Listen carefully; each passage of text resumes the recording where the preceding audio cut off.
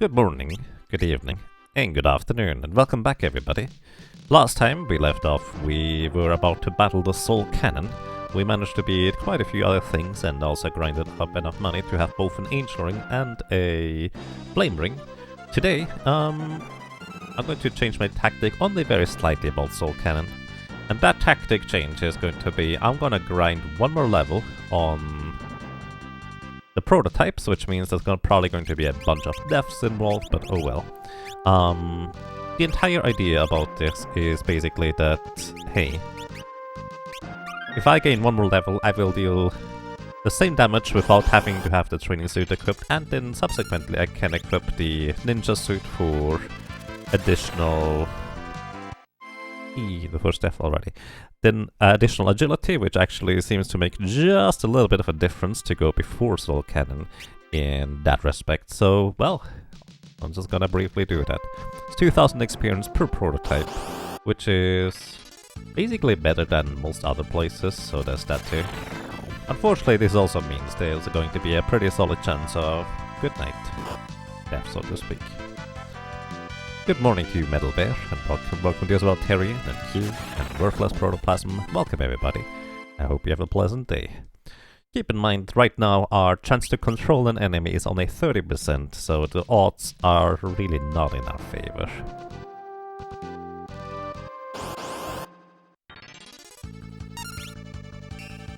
It really does not help that I accidentally attack here, rather than control. Oops. My screenshot is not working.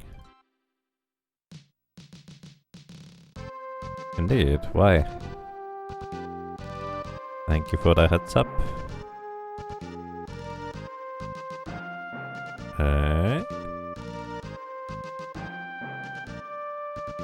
Wonder what that was about. Alright.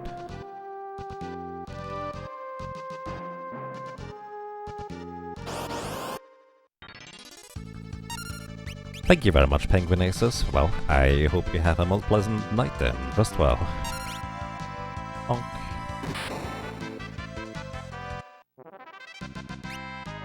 I guess I never technically demonstrated before today that, hey, you indeed do not get any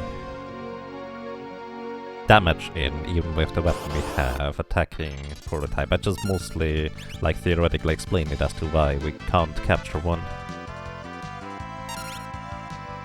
Not with a solo Beastmaster anyways.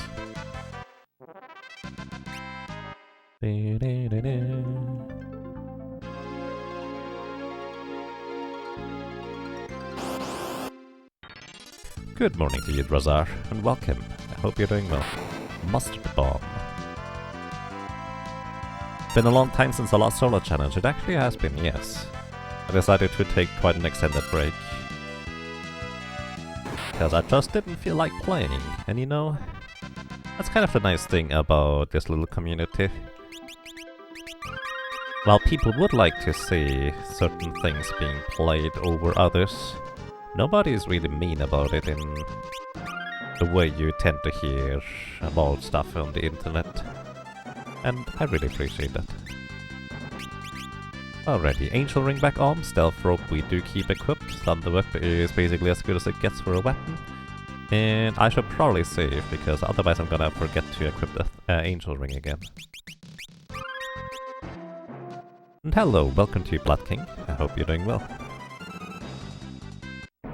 Alrighty, attempt number 1 of today, but we already have a bunch of deaths to this thing. And, kind of like before, my strategy hasn't exactly changed. I'm going to knock out the little launchers before we do anything else. Hopefully it doesn't... Wow. We resisted both launcher attacks. That is not a particularly high probability of going that way. In fact, we only have a 10% chance with the Angel Ring since I don't equip the Plume Tap at this point.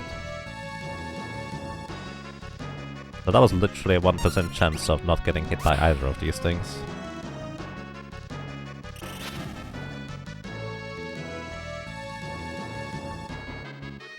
Which is, by the way... Aw, miss, really? Either way, which is, by the way, the reason as to why I decided to level up a bunch anyways. It's because I did not want to rely on the 1% chance of success, and here we just kind of got it naturally. Wait, was it level up? Wait, no, I was going for the Angel Ring, not level up. So the money grind is what I could have saved myself doing if I went for the 1% here. Alrighty. We also have 4 more elixirs than the previous attempt, so there's that. So let me try and keep track of how much damage I'm gonna do. 1 miss already on the little rocket thingy. Doesn't exactly help, but then again, I don't think it really matters that much in the grand scheme of things. Fire! Once again, this thing has 12,500 HP, and I have to heal after every 1 attack before, well, I would die, because it will always deal 50% more maximum health and damage. So no matter what level I am, no matter how much HP I have, it will always 2-shot me if I don't heal in between. Which, by the way, for anybody who didn't watch at the time, this is the big reason as to why the Solo Berserker had to get up to such a ridiculously high level to be able to beat this thing. So the Beastmaster's damage output is overall okay. It's not great, it's not terrible either, but especially for characters that don't have good damage output and no other means to, like, defend themselves. This little cannon fight can be quite a nuisance. Also, we do have a 10% chance to miss on this thing. The whips, pretty much, I think all of them have a 10% chance to miss, unless the enemy is considered to be aerial. So 2 misses already, not particularly good, but at the same time, we might just still be able to do this. Then again, we are not even halfway through damaging. We also didn't get any lightning procs so far, which is a 1 in 3 chance every time we manage to hit the enemy. A 1 in 3 chance to get an additional like 280 damage or so.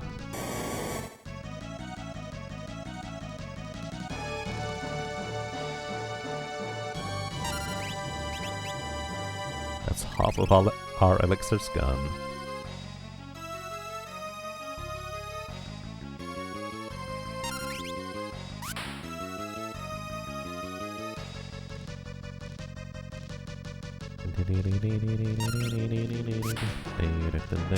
Hey, there's our first lightning proc. Considering how many times we hit so far, that is well below average luck. But hey, we can just kind of even that out by getting a few in a row now. Or not, depends.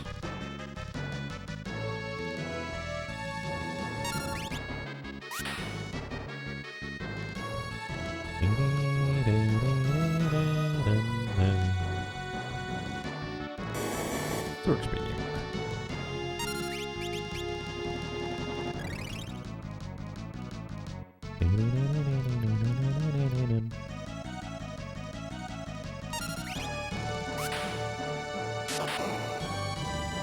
Lightning proc number 2.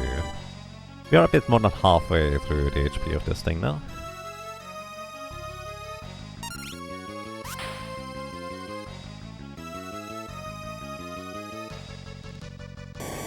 I think one of the biggest downsides of a Beastmaster, in my opinion, is actually the low agility. Which is kind of curious because, as some people may know, certain abilities, if you equip them on other classes, will transfer stats over. For example, if you equip Black Magic on a non-mage class, they will get a portion or the full magic power of a Black Mage too. Or if you equip specifically like Perfect Dodge, I think it is called, of a Thief, it will give you the Thief's agility, which is kind of a big deal because the Thief has the highest agility of all the classes. And curiously enough, Equip Whips actually gives the other characters, by the way, Equip Whips is a Beastmaster ability, gives the other characters the Beastmaster's agility and strength. Which Neither of those stats are particularly good, but especially agility is actually kind of subpar compared to a lot of other classes too. So that's a little bit surprising.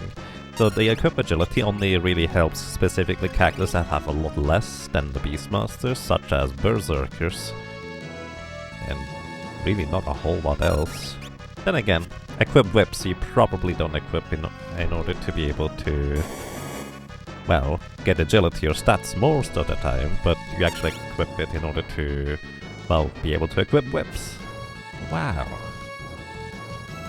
I'm tempted to redo this battle just because we missed 4 times. We have gotten 1 lightning proc so far. We might actually lose just because we got really unlucky with the attack so far. Because this is my last elixir. I don't remember whether I have any high potions, but I can check, I guess. We are actually 2000 HP or damage away from defeating this thing. That is 4 attacks. We're not gonna be able to do this. Wow. Alright.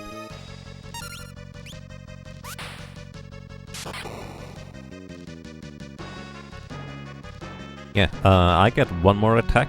This is... Actually, I need to... let's see... Nope, no high potions left either. So, in theory, I can beat this if I get a high damage roll and the lightning proc. No lightning proc. We are... 161 HP away from winning this battle. That was really unlucky actually overall. Before I continue, let me briefly update my death count because I may have forgotten to do this last time. Let's see, 36 is on the screen. 32, yeah, that is plus 4 random encounters. 11 total, plus 1 on Soul Cannon. Update that on screen too.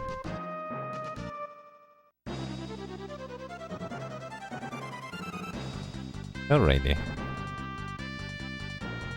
But yeah, that was actually very below average overall. We need to just get a little bit luckier and this is gonna be perfectly fine. I'm not too worried about being able to beat this at this point. Just need to, well, not get that. I was actually considering resetting just because we used so many elixirs, but then at the same time I don't really think we need most of them anyway, so it should be fine either way.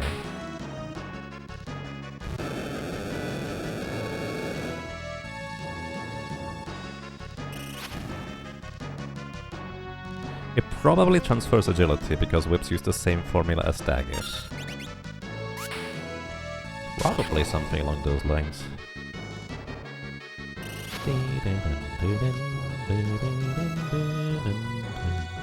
Also, hey Dragon Dark, welcome, I hope you're doing well. By the way, big shout out and thank you to Dragon Dark who created the list of Beastmaster catch and releases here.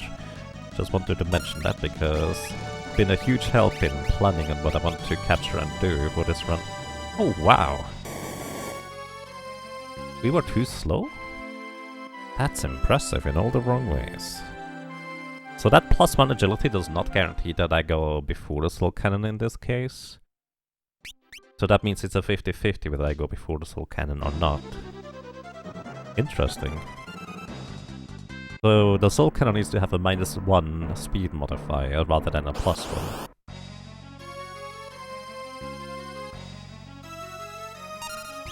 I wonder whether I could tell whether that's +1 or -1 based on the ATB at the bottom.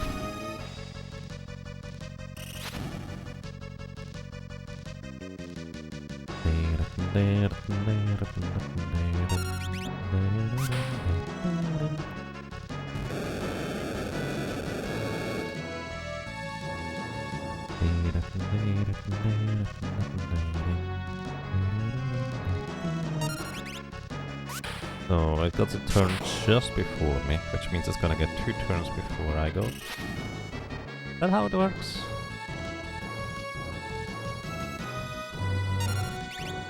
I think we might be fine here.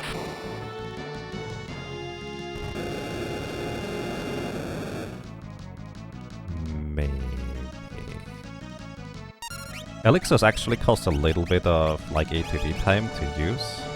Which is a bit strange. There we go, alright. We're fine on that end now. And back to, well, keeping track of how much damage I deal. Means we release. And 2288. There's a little bit of variance on how much damage the release does do. For some reason I thought it was always going to be like the exact same amount of damage. But maybe that's for spells. Oh well, let's see how lucky we get this time around. We already got Soul Cannon being slower, so that we won that 50-50.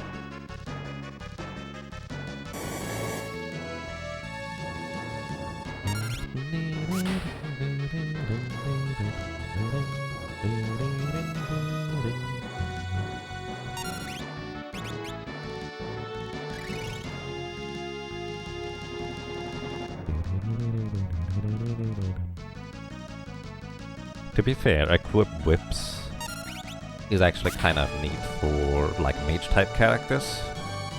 They usually get actually a bit of use out of the agility value, as well as they do get a good amount of strength from it. Plus, whips are pretty solid weapons for dealing damage, and mages want to stay in the back row, so they deal full damage with the whips anyways, if you don't just want to throw spells at every random encounter. Or maybe sometimes spells are just not as strong than physical attacks. Yeah, equip whips overall as an ability is pretty good. Hey, our first proc on the Soul Cannon.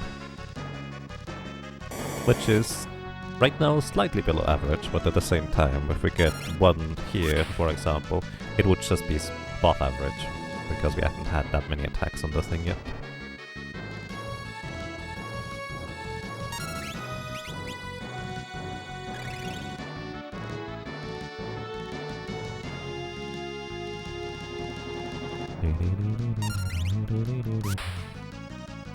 Hey, there's another one. Nice.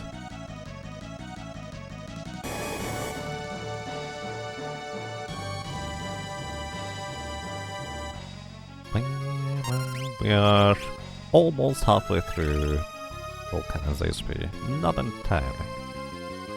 Actually, we're pretty much one entire attack away now that I think about it. Oh, no, we're just above. At 6,805 damage so far.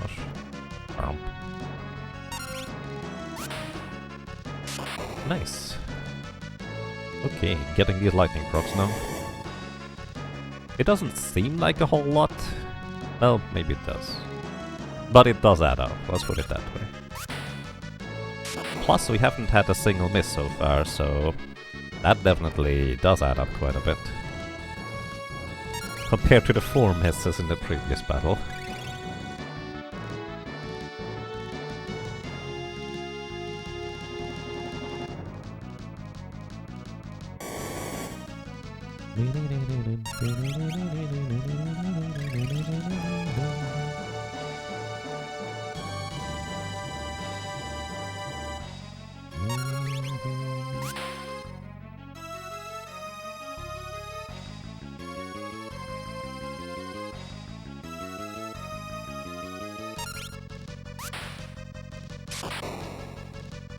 Nice, another lightning proc.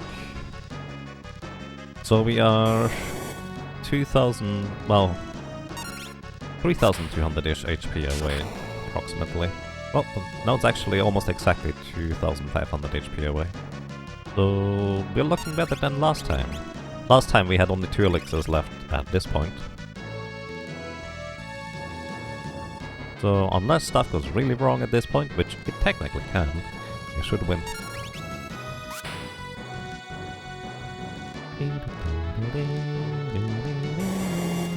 If we get one more lightning proc, the attacks are actually going to work out pretty well here.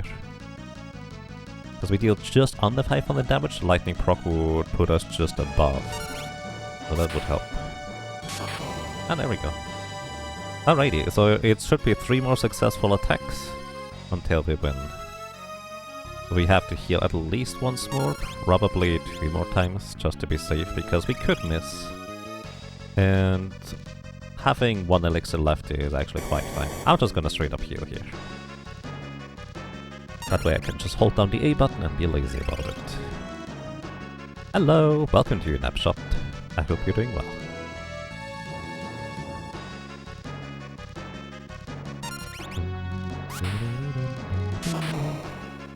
Getting an additional lightning proc. Actually, we are... Huh. Wait, I could have just attacked. This is efficient. I did not need to heal. Oh well, that's fine. We get 2 high potions back in return here. Very nice. Alrighty, so we managed to defeat Soul Cannon, finally. 38 deaths total. I'm gonna update the death count, and we're also going to go back down and save before we go anywhere else. That is 6 deaths on Soul Cannon total. Pretty solid. Nothing too terribly great, nothing too terribly bad either. Going to go ahead and buy more potions, and we of course kind of need to go ahead and buy ourselves a... catch ourselves a monster for the next boss. So I've already planned out on kind of what type of monster I want to get. I have to admit I didn't exactly figure out which monster I want to get specifically. What caused the most deaths in this run? Actually random encounters, specifically prototypes. Because we only have a 30% chance of capturing them, and they have a pretty solid chance to just kill us in one hit. But it's still a more efficient grinding spot, so in this run, prototypes have the highest death count. Aside from that, it is actually Soul Cannon with 6 so far. Actually, Magis and Forza also have 6, but that's kind of a different reasoning because I do feel I was a derp about certain things. Diesel Shell, well, welcome to you, and as well, also welcome to you, Kidunton. I hope you're doing well. Alrighty, so before we do anything else, I want to go and capture a Bio Soldier. So what I want to have for the next boss is actually a minion or a character, creature, enemy capture that can inflict HP leak status. And I'm not gonna spoil as to what HP leak status does, but I can actually explain to you how the upcoming boss normally works. Oh, by the way, bombs, kind of going back to, I want to actually tell you what the enemies do when we meet them. Bombs, when you capture and release them, they cast Explode, which is the same Explode that they can normally do as well. What Explode does, it costs 1 MP, and it makes you... Is that a one-shot? It is a one-shot. That's too much damage then. What Explode does is it deals damage equivalent to however much HP you currently have. Gonna be too much, isn't it? Oh, it heals him. Right. Either way, it deals damage equivalent to however much HP you currently have. Did not even know you could miss yourself. Oof, that's a lot of damage there.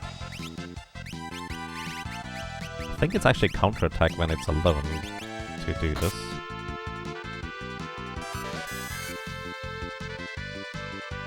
I might die here. Alright, I got it.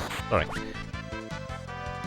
Either way, bomb deals 440 damage exactly whenever you catch and release it, because the bomb has 440 HP and it deals just exactly as much damage as it has HP, normally anyways. Bio Soldier here costs Bio, which is kind of the ability that I could use while controlling it as well. Bio, what it does is it deals a bunch of poison-based damage, which there's actually not a whole lot of poison-based spells. In fact, Bio is the strongest poison-based spell in the entire game. And it reflects HP leak status, which is kind of why I caught it in the first place. There's a bunch of other monsters we could catch with HP leak, but that's just kind of the most convenient one from what I can tell. And hi, hey Spurp, welcome. How are you doing today? And I also heard a host. I have to admit I don't have... Actually, I can check that now. Doesn't Twitch do a thing where we cannot check who is hosting me? Yeah, there it is. I can actually activate this, and... Well, I see the entire list on who is hosting me, but most of those are auto hosts. but I don't actually see who last hosted me. Either way, thank you very much and welcome everybody. I hope you're doing well. I'm gonna move this again because I don't need it. But yeah, welcome everybody. So, what do we have in here? Let me try to find my list of things. I need to... No, actually I already have a zoo and Galuf that's gonna be used later.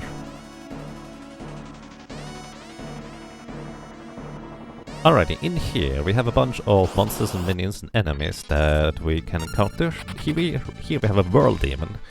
World Demons, so if you capture and release them, they actually cast Ice Storm, which deals 494 ice elemental damage to enemies, which is pretty solid. Nothing amazing, but pretty solid. It is a good area effect type attack.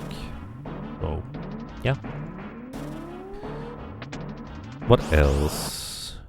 There's also these Lonka Knights. All the Lonka Knights do is actually they just do a strong physical attack when you release them that on a zero defense enemy deals 1740 damage, which is a lot. It also helps up with certain setups if you have multiple Beastmasters. But yeah. Then there's also Stoned Masks in here, which if you capture and release them, they cast Reflect. So that's kind of pretty decent as well overall. There is Lamias in here. If you capture and release them, they cast 1000 needles. What 1000 needles do is they deal exactly 1000 damage, nothing else. Always going to be exactly 1000 damage. It's kind of interesting to say the least, because you know how much damage it's going to be. Unfortunately, most of the time 1000 damage is not actually that great on most enemies, but it can have some fringe case uses. Next, in this section here we also can encounter Ra Mages. Ra Mage, if you capture and release it, it will cast Break, petrifying enemies, which means this is currently the highest level petrification spellcast we can get, if we wanted one. What else? Oh yeah, toads. There's Archaeoavs around here in these sections too. If you capture and release them, they will use Pon's Chorus, which has a chance of transforming one enemy into a frog, a toad, which unfortunately it doesn't have the greatest success chance, plus there's a very few enemies, or well, at least bosses, that are not immune to getting frogged, or minis for that matter. It's unfortunate because it's a pretty fun status effect, but yeah, most bosses and enemies can't be frogged anyways. There's one notable case, but that notable case has so much magic evasion and levels that it's very unlikely to even land it ever. What about Garkimasra? So I have figured out a method of capturing a Garkimasra enemy, but it costs... basically takes 80 minutes in order to do that, plus some change. It is possible to do, but at the same time, I don't think it's all that reasonable. It is pretty interesting in what it casts with Condemn, but there's also not exactly any particular enemy that I would want to, or really would like to have something that does that. 80 minutes invested is quite a long time. Oh, you saw the tweet, I see. Yeah, no, I just think it's interesting that it is possible to capture Garkimasra, but at the same time, it just, well, takes too long and it wasn't exactly worthwhile for any particular boss. I would have gotten them if it was, well, more straightforward. Alright, there's two more enemies that we can capture and release here. One is a Hydra, which we could have used against Soul Cannon. That would have been amazing, because it would deal 9,999 damage to the Soul Cannon, because its release ability is Lightning, which deals 25% of the enemy's HP in damage, or maximum HP in damage specifically, so that's pretty significant. And its Lightning element, which the Soul Cannon would have been weak to. Plus, as mentioned before, Soul Cannon actually has 1000 HP more than you need to deal damage to in order to defeat it, so that would have solved all our problems if we could have captured that one. And then, so that was the Hydra. Now there's another enemy in here that is very similar. There's a Hydra. If we capture and release a Hydra, it will cast Earthshaker.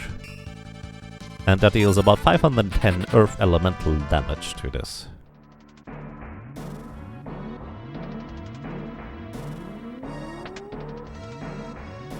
Yeah. What does it do? The Archaeoavs, when you capture and release it, it casts Condemn. So let's see whether I can control this. Nope, we're running away. So this is one, the Hydra, this is the one that casts Lightning. The Hydra, which is down here, actually casts Earthshaker.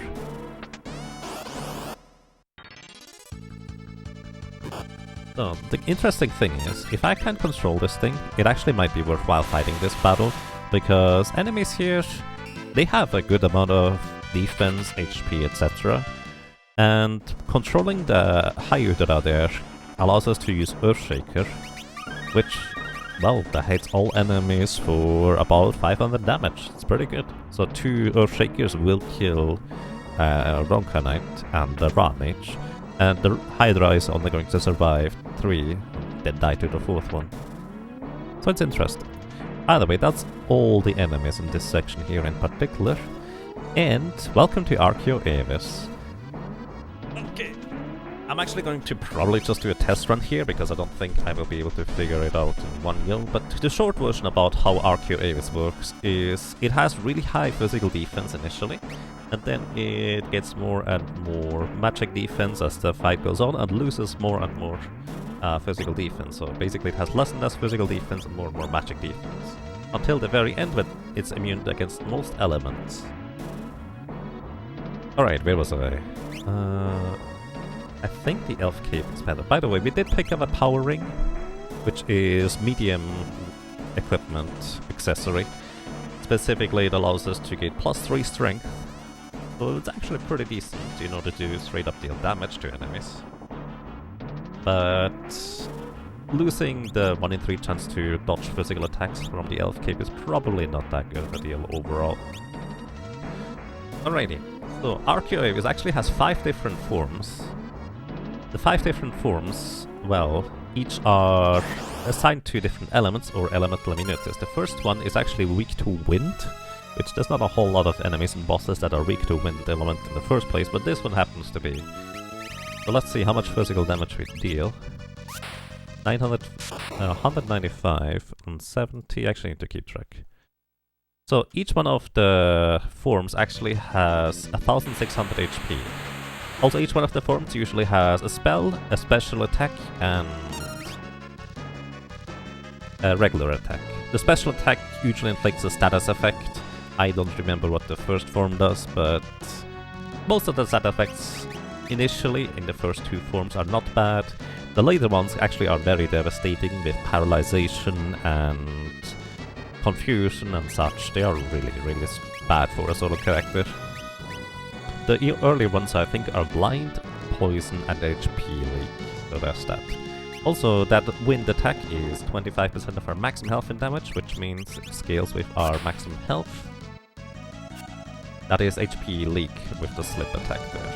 But thanks to the Elf Cape, you have a 1 in 3 chance to dodge it. Alrighty. I don't actually know how much damage the bio ability is going to deal. I would guess it's like 400-ish, probably. Maybe a bit more. So we are at about 700 damage. And I want to use bio just so it does not quite kill Archaeoavs, but only barely doesn't.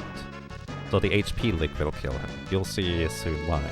As I said, this thing has 5 different forms, and the first 4 forms each have 1600 HP, the last form has 2500 HP, so it has a lot of health. But if I play my cards right, I don't need to deal that much damage. Alright. 400. Change. I need to deal just above 60. We dealt 1050 damage so far. I'm going to use a high potion here to heal.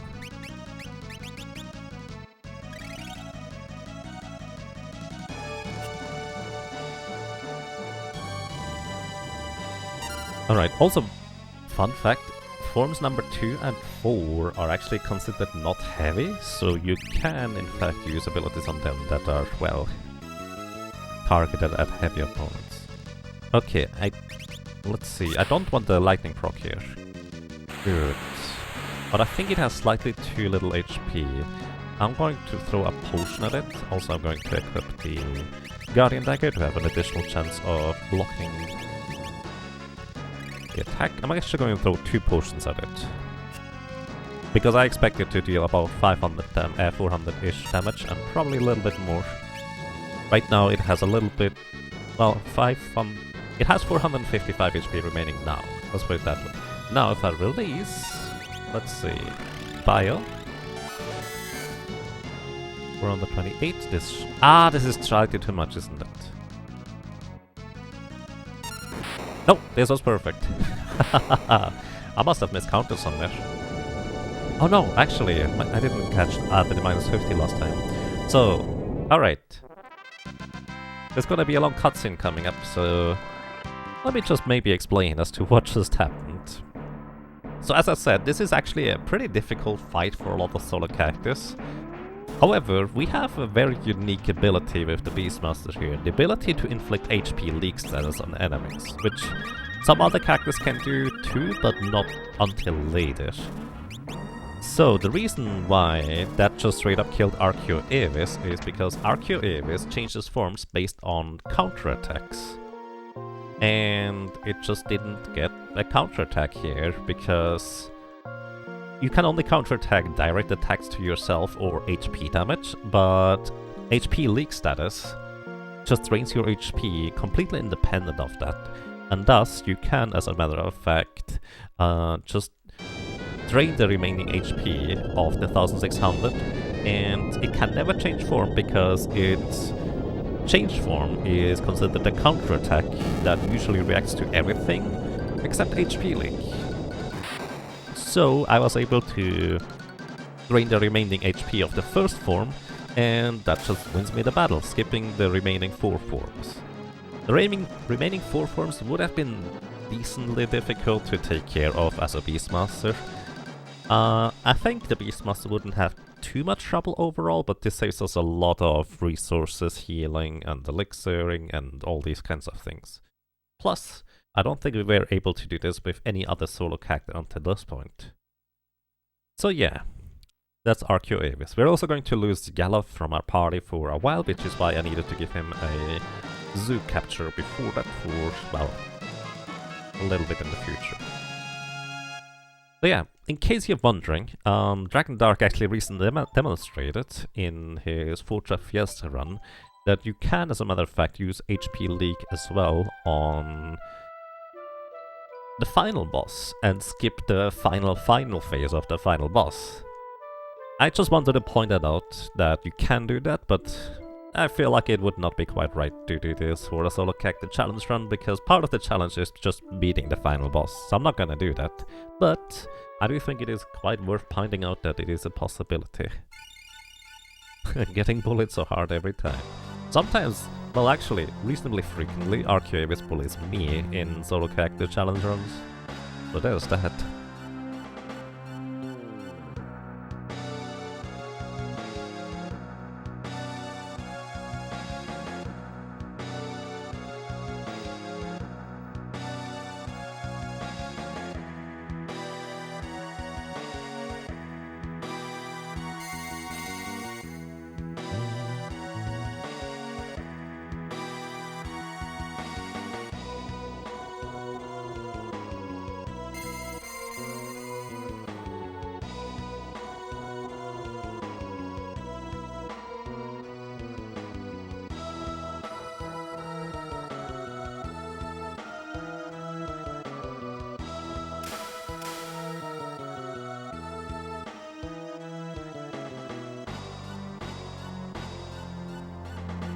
HP leak on the fan boss is such an endurance if you don't know how much HP he has left and if the leak status still is on. Yeah. There's no indication for how much damage HP leak does. My assumption is it's just like around 100, depending on battle speed, I guess.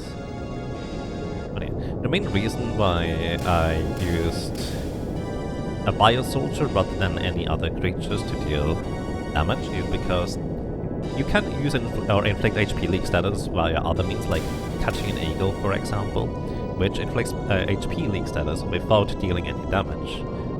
But The Bio Soldier would pretty much always deal approximately the same amount of damage. So I could use the first battle to scout how much damage that is exactly and preset it up. So I would deal exactly enough for the subsequent encounters.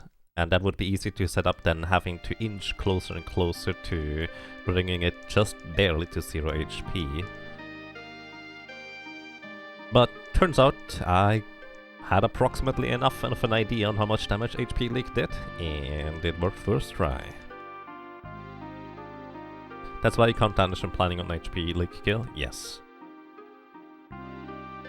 Hello! Welcome.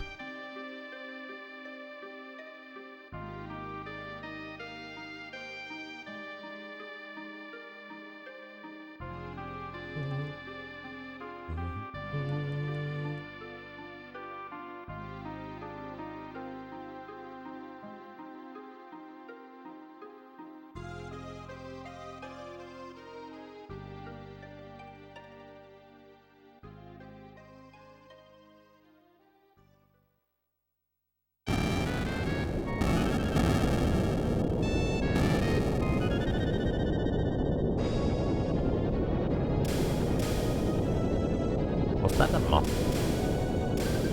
It was a little moth dragon creature named Fuzzle. If you use the hello thing, it will pop up. Hello. It's just saying hi.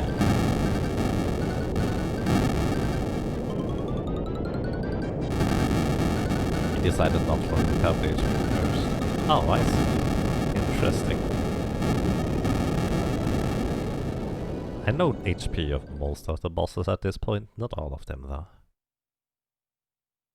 Alrighty, let's see, what do I have planned for the next set of bosses? Oh, this is where I wanted to use a Corvette on the Chimera Brain. I already used one, so I could use something else instead. Unfortunately, I can't... So you can't go back into Lonka Ruins at this point anymore, so I can't capture a Ramage for the break. So I might just go back and capture another Under the Rusk. Plus, I probably need more elixirs for the Puroboros. Maybe.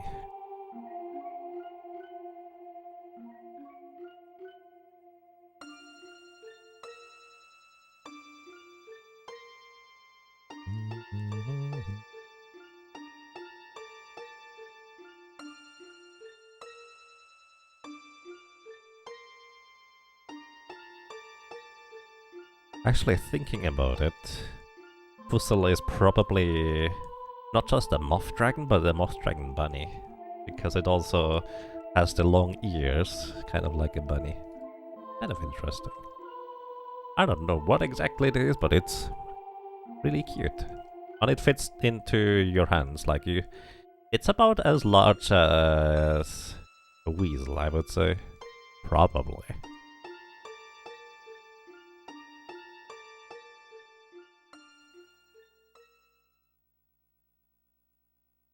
Hello.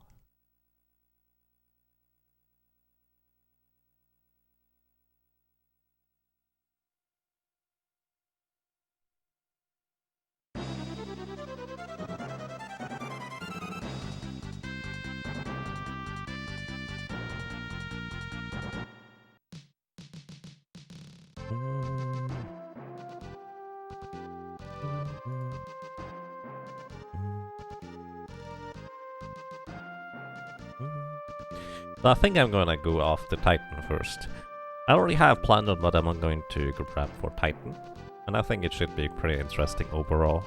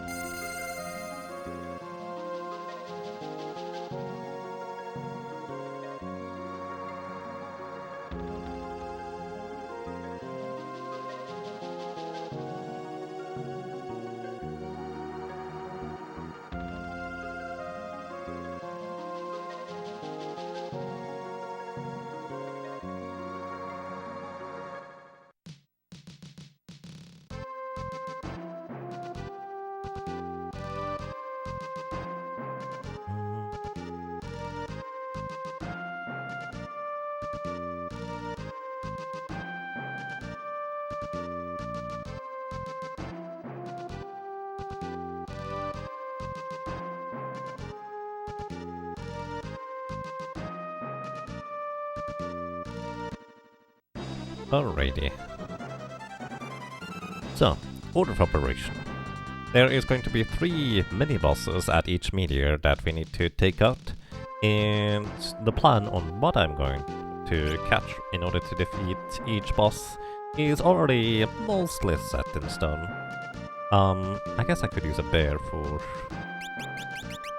the Chimera, we'll see. So, we haven't quite used this one yet, I don't think. I don't remember exactly where they appear, but what I'm looking for is one of these rock garters. One of these stone slugs, or whatever they are called. There they are. I'm gonna control one. Trying to anyways. Because Ferris is so strong at this point that she will one-shot them. Probably. I could try using a knife, I guess. That might be just fine. Also, I'm actually curious, if I control a cat... So if I capture and release a cat, it will cast float on Ferris, and it will... well, give her float, which actually would be very useful right now. So I would like to have that.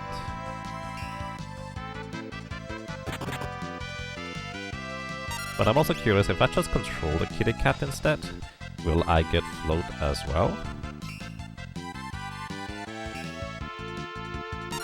It does have float. The problem is that I'm pretty sure it does not have enough... it does not have enough MP in order to use it. So, but instead of capturing and releasing it, this is gonna be making it easier. I don't remember how much HP these things have, so I may need to look that up briefly. Strident Song, thank you, holy moly. Thank you so much for 48 months of support, that's a crazy long time. Welcome back. I'm glad you enjoy your stay. That's 4 years, with Twitch Prime too. That's really nice of you, thank you. Weaken it some more. Alright, I actually don't know how much HP it has. I probably should look that up briefly. Gonna use the weakest dagger available, the knife. Hope that I don't kill it. Yeah, that's kind of what I expected.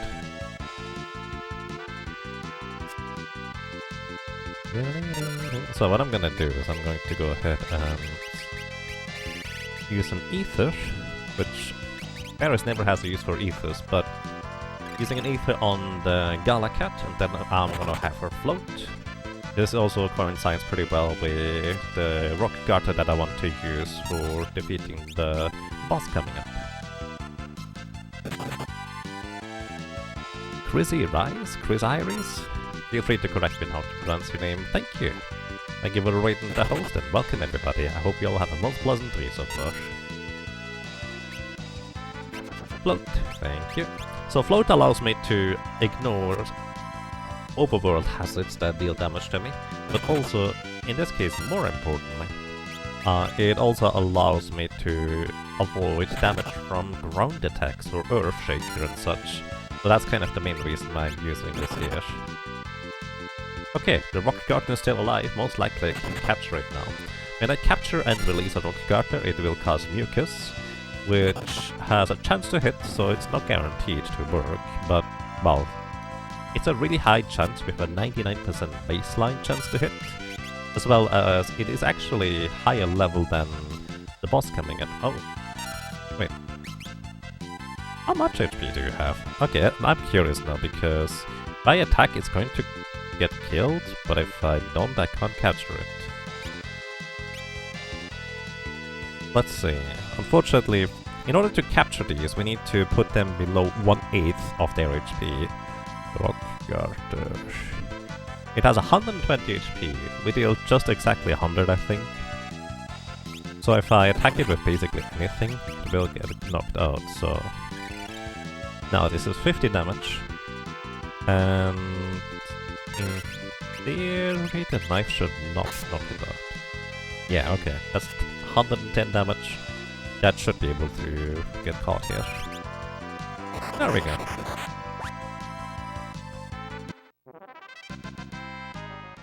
Alrighty, that worked out quite fine. Now, as I've mentioned before, slow is pretty much the most powerful debuff in the entire game, whereas haste is the most powerful buff in the game. And slowing an enemy makes them go so incredibly, well, slowly compared to my character, that I will get much more turns than they do. And that's exactly what I will be using here. The next boss I'm going to be tackling is called Titan. Titan only has about 2000 HP. And it also can be paralyzed, so I could use the regular whip in order to attack it instead of using the strong one. But I really don't think it's all going to be all that necessary overall. Once I slow it, I will be so much faster. Plus, what Titan does, it has a 1 in 3 chance to use Earthquake that deals, I think, like 300 or 400 damage to your entire party. It's actually a lot of damage for this point of the game. As a solo character, you usually have enough HP to survive it anyways.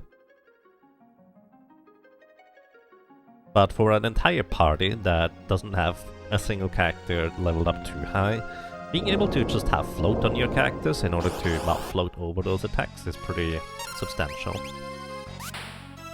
Oh yeah, we also have a thing. So you could say, oh, you could just hope that it doesn't use Earthshaker. But it will actually pretty much always use Earthshaker when it dies, because that is a death counter. You can prevent that from happening by using, well, paralyzing it just before you kill it, so that is entirely a possibility. But because you can float, it's not that big of a deal. Alrighty. One more attack should do the trick. This is where I would normally switch over to the regular whip. Oh, wait, it's 2500 HP, I was wrong. This is normally where I would switch over to the whip in order to transfer, paralyze, and kill at the same time. That would be way it would not counterattack Earthquake if I were to, or Earthshaker, if I were to be worried about that. I'm not, so we're here. This is fine. Alrighty, that is one of the 3 meteor mini-bosses down, no problem.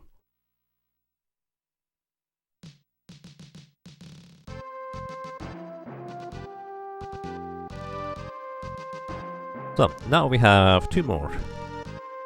And I'm going to go after the Chimera Brain next. Chimera Brain is actually susceptible to quite a number of status effects. You can blind it, you can poison it, you can berserk it, you can mute it, you can stop it, you can slow it, you can stun it, and you can also instantly kill it. So, I've been trying to think on what I should use against it. And I'm just gonna go with trying to petrify and insta-kill it here.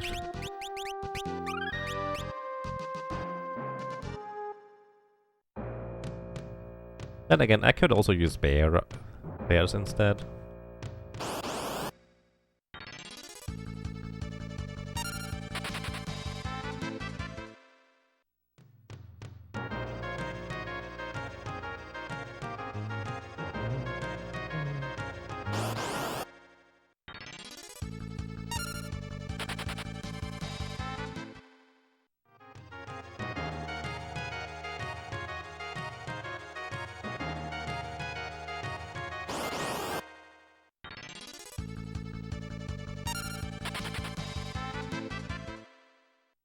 The bear would deal about 2000 damage, it only has 3300 HP.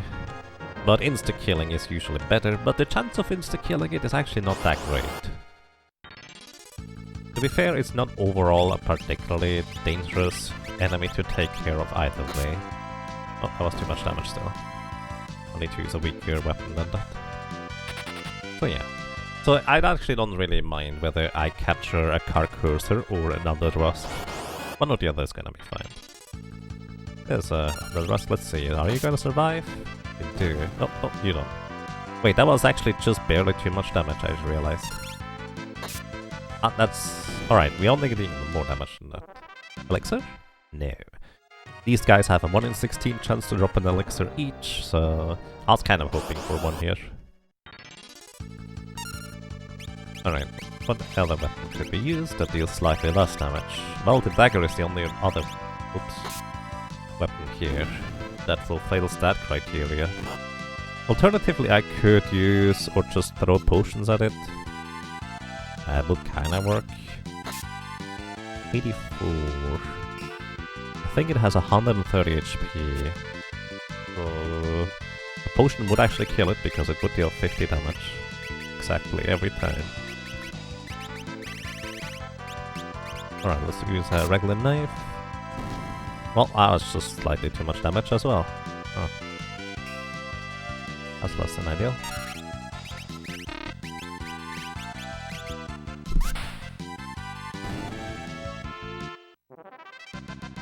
Still finishing the battle because we could get an elixir. We did get a flame scroll. These weird psycho head enemies have a 1 in 16 chance to drop us as flame scroll instead. Alright, let's try this again. Use the knife twice maybe. 54 and 54. It's actually not quite enough damage.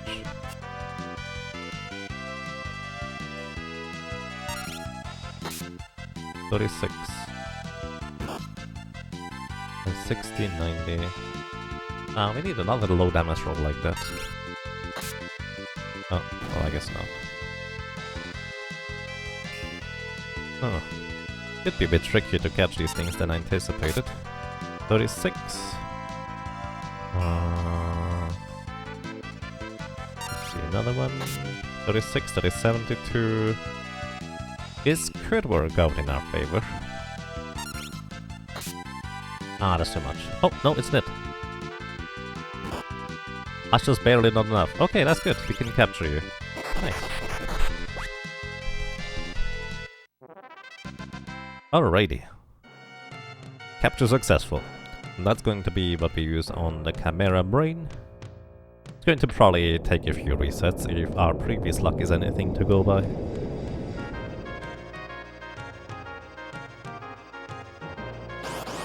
Alrighty. I was kind of hoping for the encounter that has a bunch of Carcosa and skeletons in here, because they also have a chance to drop elixirs, but no such luck so far.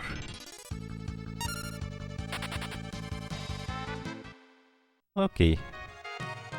Moving on.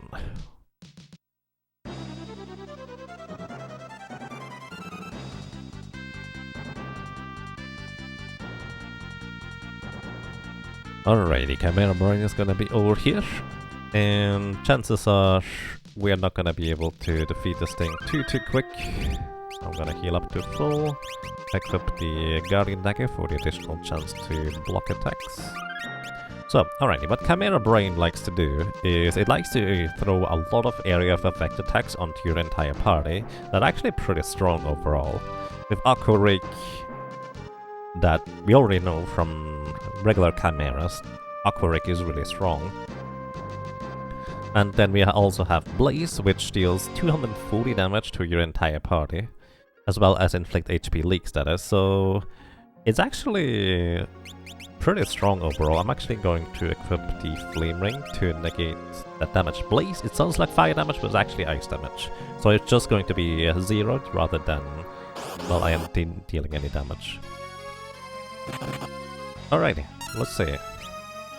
Break! Hey, first try. That's neat. And that's it. Always drops as a Phoenix down, which is kind of neat, I guess. And that is 2 out of the 3 Meteor mini-bosses down. Now, the last one is going to be a bit more of a struggle, I can promise you that.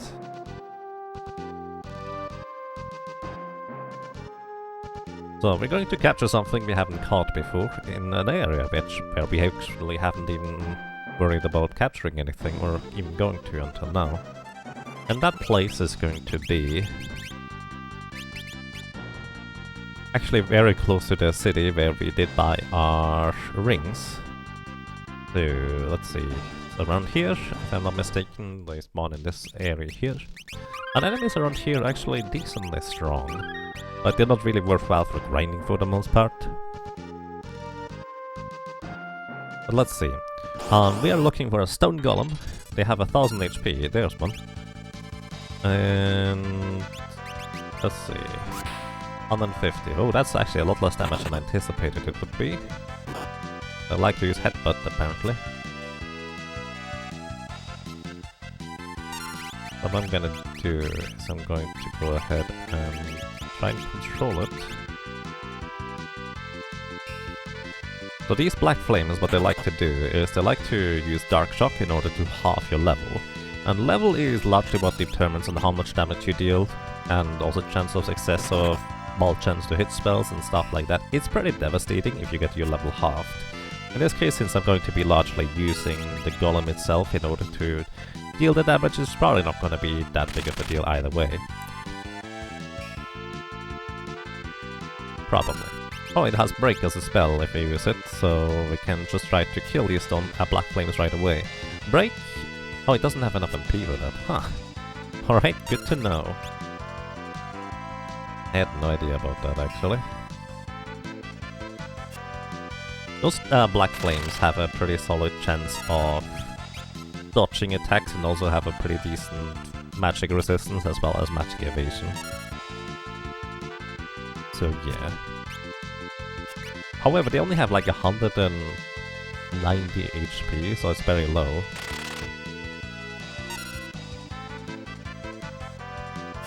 Alright, I'm just gonna attack the stone golem itself. Varus is at this point basically going to deal 0 damage. So that's a thing. 36? Oh. That's also basically 0 damage. Okay, we need to do this differently. We need to get rid of the black flames earlier than that, because Varus is not gonna deal any damage at this rate. So I need a different encounter, preferably. Or I just need to deal damage and hope I get the damage through before the black flames half my level. Either way, it's gonna be a bit tricky. Alright, preemptive strike? Sure, why not? Just gonna attack this thing on the 32. Plus 2 on the 24. That's a lot of... Did it work to lightning? That is just half damage, or half HP so far. It is in fact weak to lightning. I had no idea about that. Alright. Okay, if we get an attack like previously, where we proc a lightning, it might actually be just enough damage in this thing. Or just too much. No lightning proc. Okay. Well, I can hope for another not lightning proc, because if we do get one, it's going to kill it. But it's also too far away to do this. Also, 914 HP remaining. I think that works, I can capture it now. Alright, by the way, releasing Black Flames will cast Dark Shock, which halves the enemy's level, which for enemies and bosses in this game here, actually for the most part does not matter. For the character, your level determines how much damage you deal and what attack multiplier you have, etc. For enemies and bosses, it actually does not matter. They have a set attack modifier multiplier and as a set attack damage. They do not recalculate their stats like you kind of expect them to. So it's only really useful in order to adjust the enemy's level by half or something like that. Kind of specific. There's not a whole lot of uses for it, but there's some niche cases where it's very useful to be able to do that. For example, if an enemy has level 41, you half their level, they actually will end up at level 20, which you can use level 5 to come with. It's 20 rather than 21 due to rounding, and it always rounds down. Alright, going to buy potions here. I really like this music.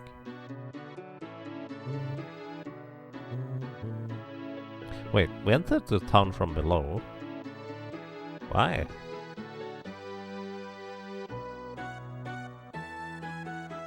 Oh well.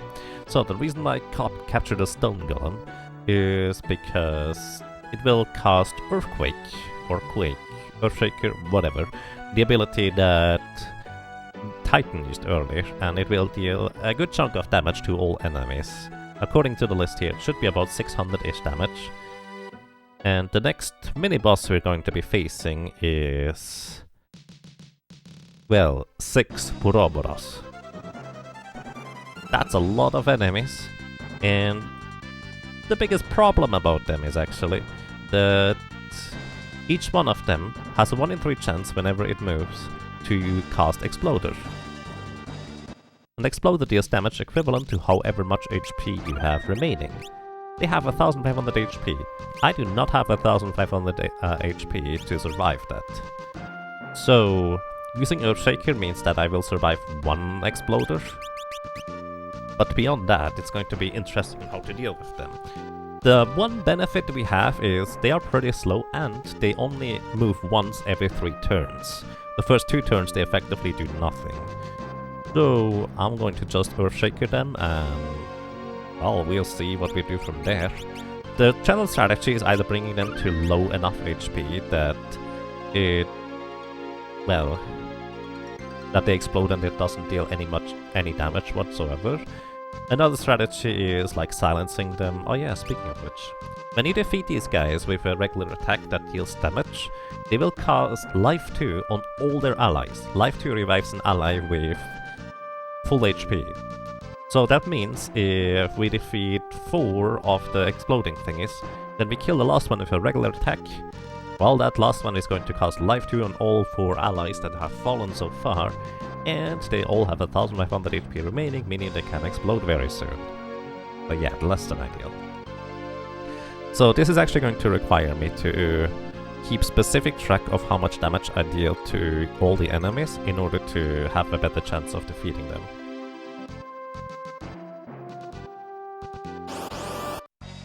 Alrighty. Let's release. By the way, we can control them. They are not heavy and susceptible to a lot of status effects. Alright, 664 and 680, and I don't know what's behind the thingy.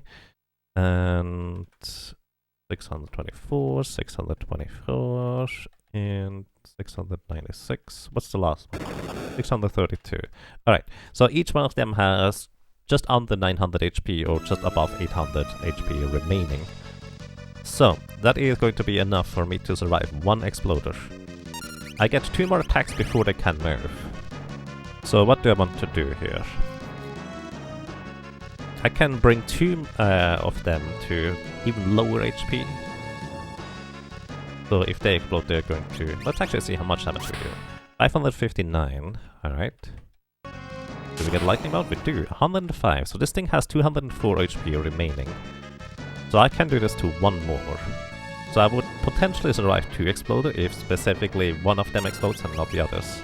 Again, all of them have a 1 in 3 chance to explode in the next turn. 105. Hey, that's pretty good. That's 114 HP remaining. 1, that's good. 2, not exploded, that's very good. This one explodes is fine, actually. 114 damage. That one is fine. Alright, only 1 of them exploded. They deal solid damage overall, but 1 attack on each of them is actually going to be reasonably fine. So, 559, 261... Oh, nice! We are getting really lucky with the procs here. So... Alright, 2 of them have enough HP to kill me if they explode right now. Then again, they do often use physical attacks too. So I think I'm gonna attack 1 of them and heal with the other action I get. Actually, I'm gonna heal first.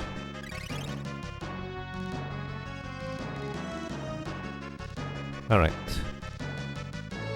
So we need to not have the 2 leftmost ones exploding in the same turn. If we get that, we might actually be home free at this point. Okay, we should be fine, probably. That's going to hurt. We hope that we don't take too much... Ooh, don't explode now, please. Also, don't hit me physically either. Oh boy. Alright. I was lucky. Alright, we use an elixir here to heal up to full. And the funny thing is, at this point, even if all of them explode at the same time, we're gonna be fine. Going to attack you. Alright. They have, from top to bottom, 156 HP remaining, 304 and 391. So what I'm gonna try and do is I'm actually gonna try and control one. Hey, it worked first try. And what I can do, while it is, I can make it explode on itself. Okay? Because if I were to explode on another enemy, wow, that was lucky. If I make it explode on another enemy, it actually would not work as well, because it would just counterattack with reviving all its allies. That was first try. Wow. That was really lucky. I feel like that kind of counterbalances our coin flip losses earlier. Okay. Not even close. Yeah. Alrighty. I have no complaints about this. This was a lot luckier than I anticipated that would be. I figured we were gonna sit here for a while, but hey, this is fine. Okay, do I need to do something here? Actually, yes. I need to prepare to defeat a boss in World 2 before we go there. And I think my idea was to capture a zoo. Yeah, I think a zoo is going to be the plan here. What else could I do? Yeah, okay, we're gonna capture a zoo.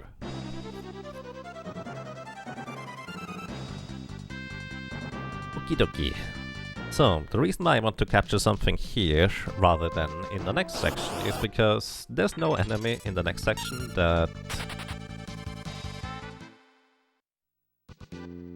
has like a 25% ability. 25% ability is 25% of the enemy's maximum HP is going to get removed. And the reason why that's relevant specifically is because the next boss will cast Shell, Armor, and Haste on itself once it gets to low enough HP. And even though Shell and Armor pretty much reduce most of the damage they take by half, specifically percentage-based attacks like, well, the wind ability of the zoo when you capture them will actually 59 and 70. It will specifically not be able to get mitigated, so it will deal this full damage anyways, which is at that point very handy. Because if the enemy has haste, that is very spooky. Wow, that was 2 damage too much. Okay. They have 850 HP, we dealt 851 damage. Just a tiny bit too much.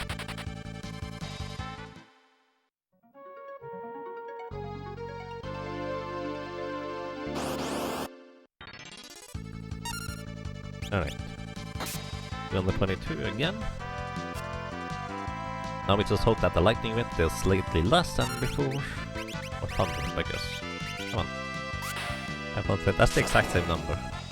That's the exact same numbers. 851 damage exactly.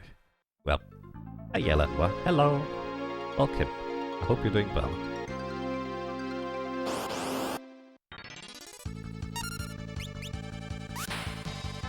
$559. No proc this time. Same number though. Alright, I'm going to use the regular whip here instead. Because it might be too much. Maybe. We'll see. The regular whip might be just fine. If I find it. Where is it? Did I sell it? Why would I sell the regular whip? That's silly. I think I sold it. Oh well. I'm gonna have to go back to the Guardian Dagger. On the 16, that's slightly less. 775 damage. I don't know whether that's in range. Might just be odd. Oh no, it's fine. Alrighty. Capture the zoo. It's in our pocket now. Or as some people call it, the hammer space. Alrighty. We're gonna unequip everything. And we are off into World 2. This is kind of where the game truly begins in a regular playthrough, because this is where you finally have almost all of the jobs unlocked. And now is where the introduction is over and you get to the rest of the game. For a solo character challenge run, it really does not feel that way, aside from bosses and enemies getting more and more levels at this point. Yeah. Alrighty, so enemies in the upcoming sections that are worth noting. that we could capture and release are actually the POW right here on this island that we're going to land on. The POW is very unique in that it uses Panacea on the player. Panacea cures literally all status ailments, which is very unique because there's not many ways to remove aging status effects or stuff like that. So in theory, it would be a pretty interesting thing to do. Practically, if you get aging status effect, especially in solo character challenge runs, you already lost a bunch of stats and you may want to reset anyways. So, not as useful as it could be.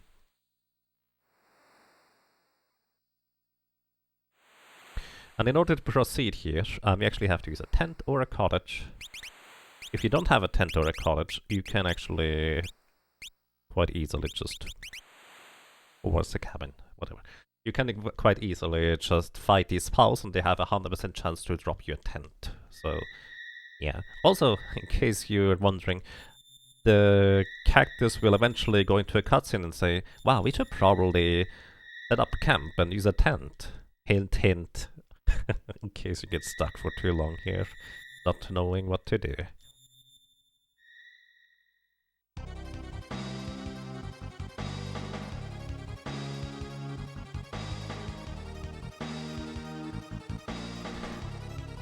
Okay, other enemies in areas. Don't worry about it, I'm just gonna knock myself out, or not. You don't need to win this fight. If you win it, you actually get an ether from defeating the enemy, but then there's a treasure chest that just has sleep gas inside, and we of course open it, because why wouldn't we? So it's the same cutscene from here on out. Alrighty, next up. In the upcoming section, we would have a bunch of enemies. We probably don't get to see many because, well, we're not going to really fight anything here. There's Tarantulas, which if you capture and release them, they cast Web, which inflicts slow. Web doesn't have the greatest chance to hit, but slowing in boss or enemy can be incredibly valuable. For our purposes, I don't think I have planned on using it anywhere, but in theory it's pretty decent. Then there's the Jailbear, which Jailbears deal about 1788 damage. If you capture and release them, it's just a regular physical attack. Not as strong as the bear, or the sand bear. So basically, if you want to put them into perspective, the sand bear previously is Beraga. This one here is only Bera, if you capture and release it. Still pretty strong, but oh well. Then, outside the castle, there would be water bus enemies, and they cast Transfusion if you release them. Basically, it fully heals the target and kills the user. In this case, it doesn't really matter that it kills the user, but the problem actually is that it will use Transfusion on itself as a target. So it doesn't actually heal you at all, and capturing and releasing them is completely pointless.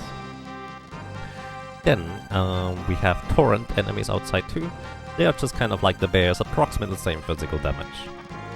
Then, however, there is the Rock Brain enemy that we could capture and release here, that will cast Death Claw. And it inflicts Paralyze and reduces HP to critical of enemies. So it can be crazy good. Can be. Maybe. Hey Lottie Starlight, welcome. How are you doing today? Alrighty, this is why we turned Gallop earlier into Beastmaster and captured the zoo, even though he's not part of the main characters.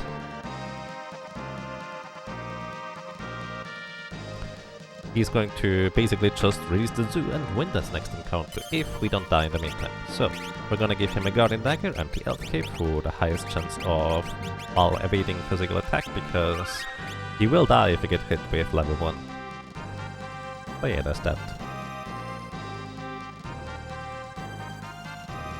Now, this next encounter against Gilgamesh is basically, it's not supposed to be difficult, or more specifically, it's supposed to showcase Gallows' power compared to that boss, because he's going to run away after you deal only 1500 damage. However, in truth, Gilgamesh has actually a lot more than 1500 health, which is why 25% of Gilgamesh's maximum HP damage with releasing a zoo is actually going to deal a lot more. Now the thing is, I don't know whether we are faster than Gilgamesh or he's gonna be faster. We'll see. Looks like we are faster, and so we should just win. Breathing. Goodbye.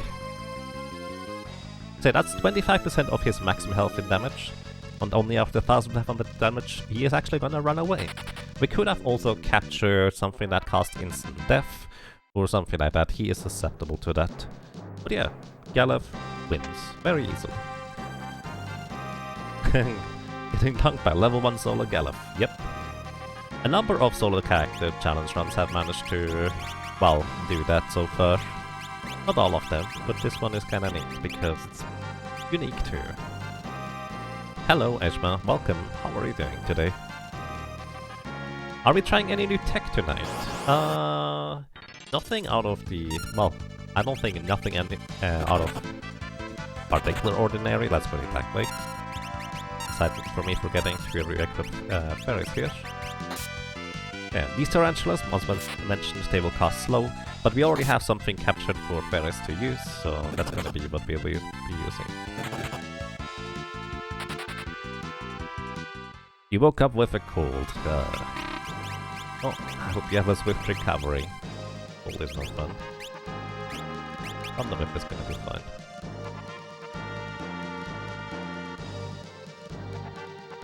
How's the run treating you? Today I've actually gotten pretty decent luck for the most part. With the exception of the very first attempt against the Soul Cannon, we've gotten pretty good luck overall, I would say. So no complaints. I just realized, how many healing items do I have? We have 1 elixir and 2 high potions. That might be a bit tight. By the way, we're supposed to sneak here, and the character just kind of using the death animation is supposed to indicate sneak. If you change character lead at this point, you have the other characters doing the sneaking animation, and it's pretty awesome. Paris does her best Sonic impression. Then we have Lena, who is just using her best Luigi from Smash Bros. Impression. Thankfully she doesn't misfire. Or Galef is just doing the crab walk. Because why not? I just thought that's fun. Final Fantasy V was actually not the first game in the series with jobs. I mean, you could even say Final Fantasy I has jobs, you just can't switch them up. Final Fantasy III, in fact, was the first one to have jobs that you could switch around. It was a bit different, but you could already do that in Final Fantasy III, or the NES, which was not released over here in Europe or in the US, but there's some fan translation out there if you'd like to play that. Alrighty. Let's get to some music.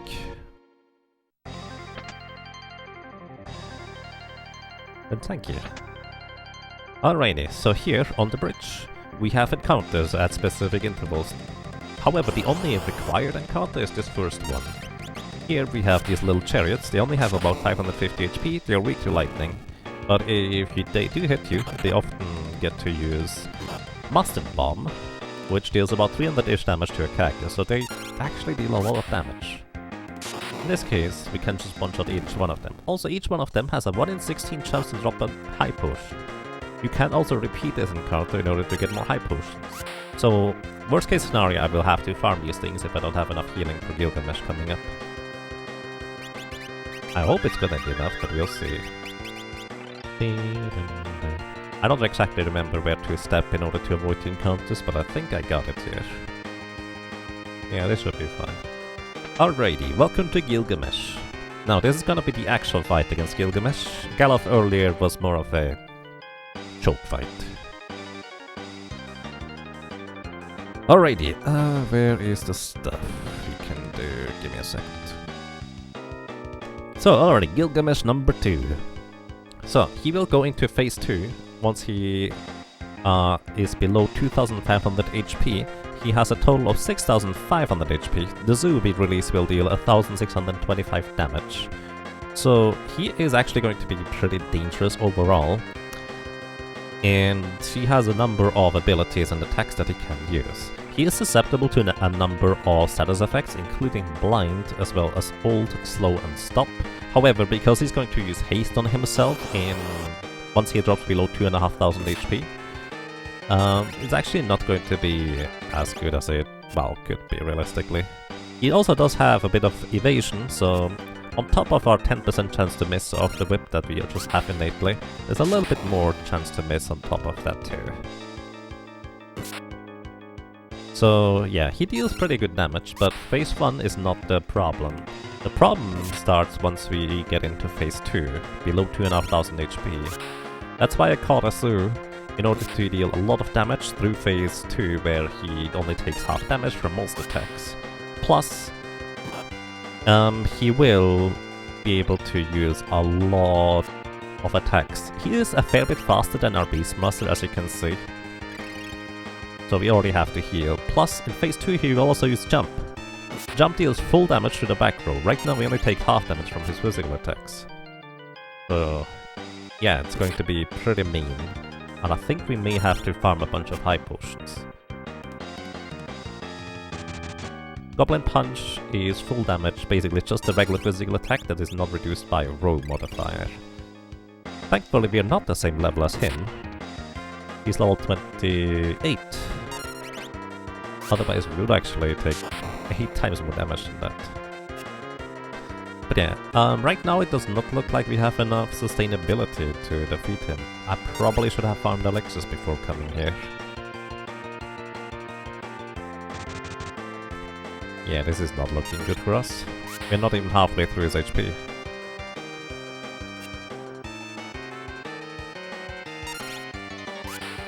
$390, 200.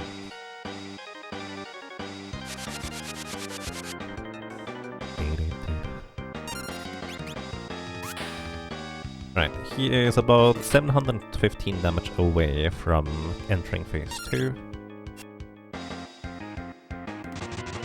He's also the reason why I ended up buying... He's gonna attack again before I get to move. Yep, alright. He's also the reason why I ended up buying the Beastmaster, because if I get lucky and get the 1 in 4 proc chance and also hit the mute on Gilgamesh, he will not be able to cast his haste and armor and shell, which would help us tremendously in surviving the encounter. Have we attempted / completed this challenge before with this job? Not with this job, but we have done 18 other challenge runs that 17 of them have completed the game. One of them, the Berserker, is not reasonably doable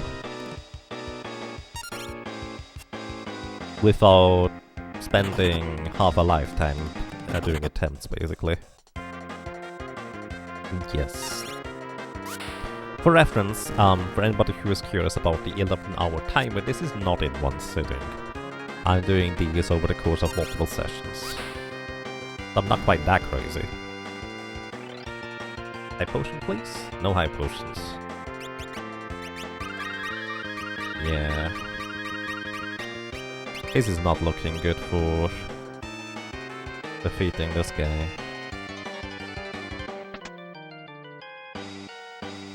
Yeah, I didn't quite start that way.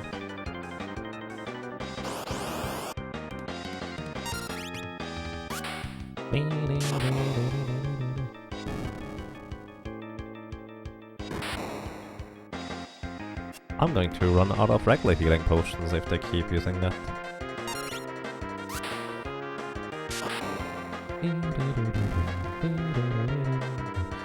I'm actually curious whether you can control these enemies here. Let's see.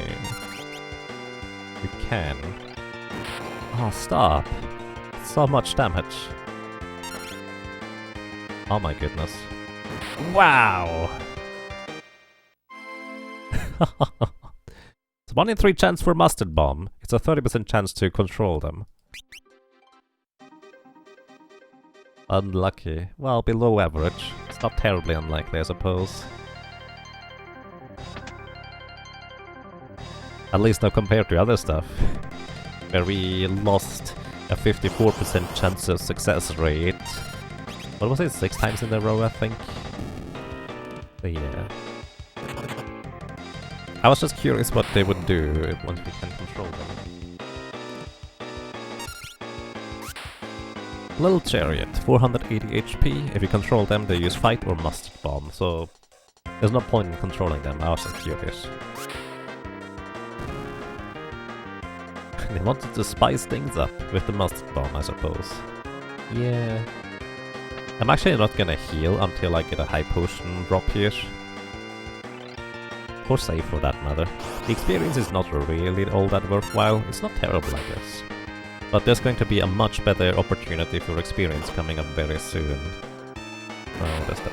Wow, please stop.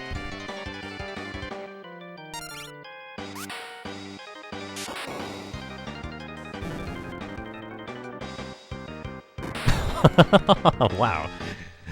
Wait. Yeah, it is a 1 in 3 chance for a Mustard Bomb. Yep. I want to get like 2 high potions. Let's see, what's the probability of getting 1 high potion at least in the fight? The 15 out of 16 chance to not get any per enemy to the power of 3. That is a 17.6% chance of getting a high potion each encounter we complete here. Is there a reason why you specifically chose fairies as the solo character? So I use, at the end of each solo character challenge run, I let people vote, or well, choose, which character to pick, either Butts or Fairies. Butts is available for almost all of the enemies and boss fights in this game here.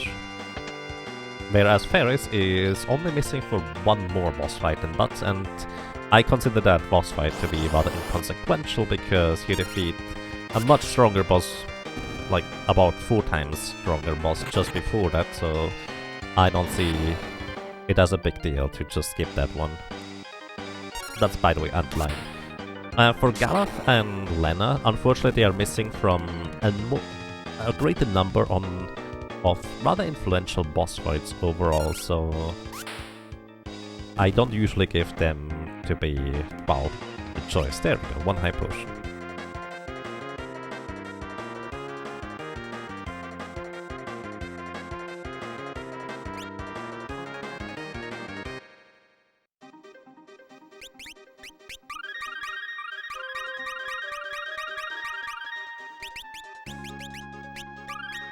So I want 1 more. Actually, probably need like 3 more total, or like 3 more than now.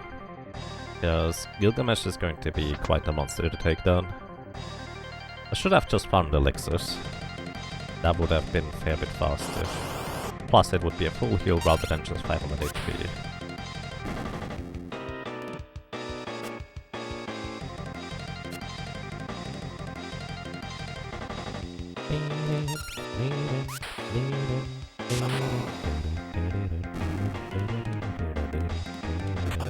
No Mustard Bomb. Lucky. Getting at least 1 per encounter is kind of pretty much the norm, I would say. But, oh well. I also didn't get the potion, that's okay.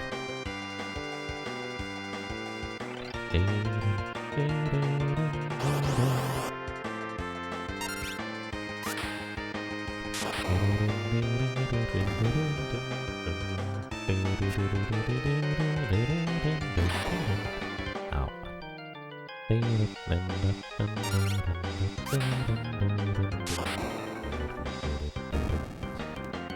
Welcome to you, Zenwick.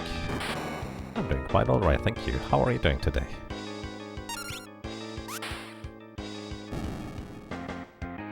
Potion, please? Alright. Wonder how much experience do I get per fight?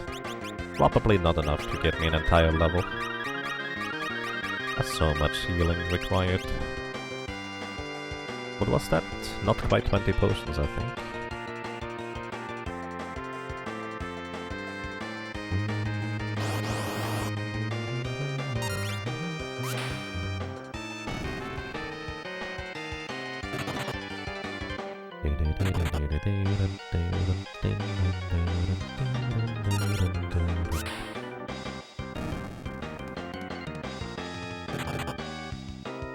Lemur's Post and Legend of Mana. Oh, what did I miss? Because I missed that.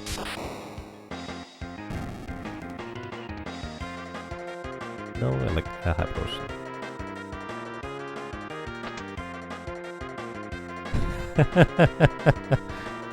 This battle theme really walks a fine line of making you uncontrollably bob your head in tune to it and utterly annoying you. Maybe. I really like the theme. New route for Dragon Pursuit. That's the one I actually learned. That sounds interesting. Do you have an outline on what the new route is? I should play Legend of Mana again sometime. I want to do 100% that game sometime, but I just never got around to it. Hey, another high potion. 2 high potions! Wow! Alright, let's get one more and then we try the big guy again.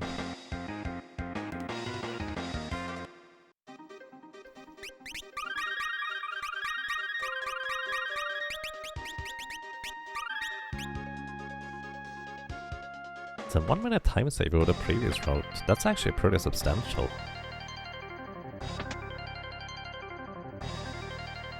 What does it do different?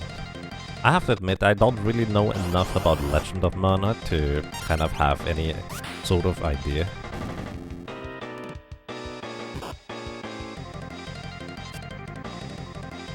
About like what is a substantial change and what it may not be.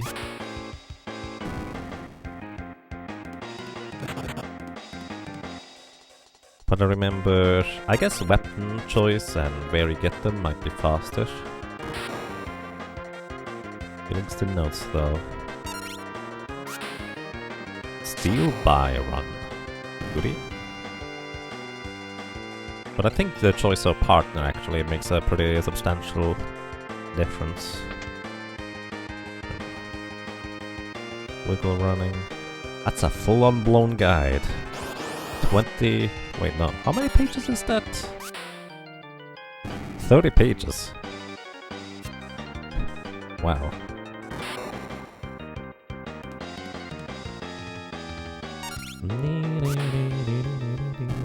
Cage of Dreams. Ah, come on. That's rude. Another death. We've saved after we got the high potions, but I didn't want to invest too much healing, because in case I need to get more healing done. Then again, after this boss we can finally buy high potions, so it's not gonna be reliant on regular potions anymore. That's gonna be great. There's an enemy in the underworld that drops a sword that's just as good as the Black Elk.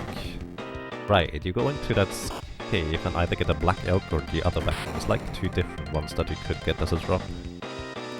Then later you go for the Executioner thing.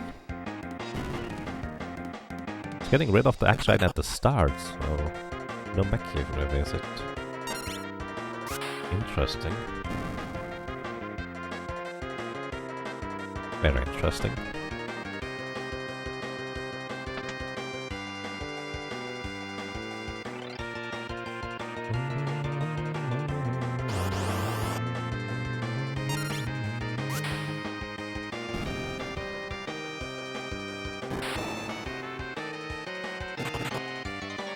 Another mustard bomb is going to kill me here. It's the beginning where the time is saved. Right.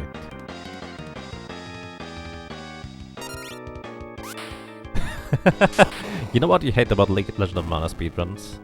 You can't enjoy the awesome music. Yes, and the music is really one of the best parts about Legend of Mana. Alongside the amazing visuals and aesthetic.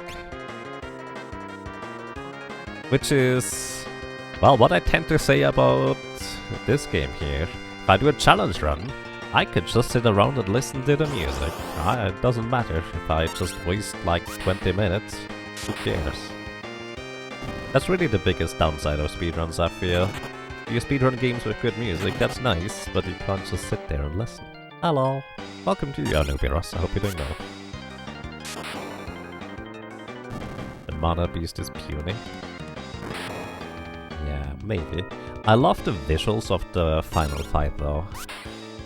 Like, it just looks and feels amazing as a combat encounter, even if it's not particularly like special or strong.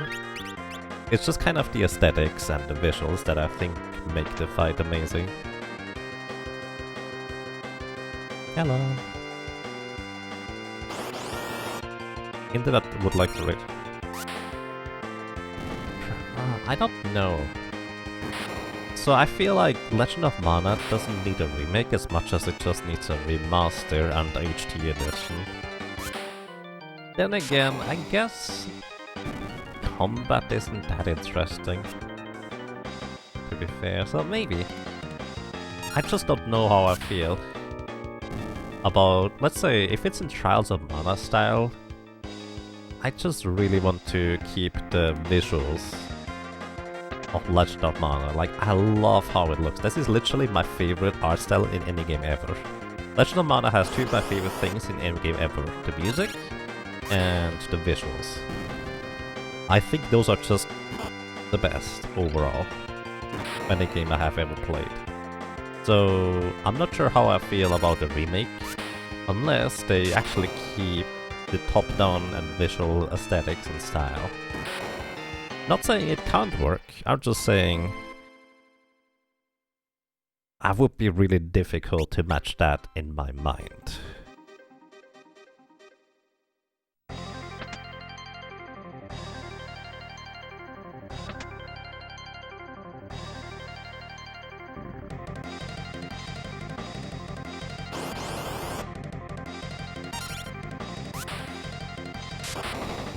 The other bosses in that are huge, and then the fan boss just dinky.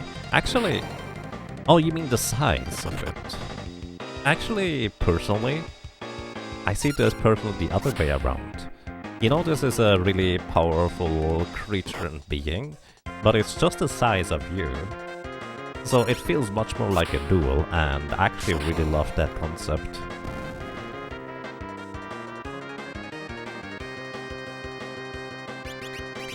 I assume you're talking about the Mana Beast, Mana Goddess.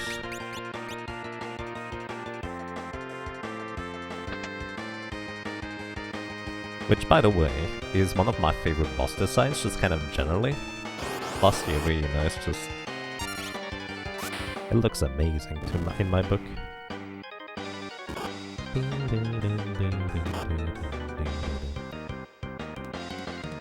One thing I actually don't know about Legend of Mana, I think the Mana Goddess has different forms, but I've only ever seen the basic form. I don't know how the others even come to be.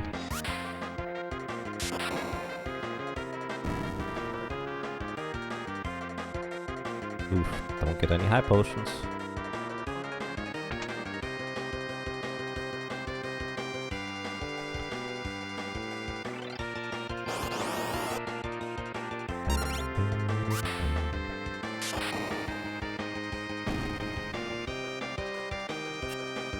I want to play Legend of Mana again.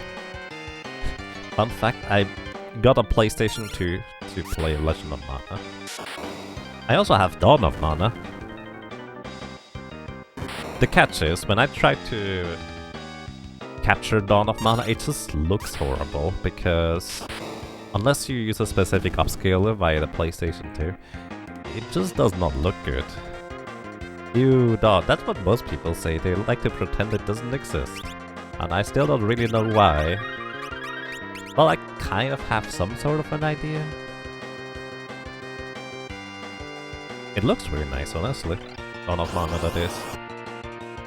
And I'm actually really curious about what my opinion would be once I play it, because I would like to play it sometime.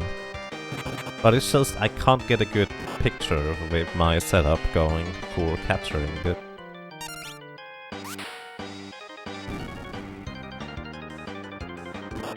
I guess I could just use an emulator, huh? For better visuals. I can still insert the disc into... huh, actually an external disc for that. There's a high potion, finally.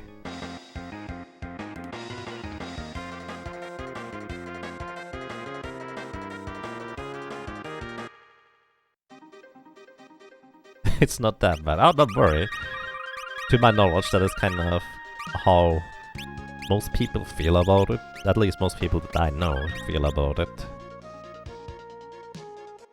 I don't know really why, but I kind of have an idea. I also did receive the... what's it called? Hang on.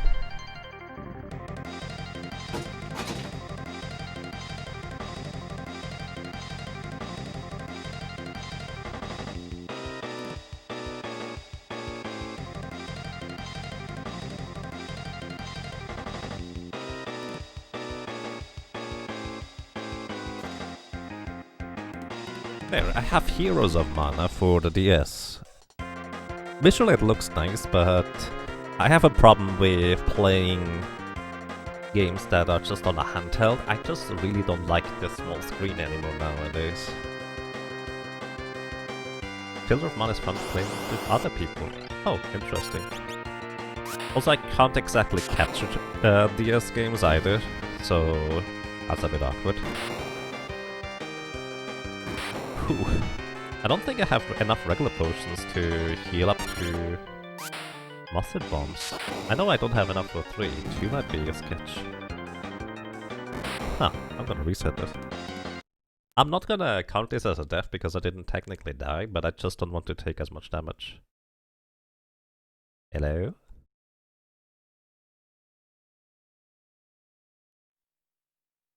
That was weird. Heroes was the RTS sequel to Seiken Densetsu 3. Interesting. Yeah, it looks pretty nice, and I feel like the mechanic can overall be pretty well done, and the combat, or well, general gameplay system actually seems pretty intriguing overall. I just haven't really had the energy to try it much.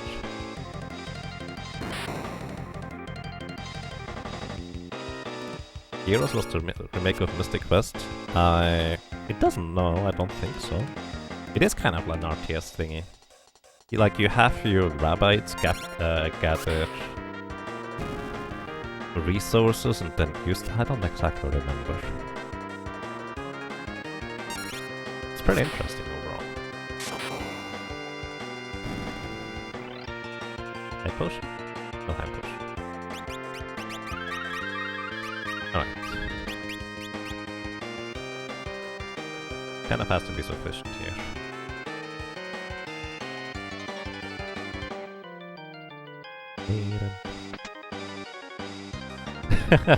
Rabbits will always be pogo puzzles for you. Yes. It's such a great name. I agree. Alrighty, attempt number 2 on Gilgamesh here. Nice dodge, Ferris. Good job. So, 103 damage. I'm actually going to briefly reset my capture card here. Give me a second. Just so... because I think the sound is slightly behind again. Seems to happen more often recently. Alright, this should be fine again.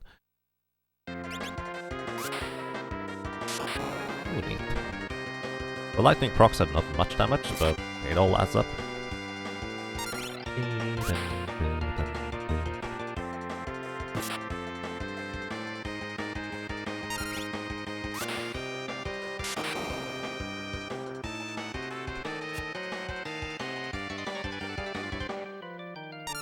DS, PS2 was an interesting era for Mana. All of the games were really fantastic. They all did very interesting things. Yeah. It seems that way. It looks interesting to say the least. I want to save the elixir for once we hit phase 2, because that's kind of when I most... oh, I'll need it. Ow.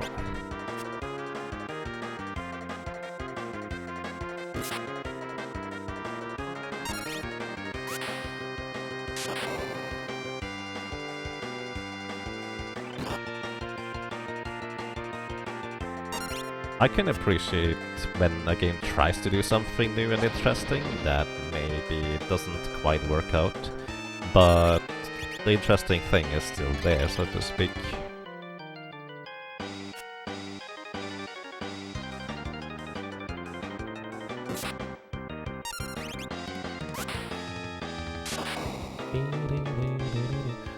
Almost 3000 damage.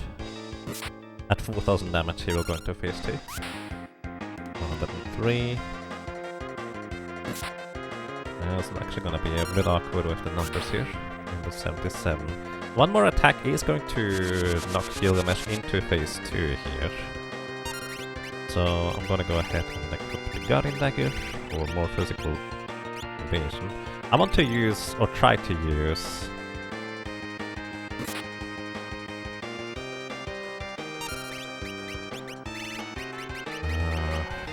I guess actually that's my strongest weapon aside from the Thunder Whip. Why did I not buy another whip? That's a mistake. Either way, I don't think the Beastmaster does enough damage from the back row. It's slightly weaker than the Guardian Dagger. Let's see. 132. Yeah, I need one more attack like that. 144. Okay, he is 5 HP away from going into phase 2 here. Alright, I need to heal up proper. Because he will actually get more or less 2 attacks in a row right away once I push him into phase 2. Did I heal up before? It's actually kind of a... I don't think I should. Alrighty. 1 in 4 chance to silence him on this attack. That would be amazing and would save me a lot of headache. Yes! Alright, nice. By the way, fun fact, this does not work on the other versions of the game. The other versions, he actually automatically unsilences himself and guarantees casting haste, armor and shell. He still does a lot of damage with his jump. And he will now continuously be able to use jump in his second phase here, so I do have to heal. But, because haste didn't work for him, he is now substantially slower than he otherwise would be. He would go more than twice for one of my actions each time. Plus, my physical attacks would not be able to deal nearly as much damage. Do I want to heal? If he jumps twice, I still survive it usually. So I'm going to already lose the Zoo. So the Zoo I caught because it deals good damage, but more importantly it would ignore him or Gilgamesh having... Ooh.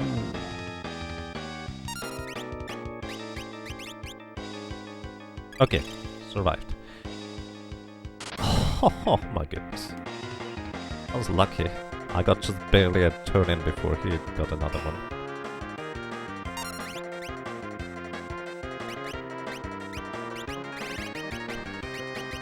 So he has slightly less than 800 HP left.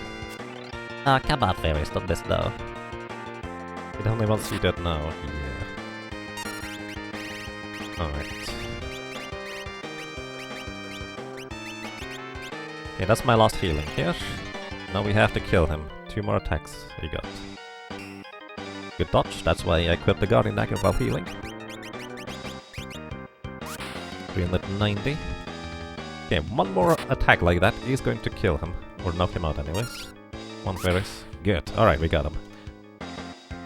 6,502 damage. So all these lightning procs, they were quite influential in the end. Alrighty. We survived! We have basically no healing left, but we will finally get some more soon after. As long as I don't get into an encounter. Let's hope I remember where to walk, because we could fight these encounters. There we go, I think I got it. But I will be less than ideal. Alrighty, I think we found the lucky silence proc. We would not have been able to do this, honestly. Because if he goes twice as fast, it would just be a huge difficulty there. What I could have done instead, by the way, is I could have slowed Gilgamesh and then just banked on a silence proc, like I just got it one right now. Which in hindsight, maybe that would have been the better play, because since I would not have won without the silence anyways. So yeah, you know, all the bad luck we had in the previous sessions, I think that's pretty much equalized now. We've got multiple things that were less than a coin flip, likely, in a row now, so we are due for some bad luck again, I guess. Maybe, maybe not. Maybe we just stay lucky. Who knows? Okie dokie. Alrighty. Enemies in this section here. Let's see what they can do. But before we move, I want to save, because I don't want to redo that. That was really lucky. Let's see. Alrighty, we have Mandrake and Devourer. Where are you guys? Gilgamesh Bridge. There we go. Devourer. When you capture it and release it, it just does a strong attack. About 2000 damage. So pretty substantial. Mandrake. It does... Where is it? There it is. Mandrake uses digestive acid, which is kind of like mucus, inflicts slow and HP leak, so kind of useful. Fairy Orcs in this section here, if you capture them, they cast Kiraga. Kiraga on a single target is a full heal. These are the Fairy Orcs. Also, Fairy Orcs are annoying for solo challenges because they revive your allies. 50% of the time when they revive your allies will be zombies. The other 50% of the time they will just be revived normally, so either way is no fun. Then we have these Dilure enemies. Those will use Transfusion, fully heals target, which, kind of like before, I do believe the Transfusion actually does only target itself, so it doesn't actually do anything. What else? Oh yeah, also finally we get a new weapon here. You know, the Lightning Whip is actually pretty decent even at this point, but we get a Chain Whip here which is even stronger. So that is quite substantial. I'm gonna still buy an Orichalcon dagger, because having different weapons with different attack powers is better to put enemies into, well, more useful HP regions. But yeah, 52 attack power, that is 10 more than the whip. Which, by the way, with this, we would be able to damage the Garki monsters normally, in theory. It's not much damage, but, well, it would deal damage. Armor shop, I don't know whether there's anything useful. We already have a green beret, we already have a stealth rope. Nope, nothing useful. Hey, Undying Futility, welcome. How are you doing today? I never bought the sleep spell, did I? Oh dear, that could be tricky.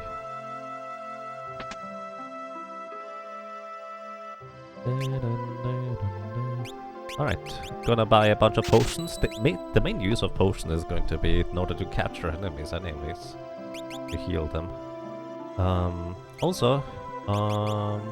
We can finally buy high potions, but before I do this, I'm gonna buy Revivify. Revivify removes zombie status, and it's entirely possible that my allies will become zombies, so I need to remove the status. Also, we can buy high potions. Yay, finally. They heal for 500 and are way better than anything else we could buy before. Well, 10 times better literally, compared to regular potions. So that's that. I don't think I ever really need the Angel Ring anymore, but I don't feel comfortable selling it either, so I'm just going to sell other stuff instead. I actually went out of my way in the Ronka Ruins to grab a bunch of things to sell them here. So I'm gonna do that. And more high potions. We will soon get some items and money places that are going to give us, well, more money, so money is not going to be a problem for that much longer. Okay, and we are basically over the hump, as people would sometimes say. Alright, what other enemies are here? Lunenta! Haven't quite mentioned the Lunenta enemies, these weird brown big eye thingies. If you capture and release them, they cause Discord, which will half the enemy's level. So once again, kind of like Dark Shock. Pretty interesting. I think it has a higher chance to hit overall. And here, I saved before going in here, because in here is one very, very, very, very powerful type of enemy. There's only that one enemy. And that enemy, you cannot normally realistically defeat with most character combinations. Except as a Beastmaster. Hard hit confuses the character, and it does hit pretty hard, to say the least. We have a good chance of blocking physical attacks, and if we can control it, which we were successful in, we can use its own ability against it, which is Flame. Flame deals 25% of a character's maximum health and damage. It has 20,000 HP, and actually it has 19,999 HP. So we actually need 5 flame attacks in order to knock it out.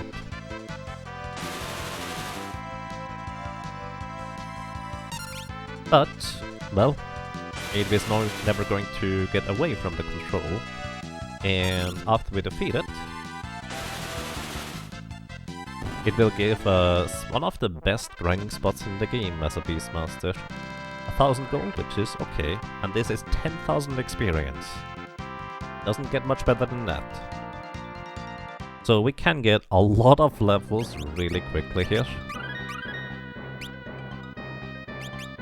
Which is pretty amazing, I dare to say. Where's my Hypros? There we go. So yeah, the downside is that we only have a 30% chance of successfully controlling an enemy. But that's not that great. In a little while, we will get a better item to increase the chance of controlling enemies. So I'm going to wait for grinding until we get there. Also, there's a Kuzar enemy. The Kuzar enemy, if you capture it and release it, it will use strong attack, about 2,500 damage. It is basically as strong as it looks. That's kind of a short version. It also has two abilities. One is fight and one is question mark, question mark, question mark. Question mark, question mark, question mark. Question mark is a blue mage ability that deals damage equivalent to however much HP you're missing, which is also the attack that it actually ended up just using on us twice in a row before I got a turn. So, kind of scary considering it has... How much HP was it? Where are you? Pusage. There it is. It has 5,000 HP, which means...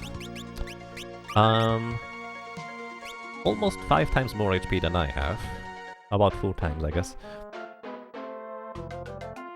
And yeah, that's a lot of damage. Makes you wonder how you get the experience if the enemy basically kills itself. I mean, you're controlling them. They wouldn't do that otherwise. But I suppose.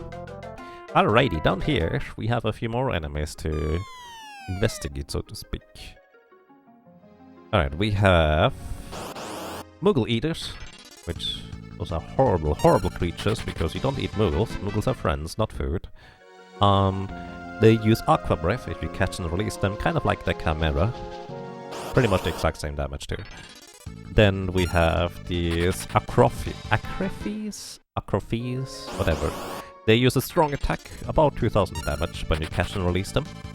Then we have Lapros, which is an uncommon encounter down here, which is like the zoo, deals 25% of the enemy's damage or HP in damage, maximum HP. Wind element too, it's literally the same ability actually as the zoo. Then we have these blood slimes. When you catch and release them, they cast Vampire, which will always deal 0 damage from these things. The reason why it's always 0 damage is because Vampire deals damage equivalent to half your missing HP in this version. In the Game Advance version, it's half of your missing HP. No. It is the full missing HP you deal damage with Vampire in the GBA version. So, but because you capture and release a monster, that monster will never have lost any HP as in the capture status, so it is always 0 damage. So it's mostly useless. Hey, there's a Lapros. Do I want one? Let me think about this. Maybe?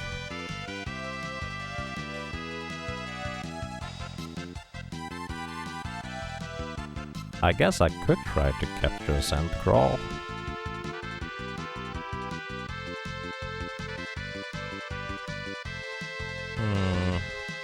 I tried to consider whether I want to capture this thing or not.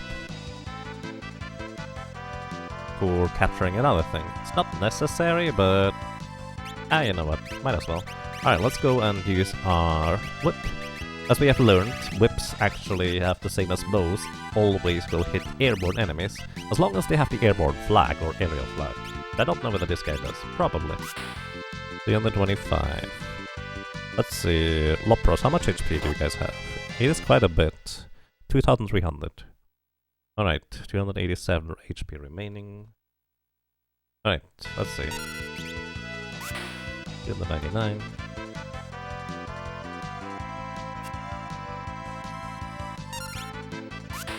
Number 25. Ooh, it uses Blaze. I didn't realize that. Number 12. 386. Alright, I need to use a potion here.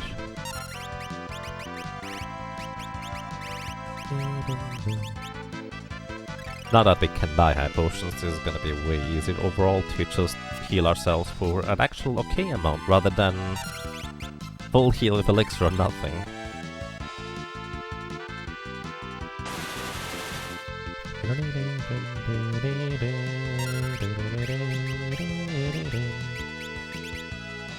Yeah, 386. One more attack and then I can capture it.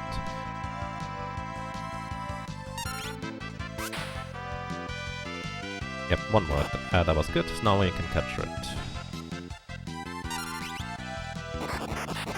Welcome to the team. Briefly, anyways. So the reason why I wanted to capture this is because upcoming we have some enemies in the desert area that I don't know whether we can capture them. They might be too strong. But we'll see. We'll see whether it's going to work. Either way, the Lapros will deal a lot of damage to these things because they have 15,000 HP. Oh, by the way, we have a little mini-boss here. I wonder whether you can control this thing. Let me try that actually. I'm just curious. Oh, can't control this monster. Ah, so this is an undead enemy. And if you use a Phoenix down on an undead enemy, they instantly die. Most bosses, undead bosses anyways, are or have the heavy flag, which means it does not work on them. But this guy does not. Which means you could use anything that is like insta-kill on this thing. Like blue magic that is percentage based. Wow, an elixir? I think that's a rare drop. I don't think I've ever gotten an elixir from this thing. That's unusual. Pretty sure that's a rare drop because I don't think I've ever realized this before. Hang on.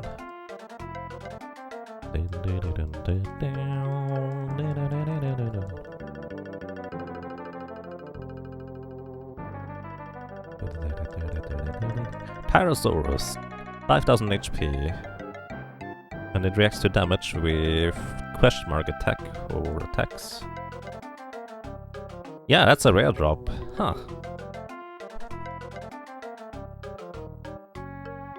I had no idea.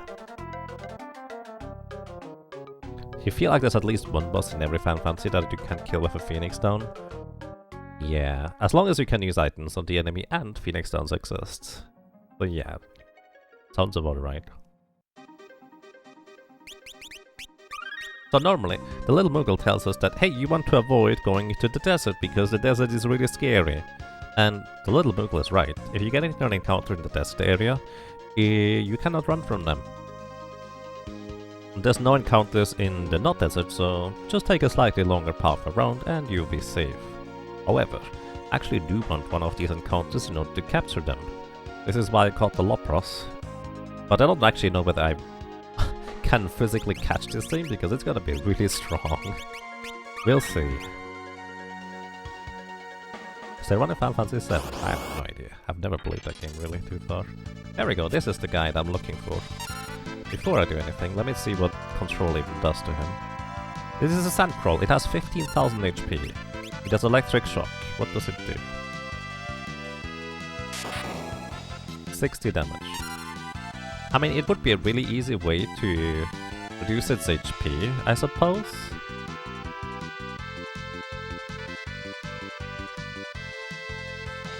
Let's see how much damage is a fight attack on itself. 280. Alright. And as mentioned before, this is 25% of its maximum health in damage with a Lapros. 3,750. So yeah, this has a lot of HP, and I need to deal 13,250 damage to it, I think, something like that. So it's gonna take a while. The one upside is that we can paralyze it with the chain,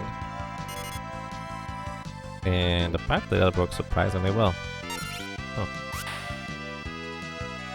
Not guaranteed. So, if you capture and release this thing, it's going to cast Maelstrom. We have not seen this, but this is something we could have encountered at the Archaeoavs encounter if we actually fire for it normally. But Maelstrom puts all the enemies into critical HP. It doesn't have the best chance to hit, but because it hits all targets, well, you don't have to worry about single target enemy for that matter.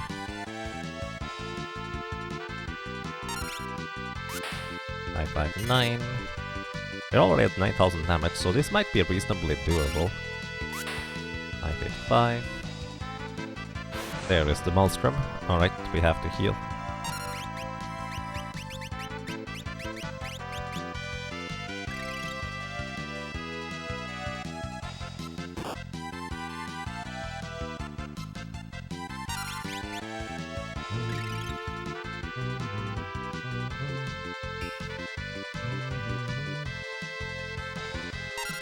Hey Walrus Pack, welcome. I hope you're doing well. 546.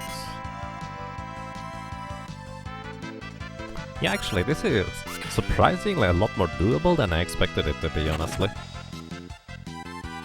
I thought it actually had a strong attack that did like 1,000 damage to a single character, but apparently I'm wrong. Those might just only be the sand-crawly guys in the late stages of the game. 546. 2 more attacks and he will be catchable.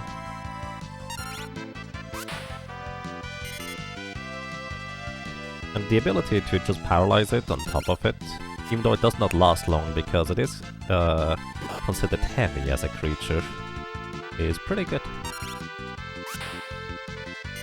Is it heavy? I'm pretty sure it's heavy. I'll be, I should be able to catch it now. At least I think so. Yeah, alright. We have a Sandcrawl. Pretty strong and dangerous monster overall. I don't think it even gives you any substantial amount of experience either.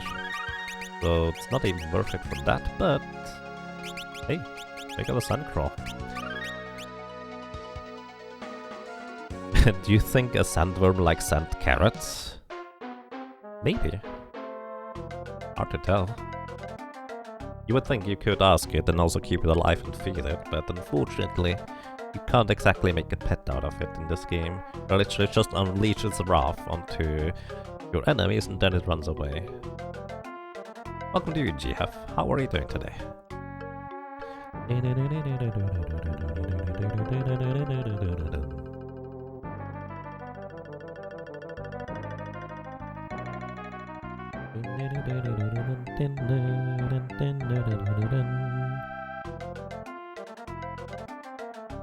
Wait.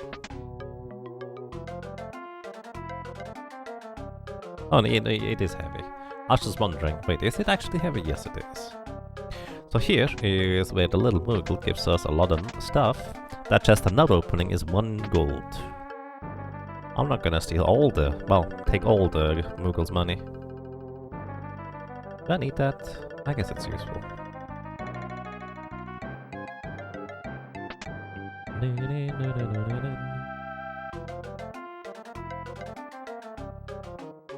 The most loved Mughal has awakened.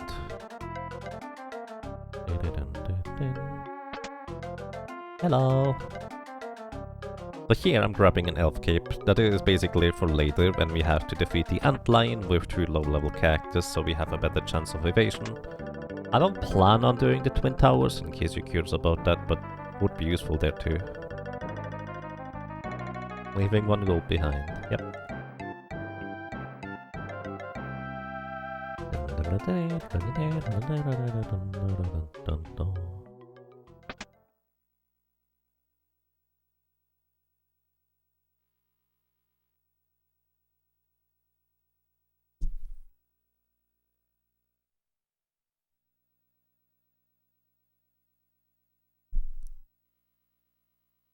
Alrighty.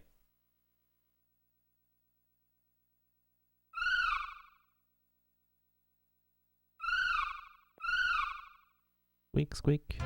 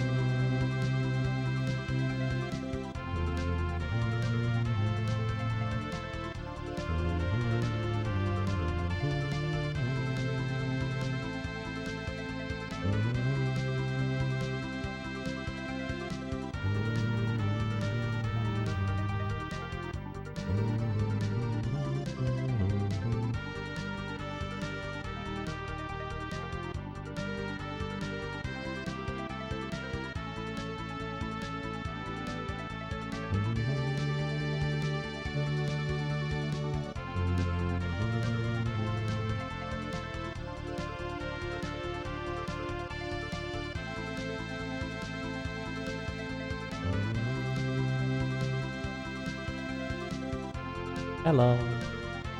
Welcome, new stalker. I hope you're doing well.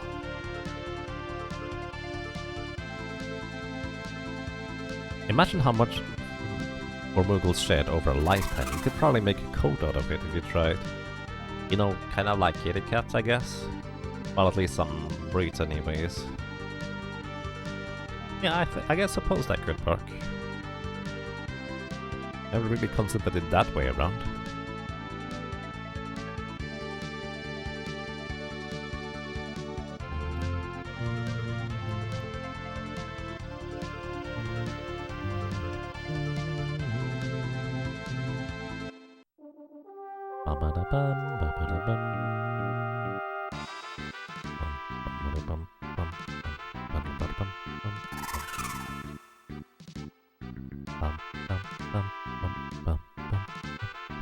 By the way, we are having a little mini-boss coming up, the Abductor. It's actually a technically different type of enemy than the last one we've seen, Battle Butts. Either way, it only has 3,500 HP, and it can put us into critical HP, so it's actually not without danger fighting this thing. We are going to save before encountering it. That could be pretty awkward. However, it can be paralyzed. Wait, no, it cannot be paralyzed. However, it is aerial, so it should not be able to avoid whips. Maybe. It doesn't say it can't avoid whips.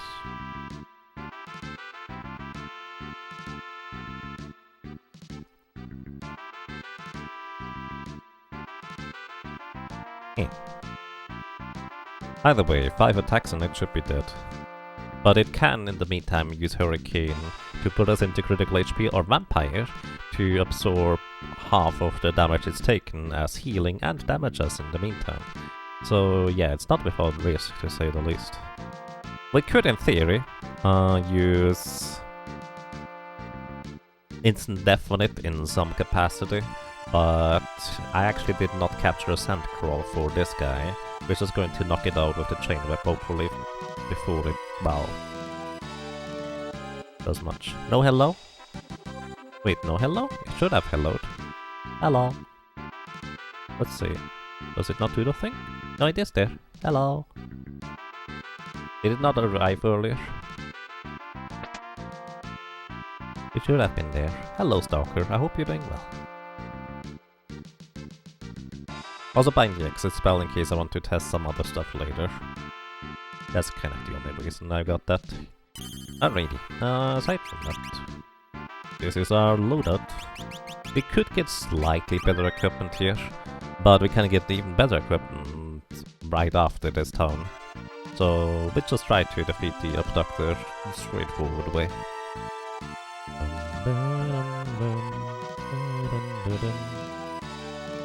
Hello. Maybe you blinked. Maybe. It is pretty quick. Wait. Oh, I forgot. I need to actually talk to Kara first.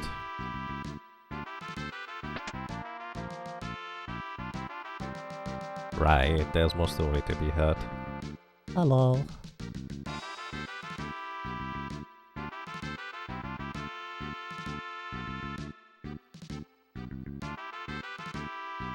Welcome to you, Cobalt Leafian. Hope you're doing well.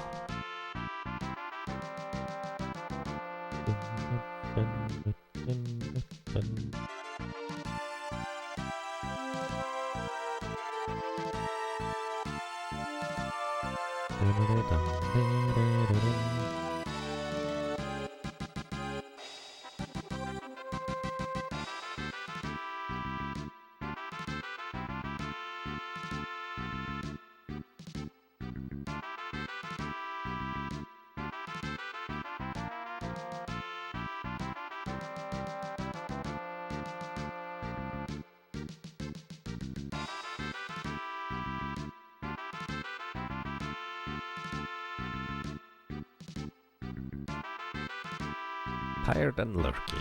Well then, I hope you can relax and regain some energy. Welcome to you as well, Flarestar, and have a good day as well. And yes, so far, solo character has been very kind actually. We have gotten pretty lucky overall, I would say. So I'm not complaining. I would say was so far well above average luck.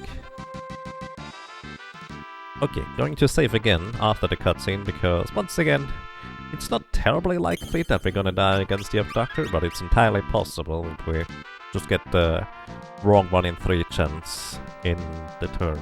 Actually, it's decently possible that we'll use Hurricane or Vampire at some point. We just hope it's not at the wrong times.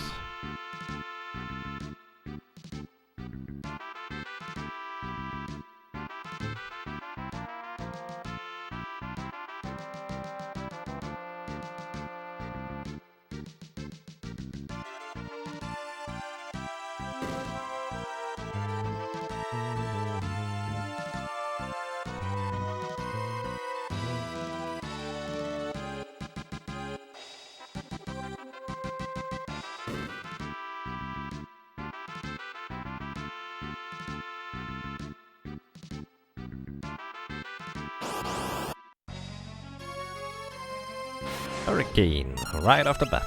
Oh well. Also, this guy appears to be slightly faster than we are, so, well. First turn he has a 1 in 3 chance for Hurricane, second turn it has a 1 in 3 chance for Vampire.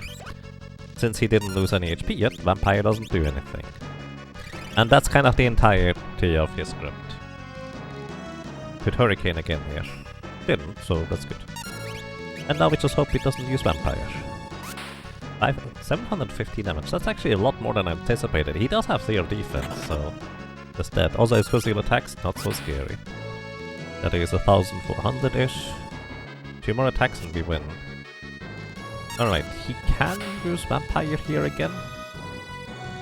Hopefully he doesn't. Alright, I think we should be fine as long as we don't miss. Good. So, pretty straightforward encounter overall.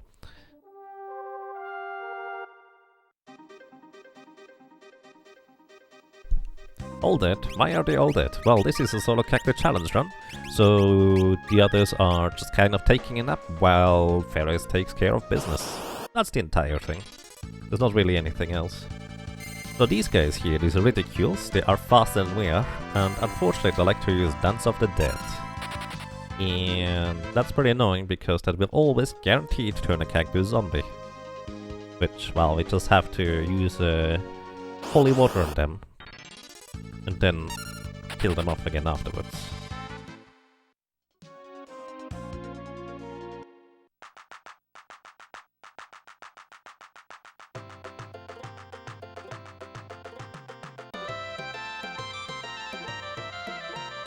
Oh yeah, you can't actually shop until we get this cutscene here. The way you get this cutscene is you walk into a room and then back off again. That's it.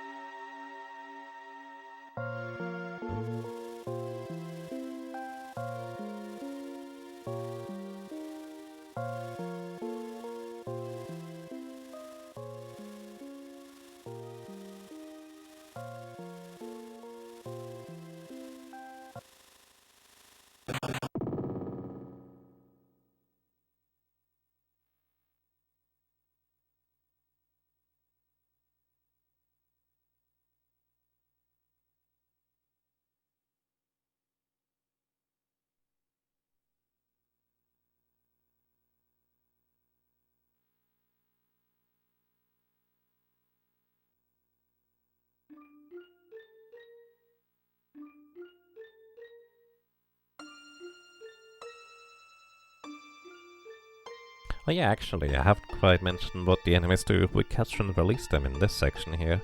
Let's see. We have... oh yeah, in the previous desert we also had a cactus. We just didn't see it because we didn't encounter it. But the cactus would just use 1,000 needles, which deals exactly 1,000 damage. Afterwards, in this section here, we have Aquathone, which cast Death or Doom. It's pretty self-explanatory, and we actually will be using this. In fact, this would have been the other method of defeating enemies or the boss in upcoming. If I didn't capture a Sandcrawl, I would have used the Necrothon for the next boss here too. Then we have Versnakes or Bear Snakes, which inflict Entangle, which is paralyzation with nothing else attached to it, so not as useful as it could be, unfortunately. Then we have the Konago, those are the big frogs, and they, well, use Pone's Curse, kind of like most other frogs that can inflict Toad. As mentioned before, Toad status effect on enemies, especially bosses, most of the time not terribly useful. Then we have the Ridicules, and if you throw a Ridicule at an enemy, it will use Magic Hammer, which deals 50% of the current MP damage to the enemy. So it's a Magic Hammer. Unfortunately, a single use of Magic Hammer is not that useful, but having that multiple times would actually add up to a lot of MP loss for the enemies and running them out of magic potentially fairly quickly. It's blue magic, so you actually can do this as a blue mage, and in fact in the solo blue mage challenge run I have done that. Next up we have Undergrunda in the Guild Cave. Those are like giant centipede enemies, we're not gonna see them, but they cast Earthquake, which is about 650 damage, Earth Elemental if you want to use that. To all enemies, kind of like what the Stone Golem did earlier. Then we have statues, which were actually in castle basement in the castle we were before at this point. And those cast Brick if you capture and release them, petrifying enemies so insta-kill them. What else do we have? No new weapons here that we could use. The other weapon sell stuff from previous sections, which we already had. So here, we can get a bandana, which is +3 strength as a headgear equipment, the strength armor, which is +3 strength as well. So, in fact, with the equipment here, including the power ring, we could get a total of +9 strength for a Beastmaster, which is a pretty substantial boost. Still going to use the Elf Cape here for additional physical evasion, but the bandana and the strength armor both provide us with a fair bit of defense. Although I actually don't care as much about defense or attack power as much as I care about strength coming up anyways. Which is, I suppose, rather interesting. And that's kind of all I wanted to buy here. So the agility is actually going to be more useful on the boss. I don't know how much of a difference or whether it makes any difference at all, but yeah. So also I have to use Revivify on the 2 zombies here.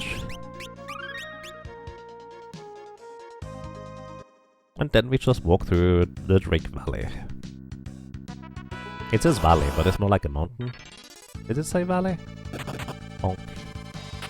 And goodbye.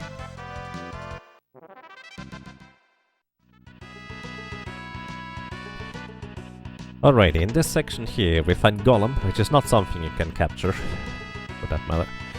However, we also find Drippy enemies and Lycians.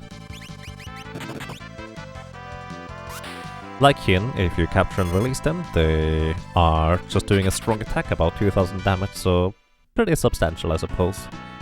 Then in here we have Drippy enemies, which are the little guys with the hammer.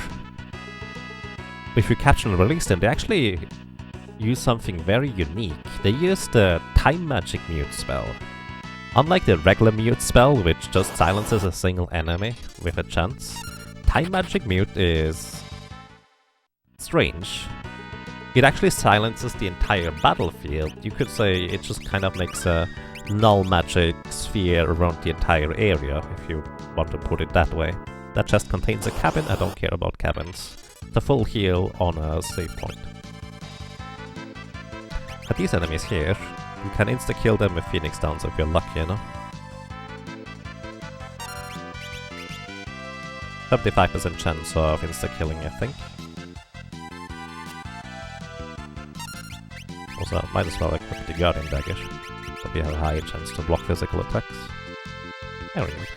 Zombie dragons always give us a Dragon Fang if we defeat them. They also give pretty solid experience. Dragon Fang is worth like 2,500 gold, so like 2.5 Phoenix Stones worth of money. Alrighty, here's the Drippy. So actually, as I said, they cast the Time Mage Mute spell on the entire battlefield, so nobody can use spells anymore, including enemies and allies. However, it actually does not work in most boss fights. There is, I think, one exception, and that exception is actually Gilgamesh on the bridge. So you couldn't cast any spells anymore, neither could Gilgamesh on the bridge. That's a pretty interesting ability, but most of the time doesn't have much of a use, to my knowledge. Then we have the Bone Dragons. If you catch and release them, they use Bone, which puts an enemy into critical HP. Yeah. Also, this is a different encounter here technically. These enemies here, Bone and Zombie Dragons, are actually different types of Bone and Zombie Dragons. So, regular Bone Dragons, they use Bone. However, if you capture this one uses just a regular attack. It's not even a strong attack, just an attack, which is about 450 damage. And this Zombie Dragon here particularly, if you capture it, it will use Earthshaker on the enemy. The entire enemy team, that is. Quick. Well, I'm gonna just run away, because I don't care. So, Earthshake is about 500 damage to all enemies. Bone Mail! Bone Mail is an insanely specific kind of piece of equipment. It gives you a ridiculous defense boost. This has 36 defense. This is more defense than the strongest heavy armor. However, it has some substantial downsides. It makes you undead, which means you take double damage from fire, and you take damage from healing, in combat anyways. Outside of combat you can still heal normally. Then also, you take only half damage from ice elemental attacks. Further, drain abilities like, well, drain as a spell or vampire get the reverse effect if you use them on undeads. That includes you with the Bone Mail. So you actually can reverse drain effects if you have it equipped. Further, it actually prevents a lot of status immunities. You can no longer get aging status effect, blinded, poisoned. Also poison damage heals you as well. And there was some other status effect that did not work anymore. Also, the physical defense increase is just ridiculous. Welcome to you, Remy. Welcome. I hope you're doing well. So yeah, lots of stuff. By the way, regular zombie dragons, if you capture and release them, they cause Poison Breath, which guaranteed inflicts poison. This also deals 50 to 500 damage poison element, which is substantial. Also, we finally get the Coronet.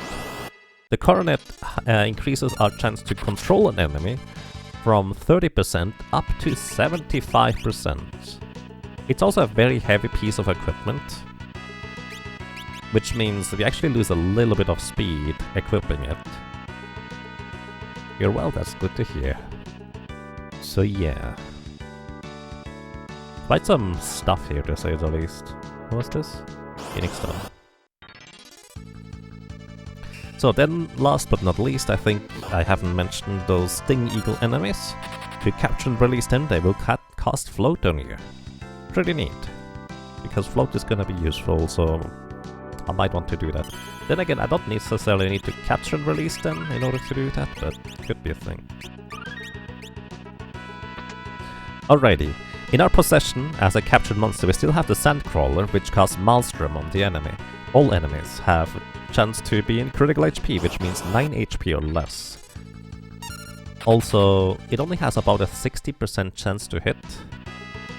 I actually don't remember what level the Sandcrawler is, so it might be modified by that. Either way, we have slightly better than the coin flip of a chance to try and inflict it to the boss coming up. I'm actually equipping all the equipment that gives me more agility, subsequently more speed, in order to fight this boss here. So this is the Dragon Pod, Dragon Flower, the Hero Plant, whatever you want to call it.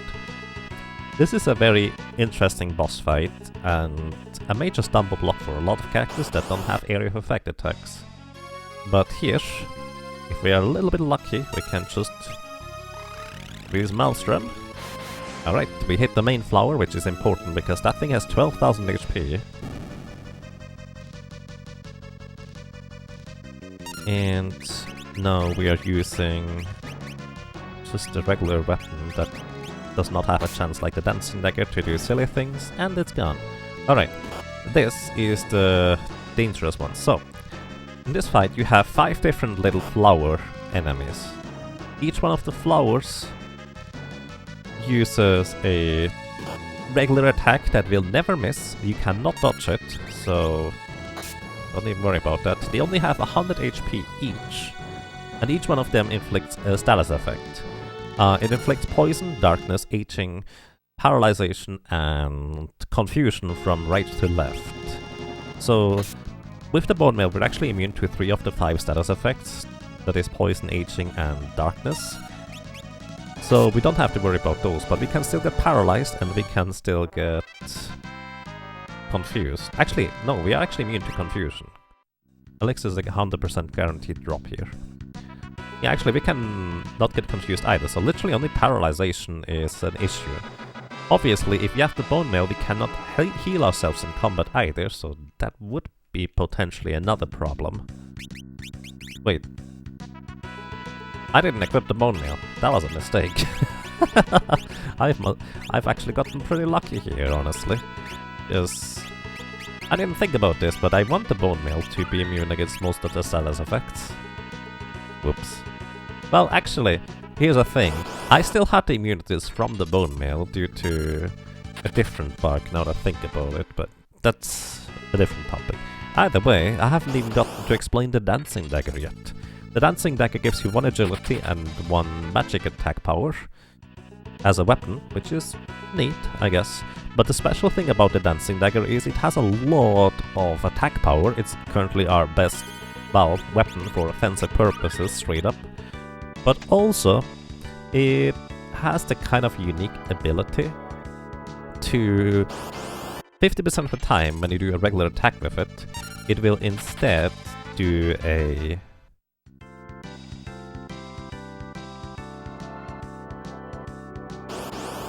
what's the word?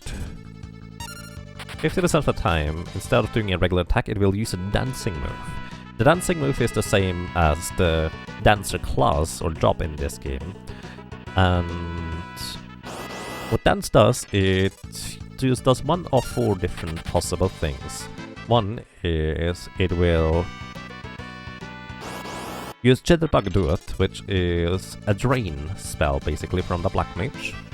It will use Mystery Waltz, which is the Psych spell from the Black Mage, so basically HP and MP drain, which most of the time not that useful, especially since they do scale with magic power and the Beastmaster doesn't have that much of it. Then the other one is Tempting Tango, which is very interesting in that it confuses the enemy. However, not only does it confuse the enemy, it guarantees a confusion if it procs. So, confusing an enemy is effectively a 1 in 8 chance with that weapon. And that is substantially better than a lot of other confused spells, which are a chance to hit instead. Because there is certain enemies that you want to confuse in order to learn certain blue magics from them.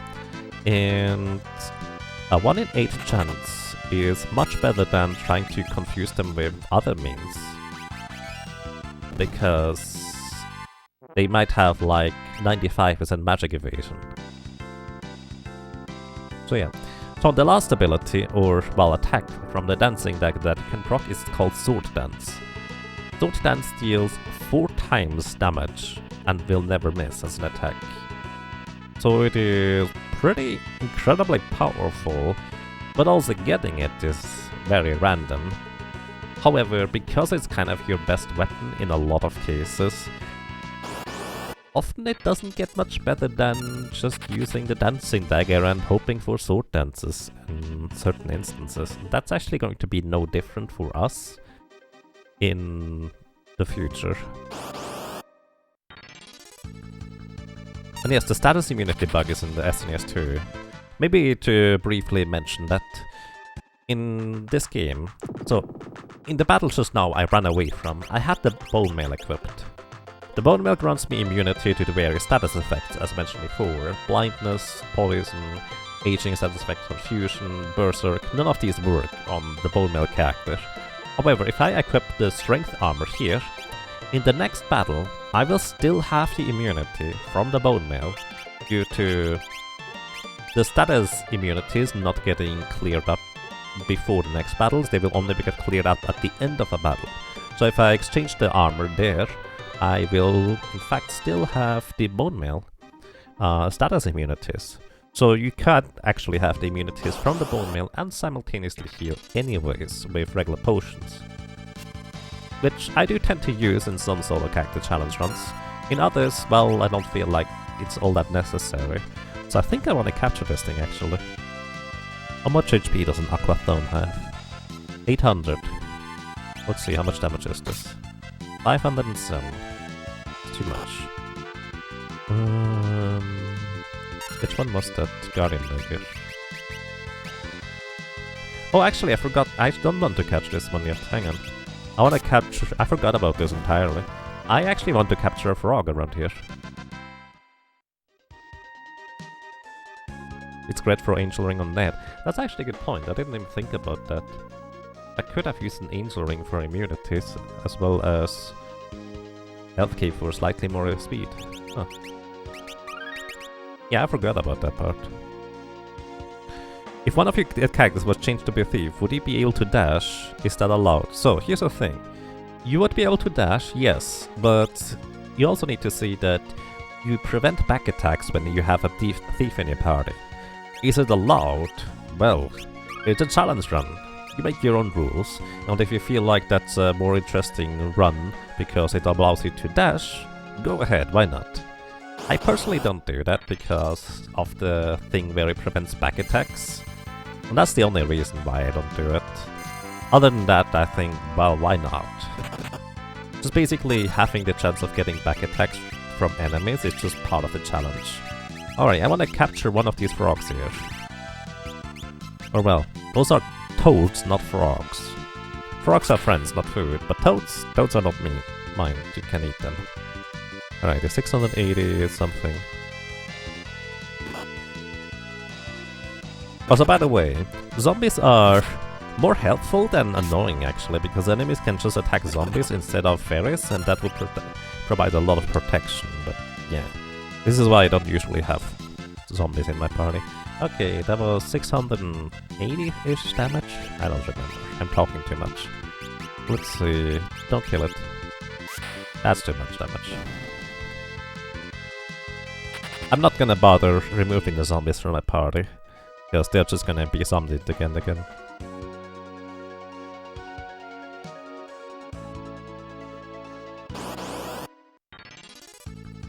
There we go. I'm looking for a frog. So they have 1000 HP, by the way, in case you're curious. Let's try... And again, I wish I had the regular web still. I'm a doofus for not buying one. Let's try a Orihawk dagger. The best dagger weapon we have at this point that isn't a dancing dagger. 246.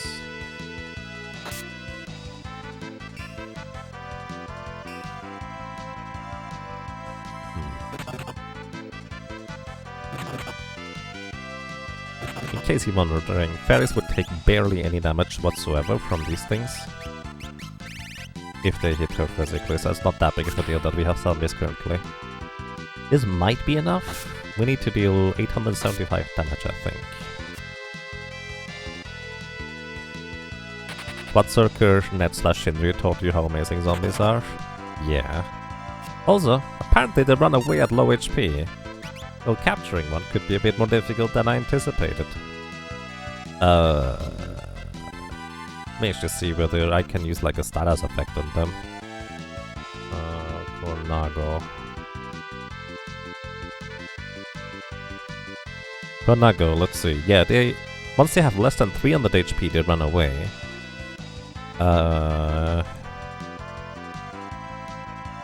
They have a speed of 30. I have slightly more speed if I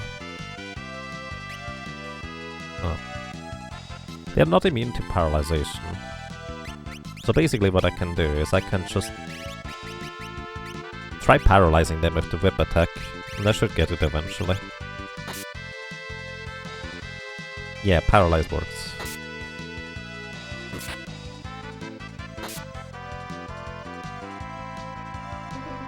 Frog Song. Well, that's rude, because Frog removes your ability to block, as well as it reduces your defenses to 0. So heading fairs exactly after using the Frog Song is actually pretty impressive.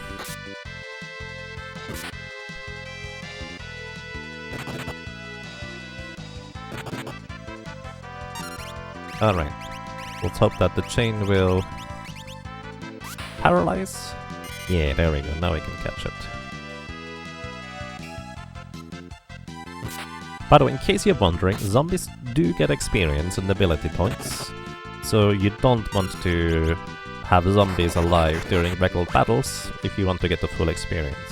It's not really part of the challenge to not, well, to keep the other characters at the lowest possible level. I just like doing that for style points. Alrighty, let's see. No, Toad. Whee! I'll trade you this jar for that frog and 10,000 gil. How does that sound? Yep. Hehe, finally I can eat. It's a toad, it's not a frog. Frogs are friends, not food. Either way, we get the Cornago jar. And let me tell you, that was expensive because we needed to have both a frog, excuse me, a toad caught, and now we have the Corna jar. What this does is it allows us to capture enemies substantially easier than we were able to capture them until now. What I mean with this is, until now, we needed to lower the enemies below 1/8 of their HP. Now with this, it actually is going to be only 1/2, or well, half of their HP. So this is going to make capturing enemies way easier than what it was until now. So this is so much nicer now. The downside, of course, is that it uses up an accessory slot, so I will have to switch to it in order to capture an enemy. But this is gonna make it so much easier, and in fact, certain enemies could not be caught unless we have that thing, because they have less than 8 HP in the first place.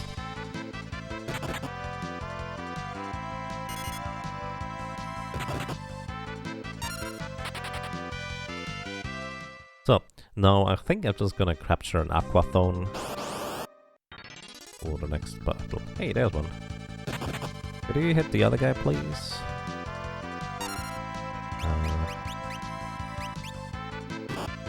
That works. Alrighty. This thing has 900 HP? Yeah, let me look it up. Aquathone. There we go. It's 800 HP, so... let's see how much damage that is. Oh, I don't know still.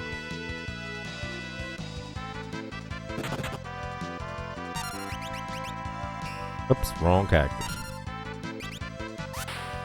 689. Hey, that's actually enough, because I forgot I had the Cornac board. No, wrong guy. I'm a doofus.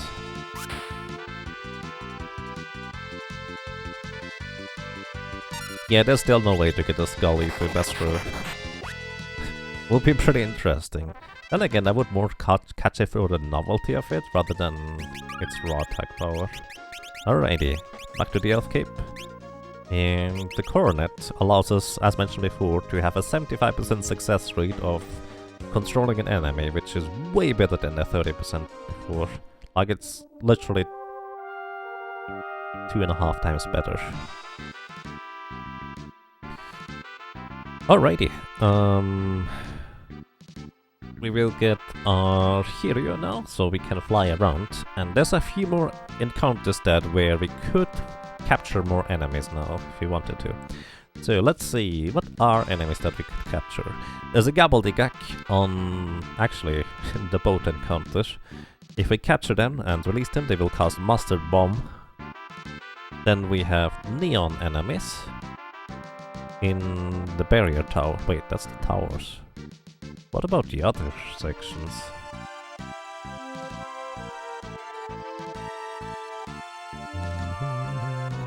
So cure beasts we can catch. They cost Curaga.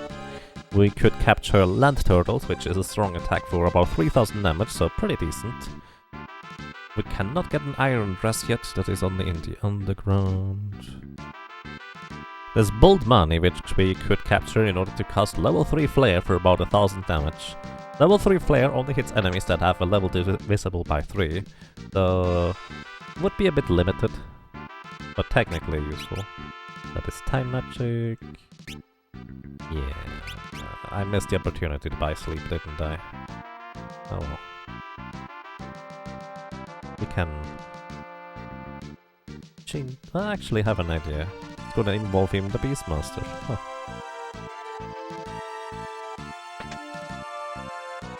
Either way, moving on. I think that's most. Actually, yeah, that's only. That's a lot less enemies that we can get than I initially thought we could.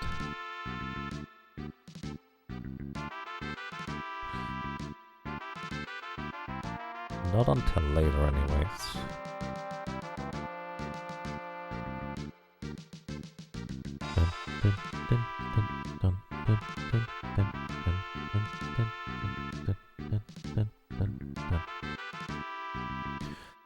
So one of the things we're gonna be doing is we're going to go ahead and grind for a while.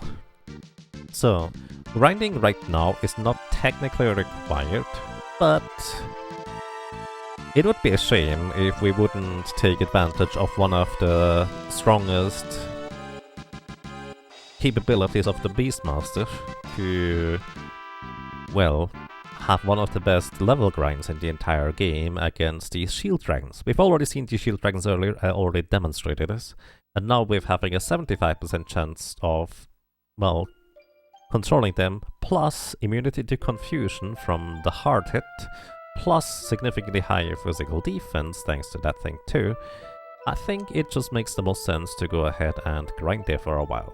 10,000 experience is a pretty ridiculous amount for especially this point in the game, and it just makes sense to go ahead and basically do our final grind until the level I want to have in the end, really.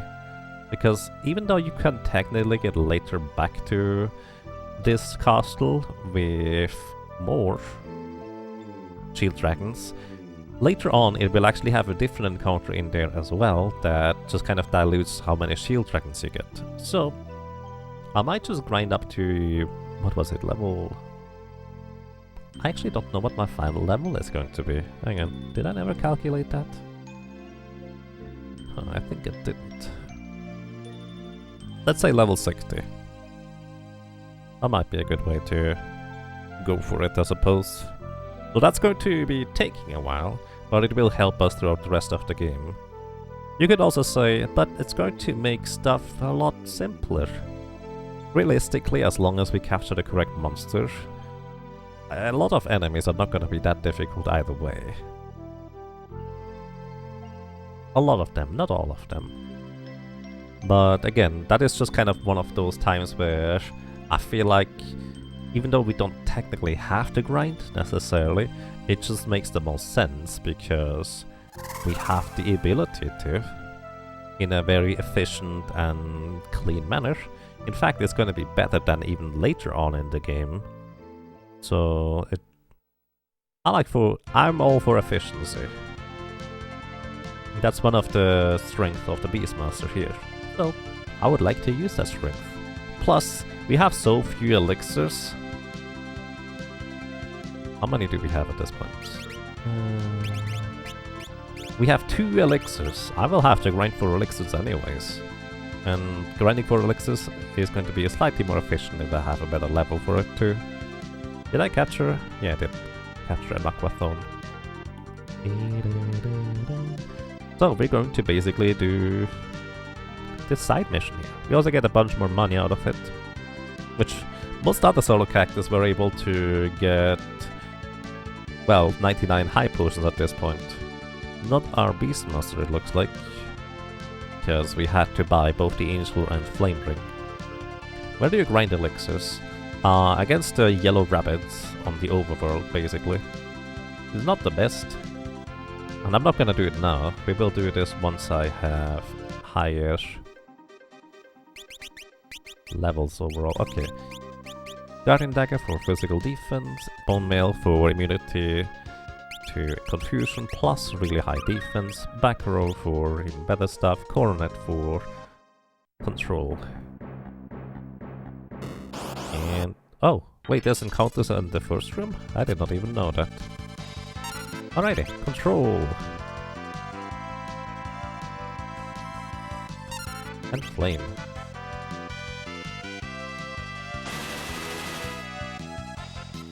So it would be kind of nice if they had one more HP. That way we don't need have to use flame 3 times. Oh, by the way, capturing and releasing them is casting Almagest.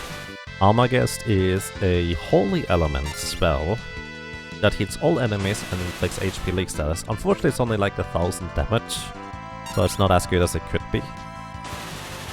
But it's quite interesting to say the least. Alrighty, we gained a level already. I'm actually considering trying to do Atmos the straightforward way and not the traditional solo cacti way, because we're doing the level grind right now anyways. Oh. Uh-oh. We're immune to Doom. In fact, it heals us to full. Oh, the hash just captured another one. It's fine. So, controlling this thing gives us the menu for the enemy, and we need to use the second ability in order to use flame on itself. The second ability for Ferris is catch and release, so if I just hold down the A button, I will automatically catch and release in the next encounter after this, so that was a derp move. Let's see.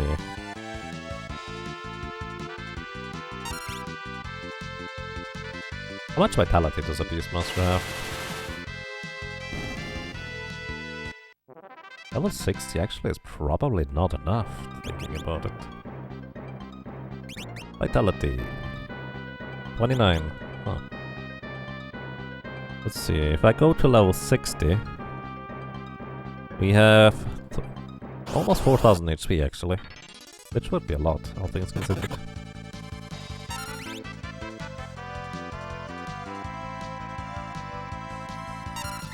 Yes, exactly, 19,999 HP is what a Shield Dragon has. Flame does 1/4 of the maximum health and damage every time you use it, which unfortunately gets rounded down in this case, so that means we need to use it 5 times, where it has only 3 HP remaining at the end.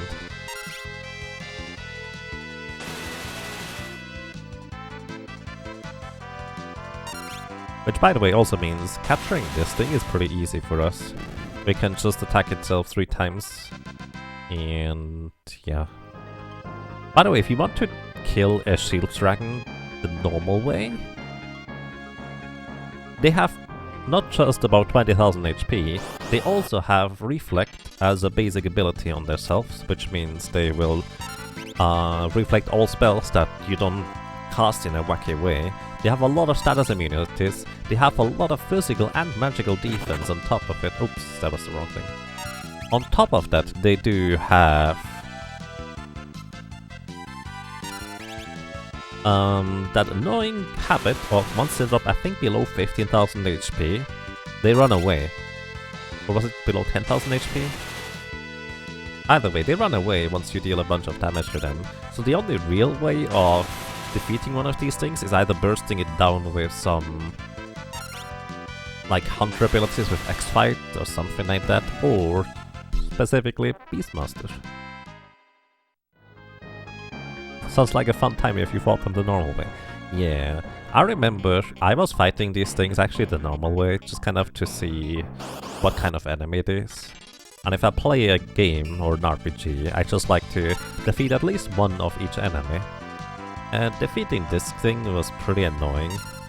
Or trying to was pretty annoying because I brought it to low HP and it ran away. You can discover that controlling these guys was a good way to gain experience in your blind playthrough many years ago. Yep.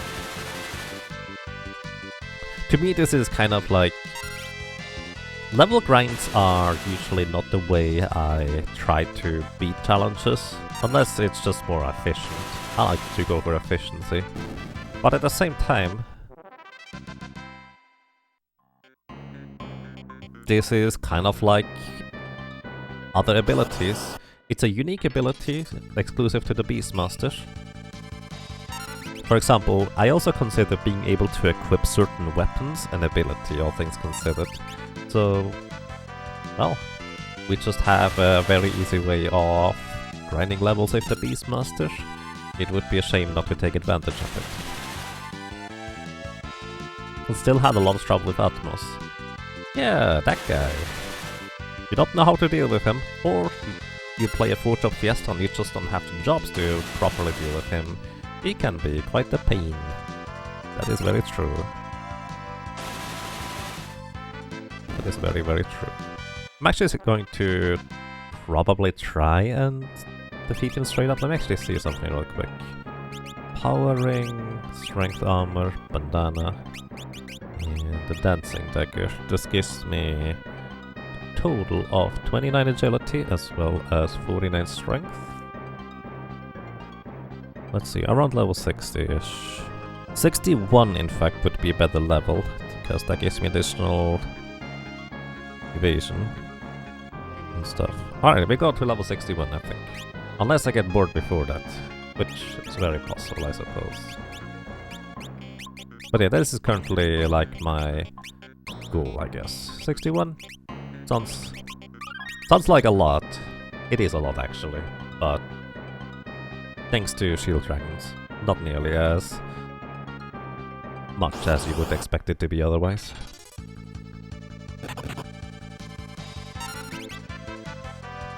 Plus, that is going to be pretty much all the levels that we need for the rest of the game too. So, yeah.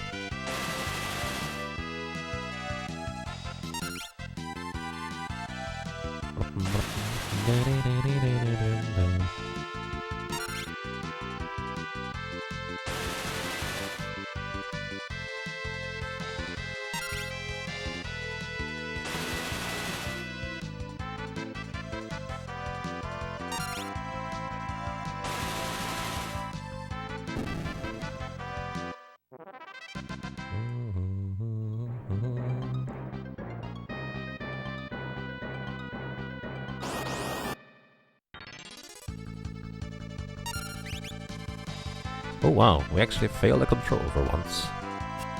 It's kind of unusual at this point.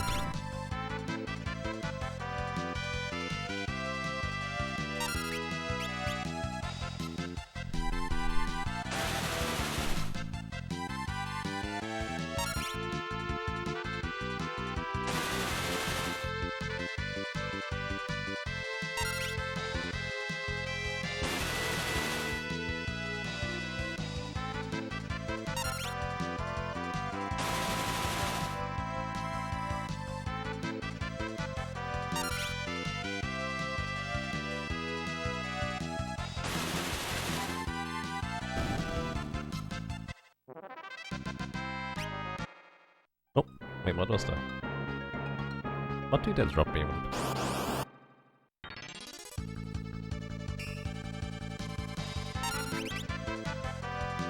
Let's see.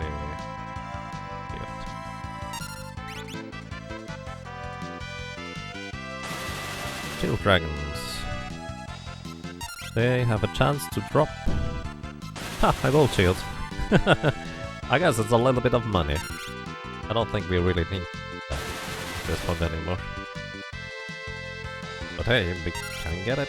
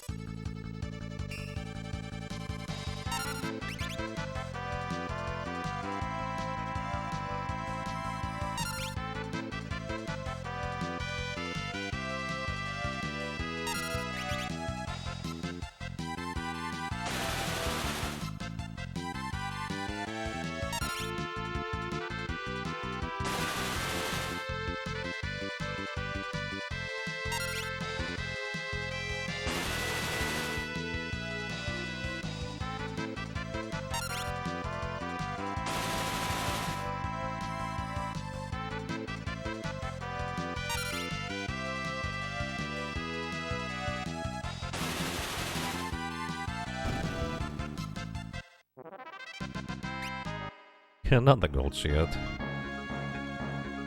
Alrighty. I'm going to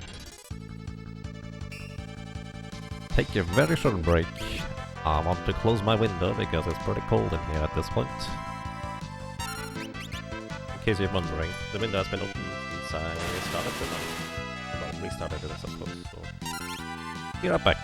Also, I'm going to probably just grab a little bit of food and, well, gonna be a chill grind. I think that was a host somewhere, but thank you. I can't see who it was though, but I appreciate it. Be right back.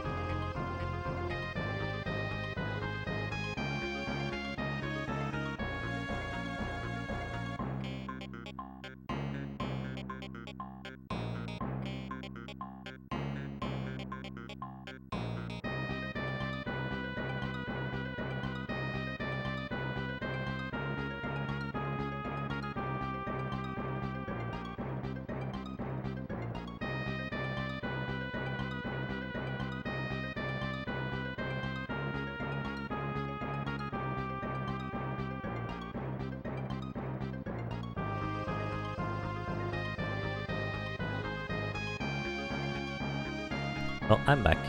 Hello! Welcome to your phenomenon. I hope you're doing well. Greetings. And good morning? Might be a bit early.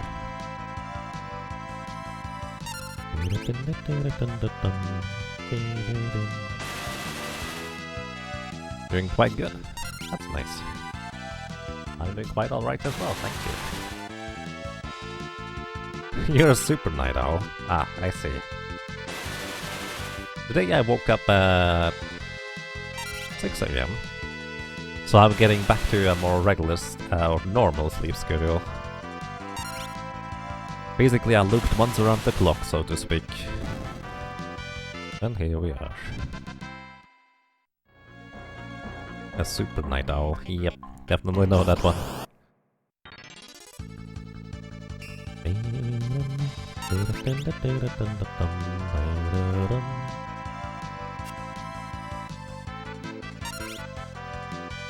Ooh, 2 misses. 1 in 16.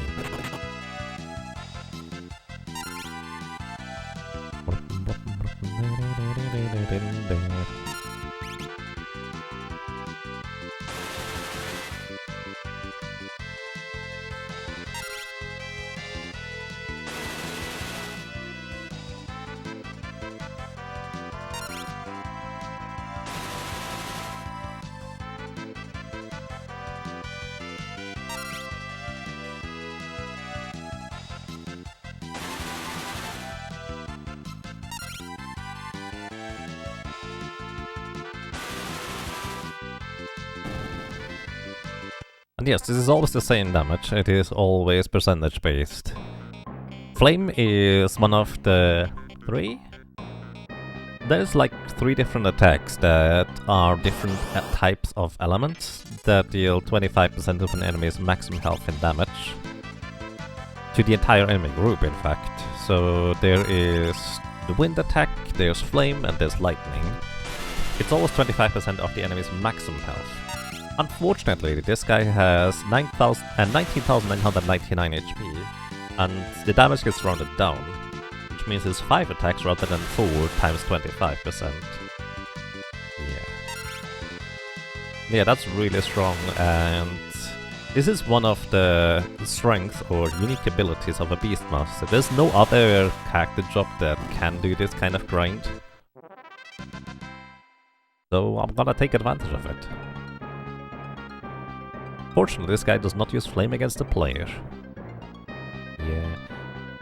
In fact, Shield Dragon's actual attacks are pretty tame overall for how beefy of a creature they are to try and defeat. Hard Hit is their most devastating attack, which, thanks to the Bone Mill, we both don't take much physical damage from it. Neither can we get confused by it. So yeah. Basically, for how strong they are as a creature to defeat or difficult, they actually are pretty weak in their offensive abilities. But hey, it's 10,000 experience each one. I'm actually curious, how much experience do I need in order to level up? Wonder if I have written that down somewhere.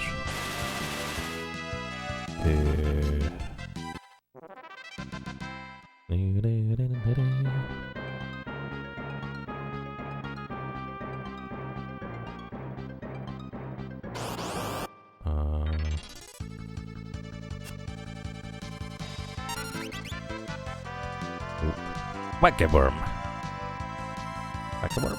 Oh. Not quite. It's a Beastmaster, not a Berserker. Although I did accidentally write Berserker the other time. Ryu, hey! Hello! How are you doing today? Thank you so much for a crazy long time of 59 months of support. Welcome back, and I'm glad you enjoy your stay.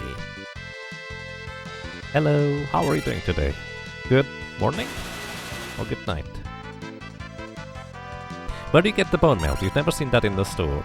The bone mail is an item you can get in a specific place on Hiri Mountain in one of the bones, if you interact with them. It's kind of like a hidden item, but I just kind of naturally interacted with it, so I got it when my casual playthrough in the first one. So that's basically where you get it from. There is also a rare steal from the Necromancers in the Dimensional Rift at the very end, where you can get more. BGG, thank you! Thank you very much for 54 months of support. That's also a crazy long time. Welcome back. I'm glad you enjoy your stay. I hope you're doing well. How's it going?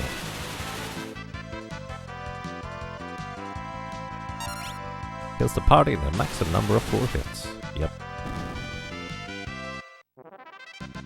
Wake up, Swag! Can you spin the reel? Sure. Let's see.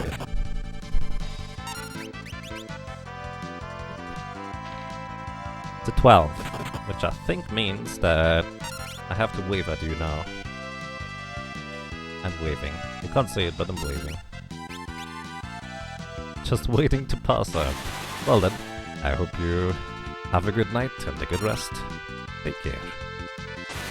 How many solo challenges do we have left? Actually, I can show you that. Hang on. For real. There we go.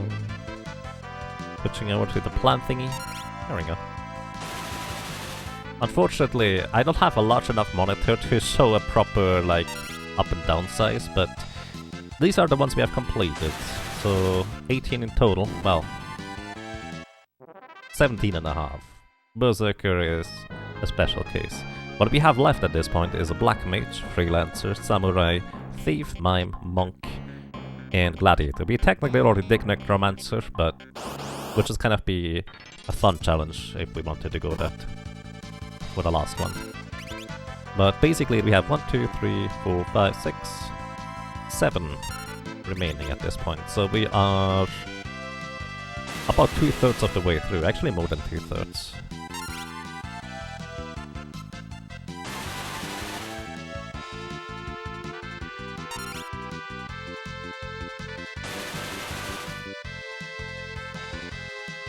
Mines are difficult, yeah. If you, oh, that reminds me, if you would like to vote on which one of the solo characters I shall tackle next, should be... Did I update the link here? Yeah, there's a straw poll here.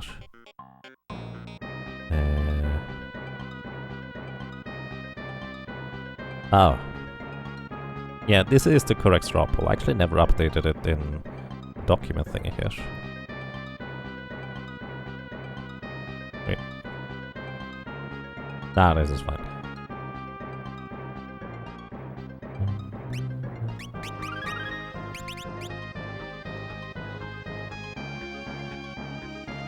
How does that even work? You can actually equip a regular attack on a mime. It's just gonna be on the left side instead of the top. So you can still do regular attacks and such as a mime. It's gonna be basically a freelancer light. And this is why in the straw poll for the next class, I actually have excluded freelancer until we complete the mime. What is the gladiator class? The gladiator class is a class that was only introduced with the Game Boy Advance. And it's basically one of the 4 advanced classes, so to speak, as they are called. And it's really strong. It's gonna be one of the easier challenges overall.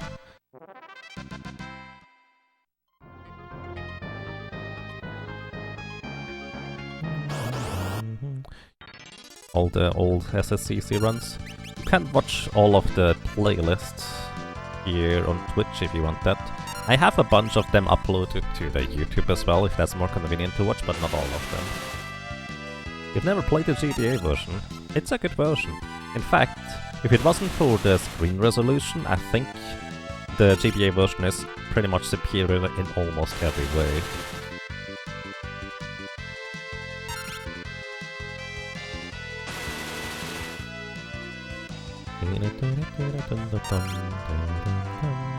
But yeah, for the advanced classes I will have to play the Game Boy Advance version, as you might expect.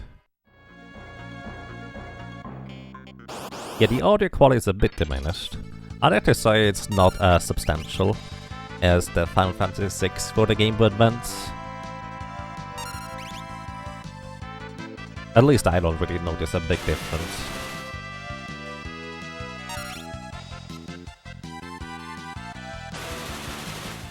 Plus there's even a patch that you can apply to the ROM if you want to restore the original music in the game.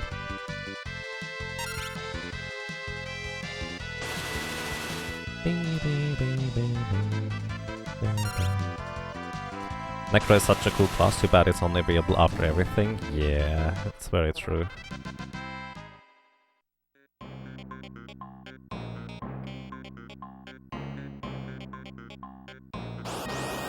Necromancer was definitely an interesting playthrough, because we were basically only playing with a little piece of the toolset the Necromancer has. Because you need to defeat specific enemies in order to gain these spells for the Necromancer. So it was a bit of an awkward one to get there, especially since you can't heal in combat.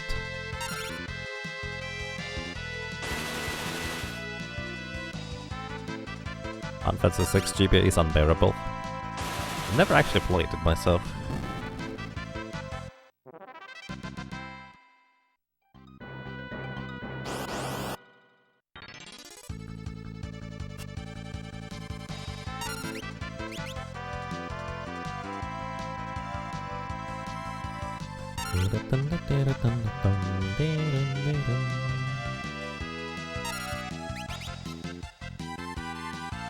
When heavily modded.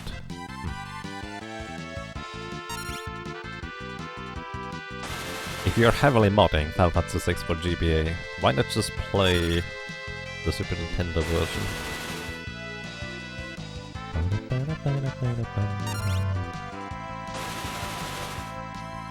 Can it be that you only get ability points here, no experience? No, you get 10,000 experience each fight here. Yeah, I'm just holding down the A button, but if you actually check out the individual tech posts, it's 1000 gil, 10,000 experience and 5 ability points. It just doesn't display everything if you hold down the button. The new content is great. Oh yeah, there's new content. Actually, I have no idea about it.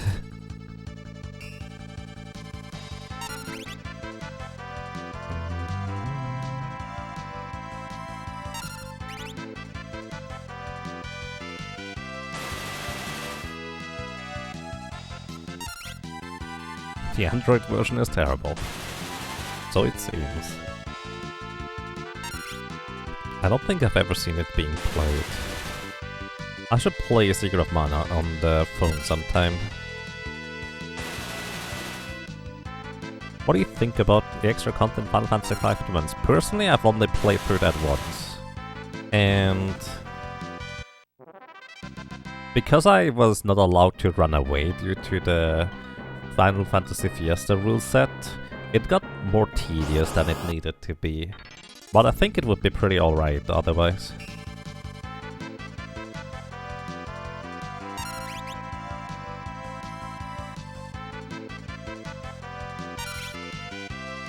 I mean, the boss fights are kind of the... Ooh, that's more damage than anticipated it would be. The boss fights are kind of the highlight of this game in my opinion anyways, so more boss fights are more fun. Then again, I don't really know what the new bosses do in the advanced dungeon, because I just nuke them down for the most part anyways. So I don't actually know their intrigues and nuances, so to speak. Because I just kind of use the same strategy on all of them. I used Osmond's Blade with a Mystic Knight with X-Fight, and just drained all of their MP so they had significantly less abilities they could use. I should probably go outside and save once in a while.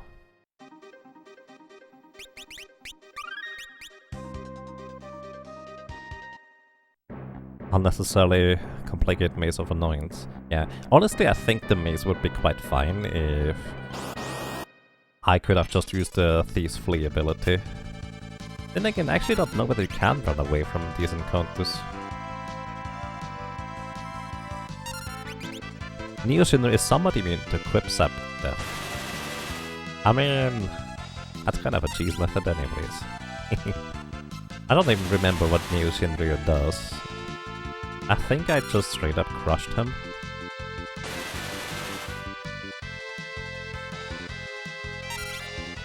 Yeah, actually I think it's specifically the area where you fall down to in the maze, where the encounter rate is so ridiculously high, BTG.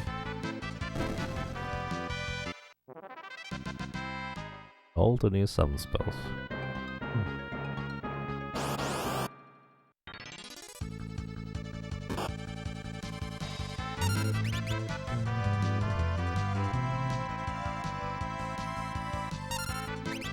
Neo Shinryu has 2 final attacks, so if he dies to Quicksap, he just revives. Really? Wait, it can react to Quicksap? How does it do that? Because normally, part of the reason why zapping enemies is so strong is because they literally can't react to it.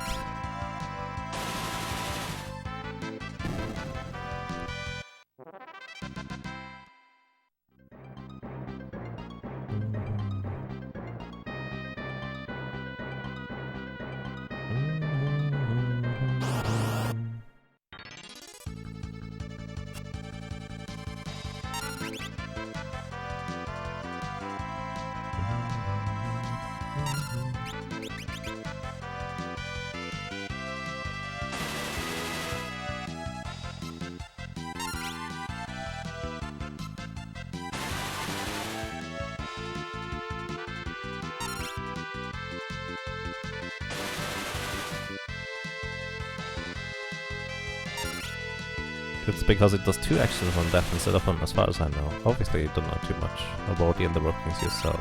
I see. That's pretty interesting though. I think the algorithms guide to the GBA extension is also not quite as in detail or in depth as the algorithms guide for the regular one. Then again, that one is also missing some minor parts. Most of the time that doesn't matter, but in some cases I actually wanted to have more information than it provided, which is kind of unusual since it's a very complete one.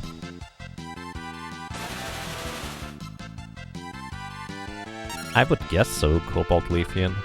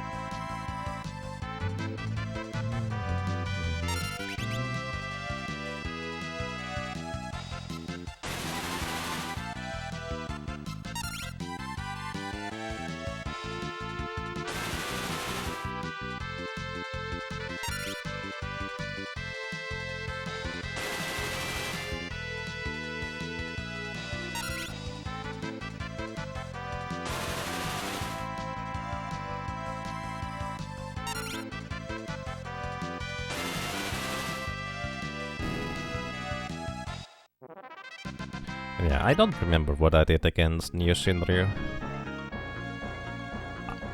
I remember the last set of enemies at least. I just used Osmol's Blade and X-Fight.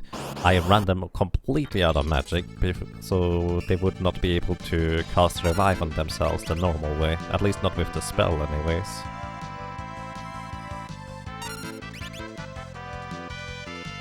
So I might have just completely avoided that stuff entirely. Then again, because I did not know where to go, and I couldn't run away from encounters due to the rule set, I was also ridiculously high level, so I think I had over 7000 HP on each character, which is way more I ever had before.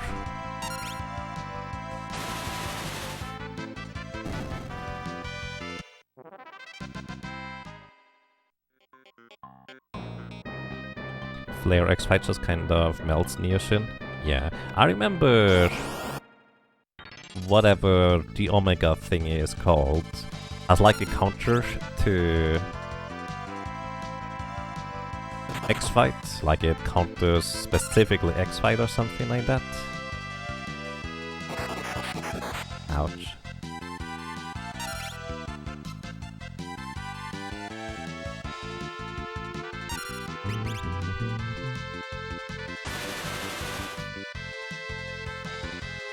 Also, I remember the final boss of that section even has like dummy parts intentionally, so you wouldn't hit with X-Fight all the time, but it was still more efficient to use it than not to use it too.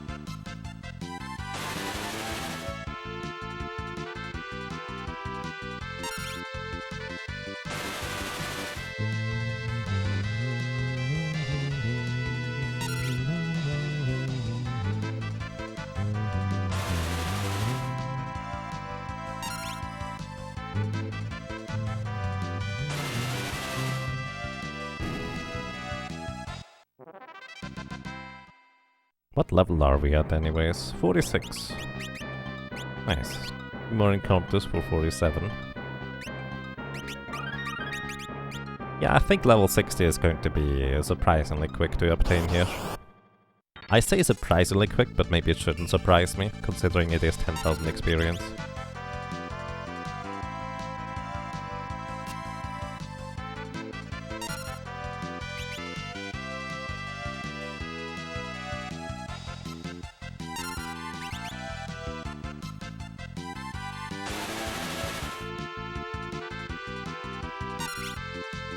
Okay.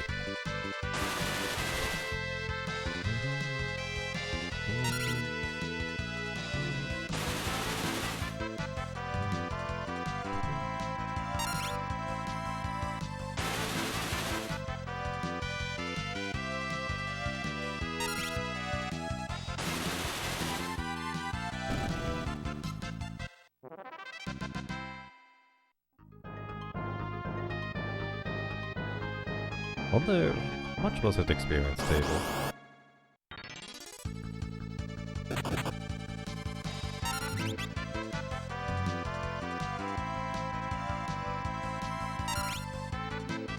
Oops. Wait. I just missed.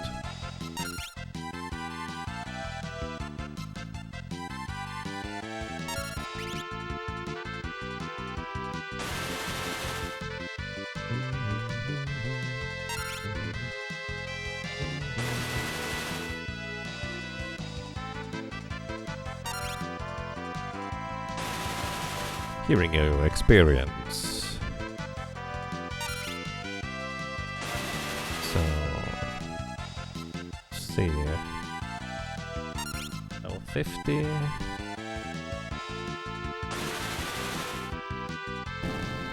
Minus.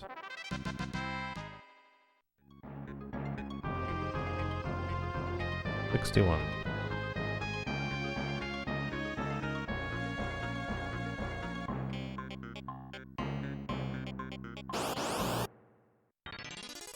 Alright, we need...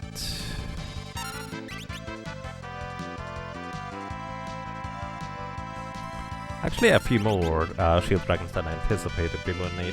We need about 100 of them in order to get to level 61. So, not too terrible, but it will still take a while.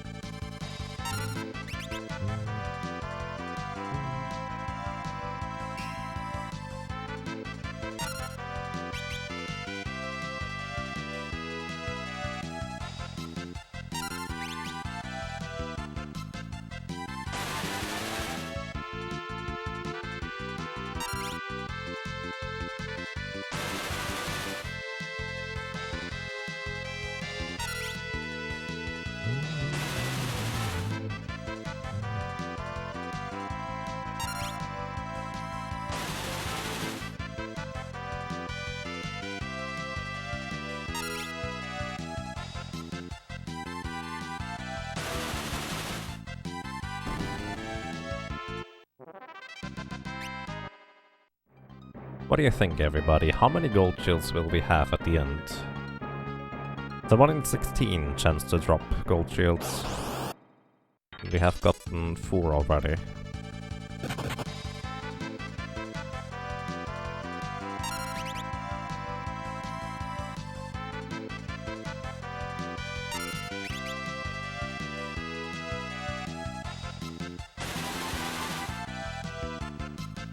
I would say we're gonna get 12.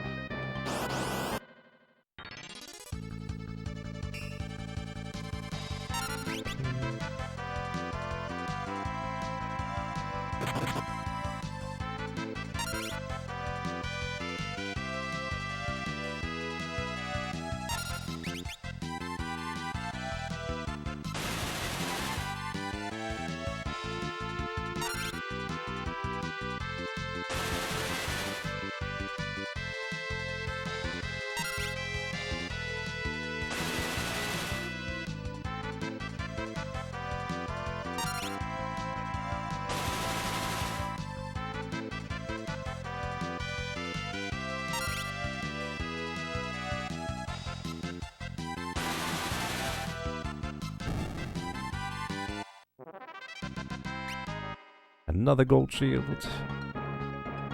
or the collection.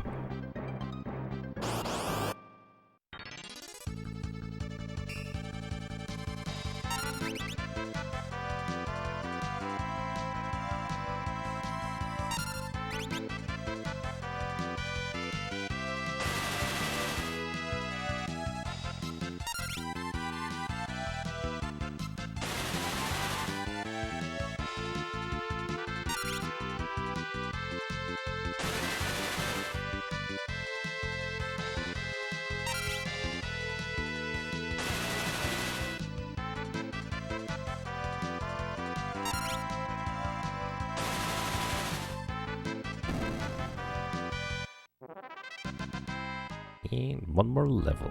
Level 48. 13 remain.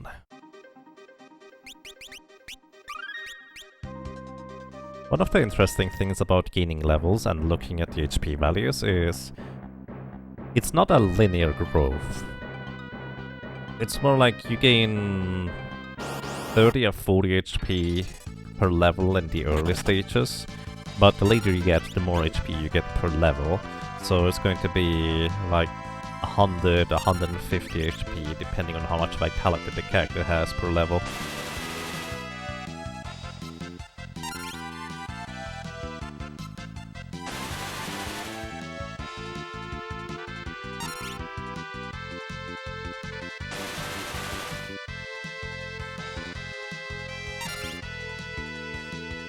What level are we aiming for? Level 61, because I think that's gonna be the final level we need at this point.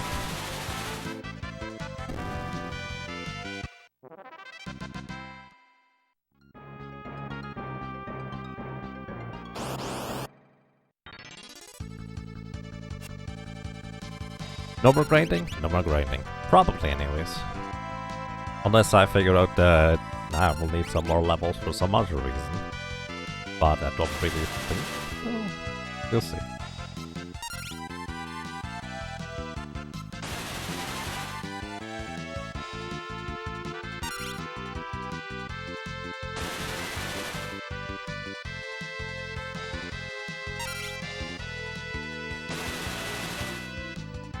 Yes, experience grinding, that is. We will still kill a bunch of enemies along the way.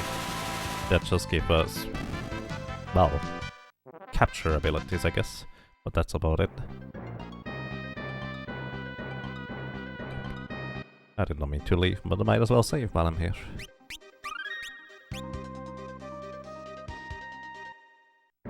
And hey, Solimuse, welcome. I hope you're doing well. Well, thank you. I hope you're doing well.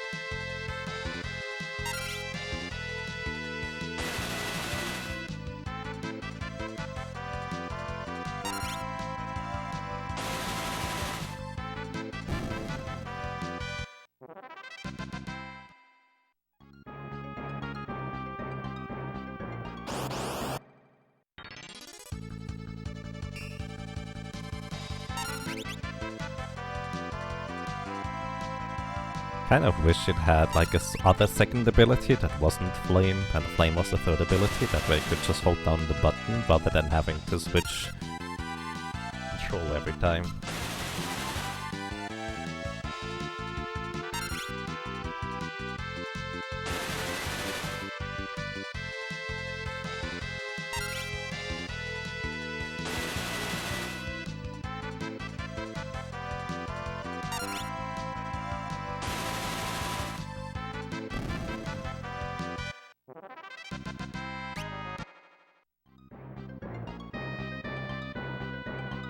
You never thought about controlling the dragon. Too spooky. Yep, pretty spooky indeed. But ridiculously good experience. Indeed.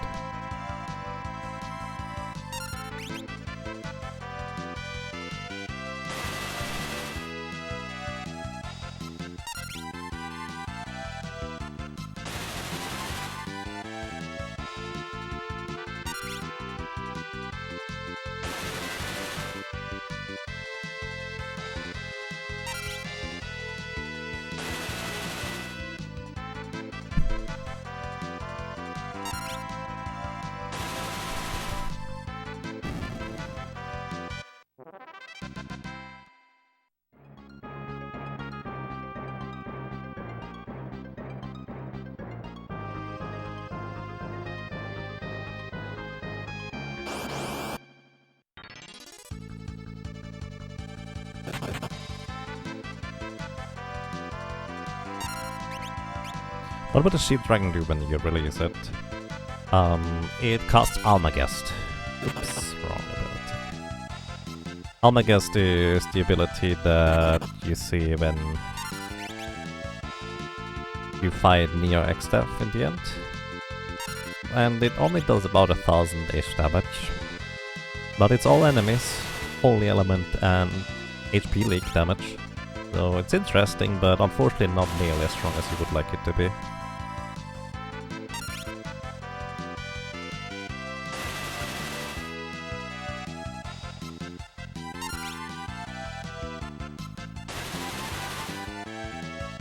It is swag though. I suppose you could put it that way.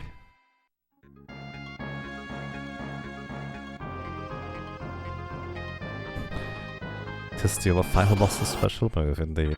It sounds a lot cooler than it ends up being. Yeah, I think that's reasonably accurate.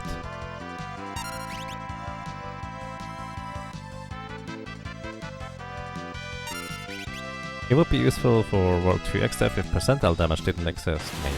Yeah, it would be useful in that case. That is very true. But because percentage damage does exist, it's not nearly as useful, unfortunately.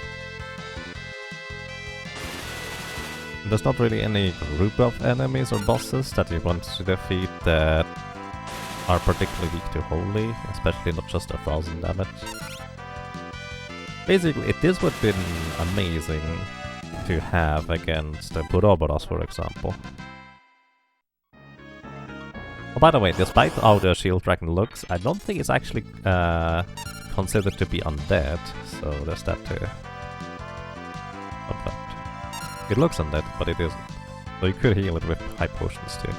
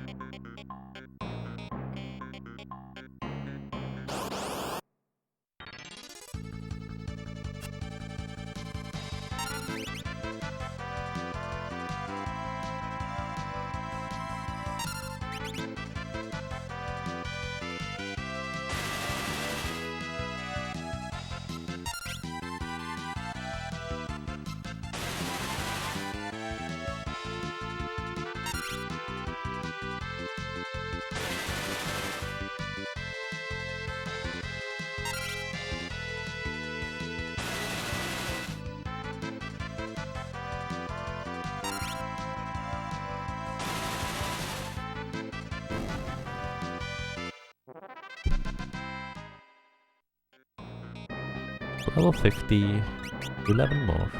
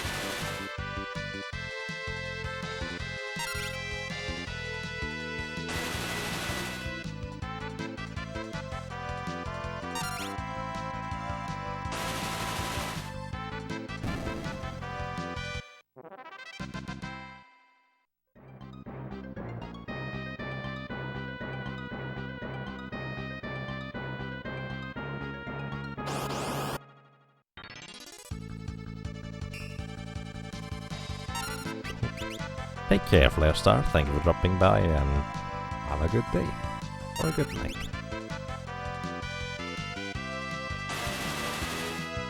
I was kind of mostly leaning back and spacing out here while doing this.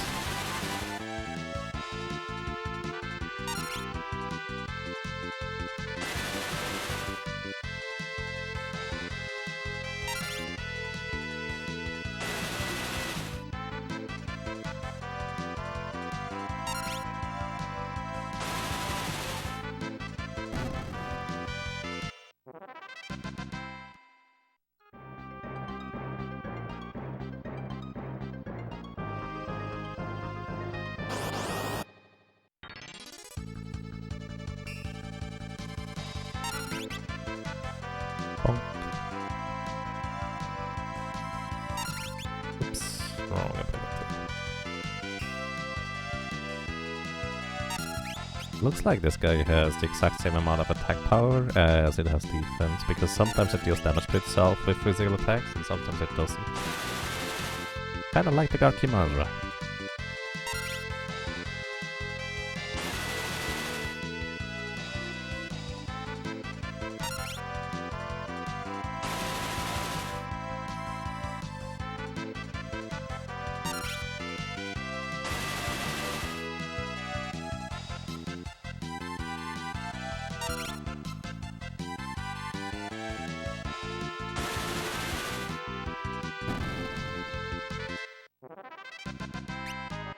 Gold shield, number 8, I think.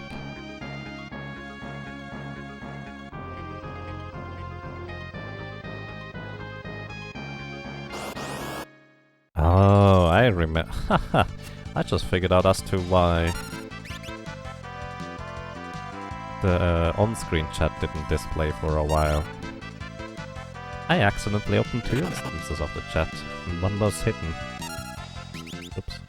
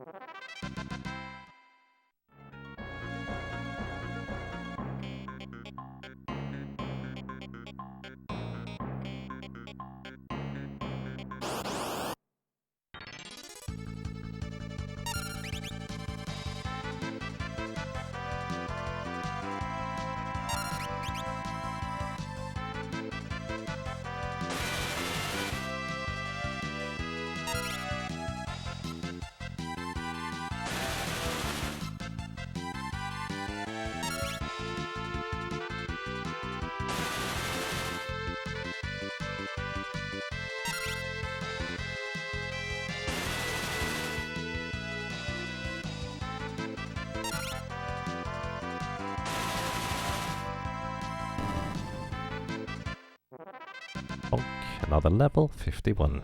10 more.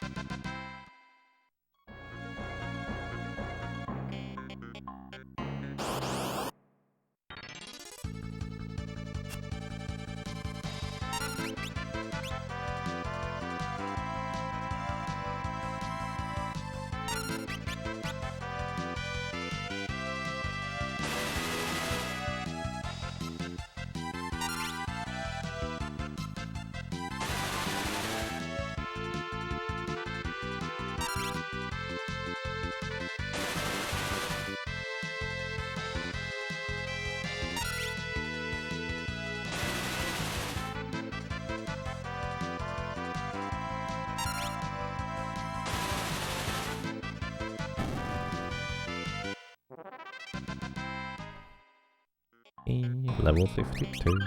9 more. Might as well save once in a while.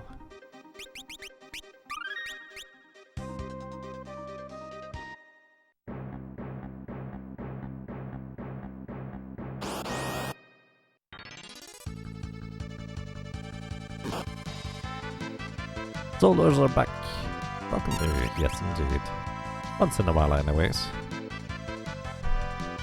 And we're in the middle of actually pretty much the final grind for the Beastmaster, because this is kind of as efficient as it gets for the rest of the game.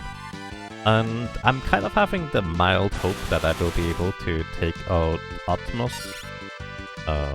all the straightforward way. But well, we'll see how that's going to go.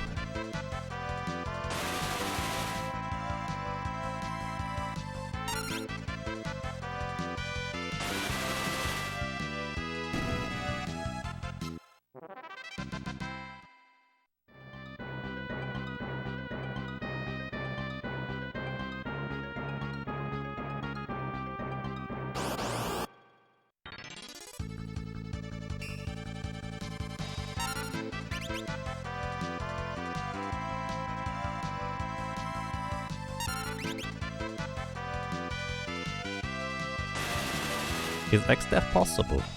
Well, yeah.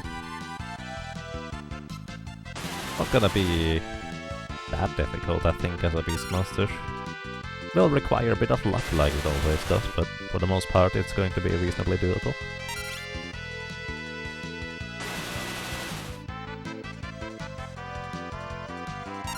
You assume Omega is not happening, not as a Beastmaster.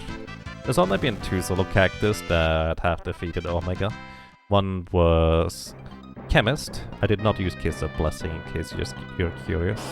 And the other one was the Time Mage.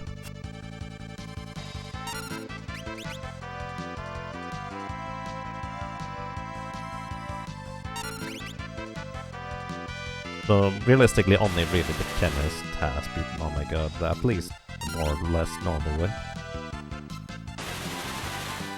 I have defeated Shinri on a number of solo characters so far. I think Lunage, Dragoon,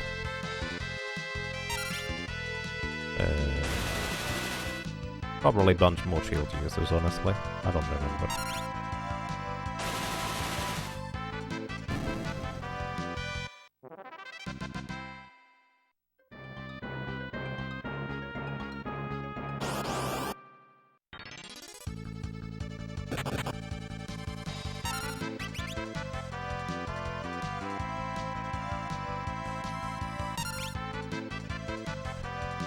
Solo bosses can be a problem, but every solo job can beat the game, yeah.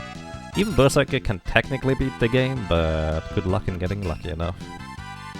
Might as well play the lottery instead. Probably more efficient. And then you hire people to figure out RNG manipulation and trying it. Probably still faster than trying to beat Neo X-Death with a solo Berserker.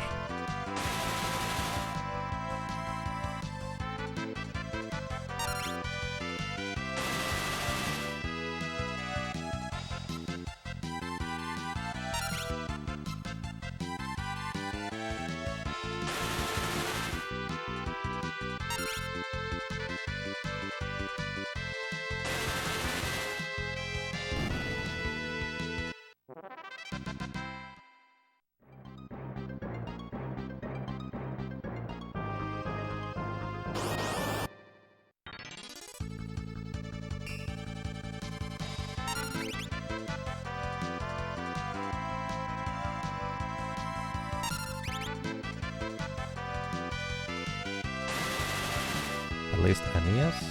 SNES? Yeah. Berserker's a demonstration of madness. Yep. Took us... what was it, like 120 hours to get to Neox death?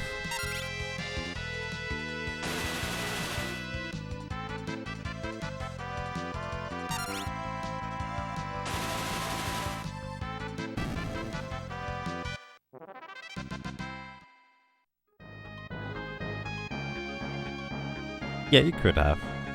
And people have done exactly that in order to test and demonstrate that it is possible to defeat Neo Extra as a solo berserker.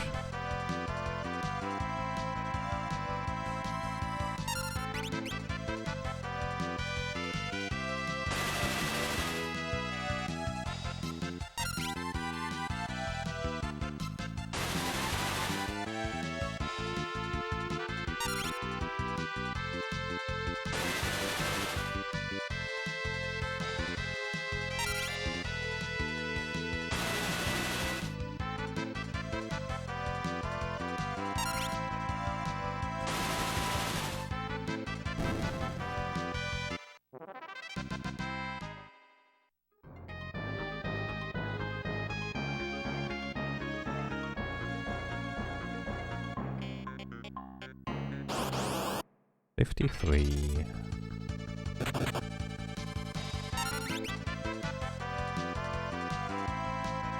The current level goal is level 61, which should be sufficient for the rest of the game.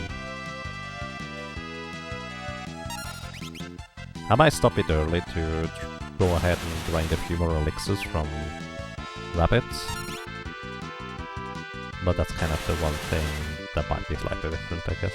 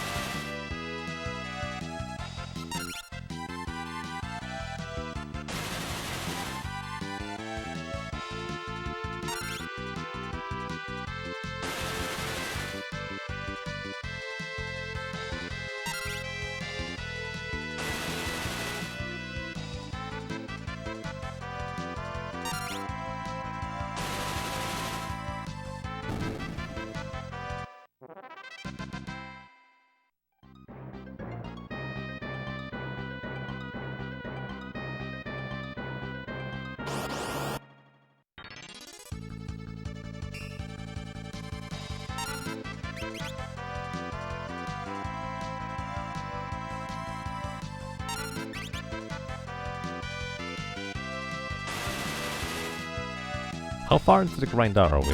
A bit more than halfway through, I would say. We're level 52, level 53.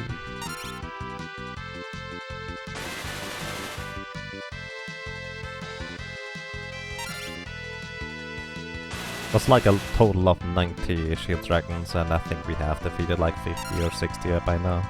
I didn't exactly keep count.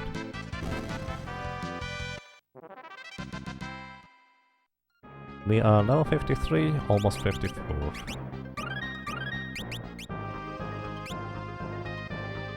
Hey Laundry, welcome. Do I upload the challenges on YouTube? I started at some point, but then I didn't really export more of them, but a bunch of them are on YouTube. Like half of them I think so far.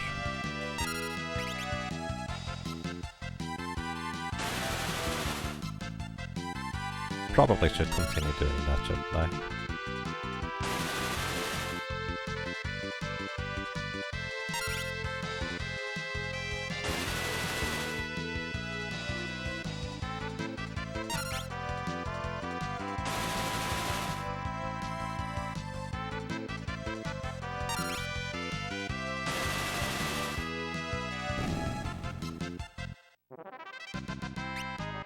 Another gold shield.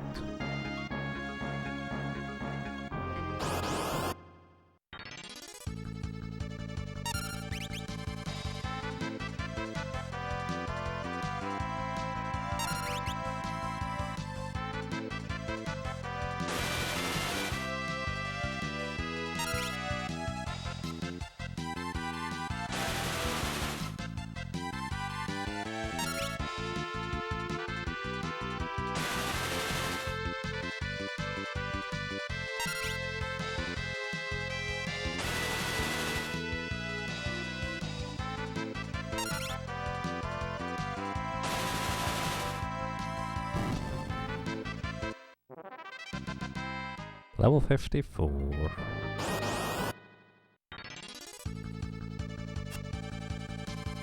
You thought that because there were no new ones, you would not with all the characters? Yeah, no, it's more of a case of... I do have a YouTube channel, but... unless I just do them all in bulk, and basically just spam anybody who might be subscribed subbox, I kind of have to stagger them. But that's actually a lot of work to properly do.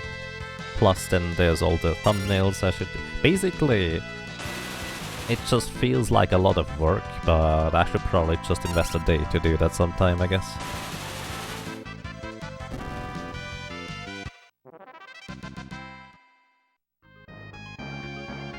Hey Valakar, welcome. How are you doing today?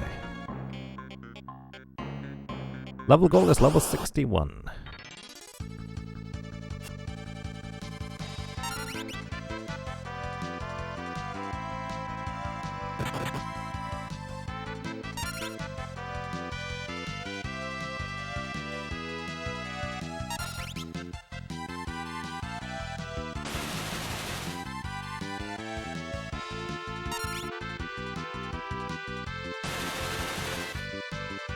Fine, that's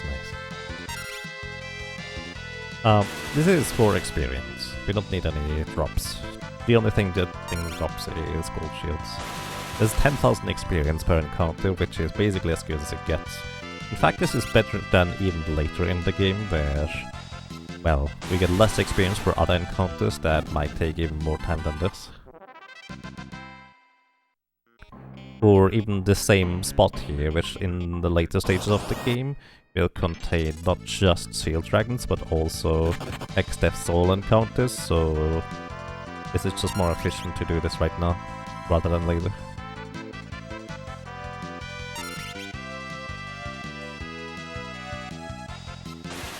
Since I'm not using any emulator speed up or anything like that, it's just more efficient for me to do this, well, optimizing for real time, so to speak.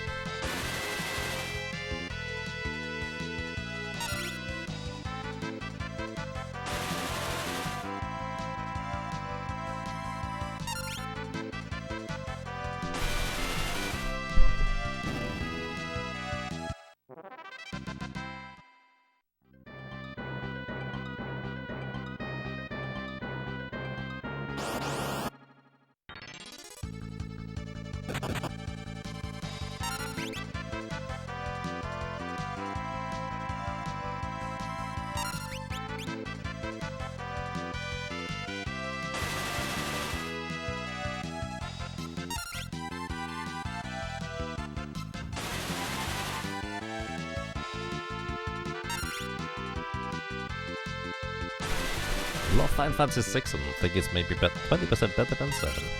Nice, that's fair. I've actually never really played 7, so I have no relation to it, for the most part anyways. But yeah, Final Fantasy 6 is really neat. It basically has my favorite type of storytelling in any game, and it just is really, really intriguing overall. I prefer kind of how the battles and how much freedom you have for like how to approach situations and combat in Final Fantasy 5. Final Fantasy 9 is just my favorite setting overall.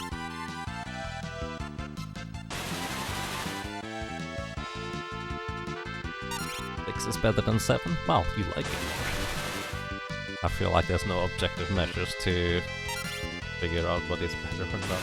Well, that's just me being pedantic, sorry about that. That's fair.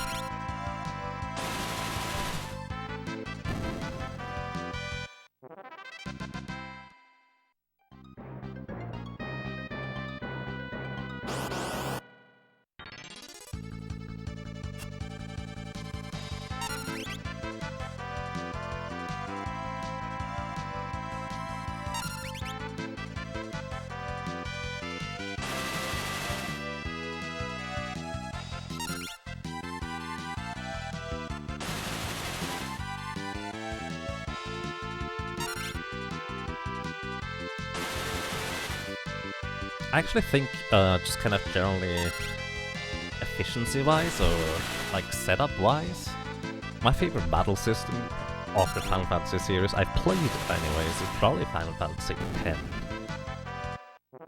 10 is just really intriguing to me on how it is turn-based, but speed still matters. But it's not as punishing to have to take decisions as it is like the previous traditional ATB system. Especially it is not as reliant on animations. Actually, I'm not sure whether that's true or not. It's been too long since I played that game.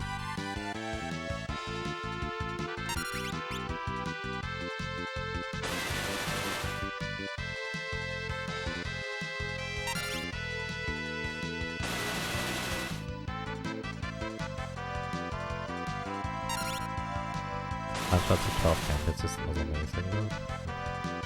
I've actually only played like a few of those things. Final Fantasies. I just like this one. And it happens to provide one of the more interesting, well to me, one of the more interesting challenge type opportunities.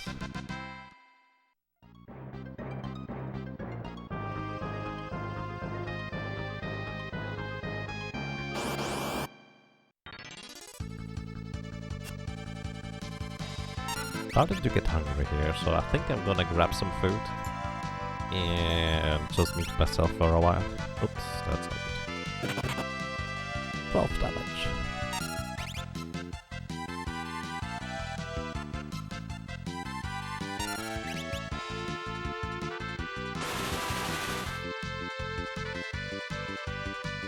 Atelier systems. It looks really interesting, those games. Alrighty, I'm going to be right back everybody. Gonna take a short break, grabbing some food, and then I'm just gonna continue the grind a bit more silently, so yeah, be right back. Now Fantasy 1 is the one you play through the most times. That's fair. Nostalgia can be very strong. Also, it's not a bad game inherently. Okay, be right back.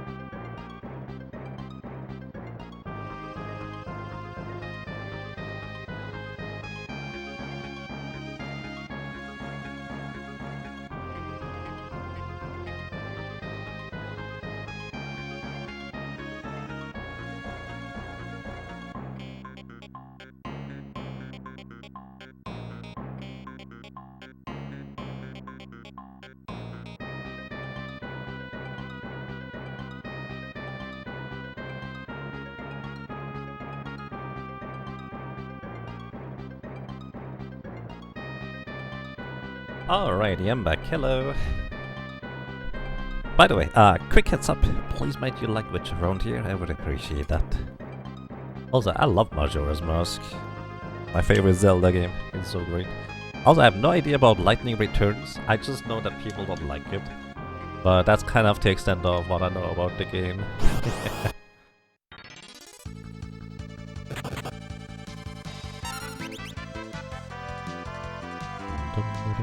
Alright, I'm going to mute myself while I'm eating here, so... well, enjoy the music, because I like this game music. Hello.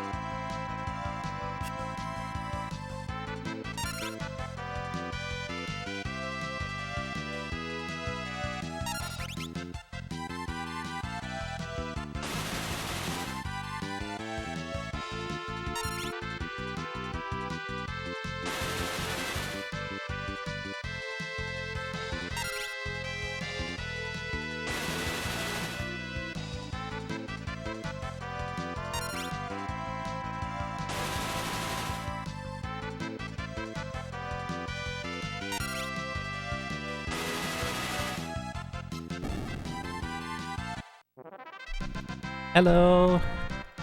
Welcome everybody, thank you for rating the host, Vegasin, I appreciate that. And welcome everybody. I'm in the middle of a grind up to until level 61, we are level 55 right now. This is going pretty fast thanks to Shield Dragons being very valuable. But I'm also currently eating food, so that's why I'm muted. But yeah, welcome. Hello and thank you very much. Hope you have a good day so far.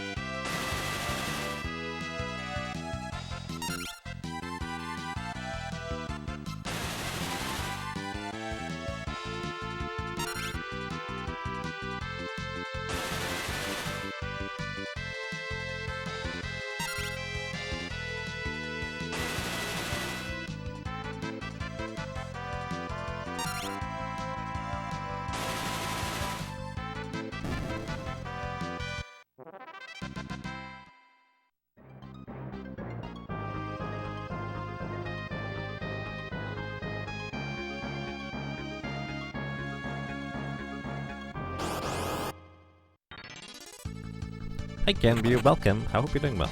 Is this a redo? No, actually. This is only class 19. We still have 9 left. So we are only 2/3 of the way through. I just, well...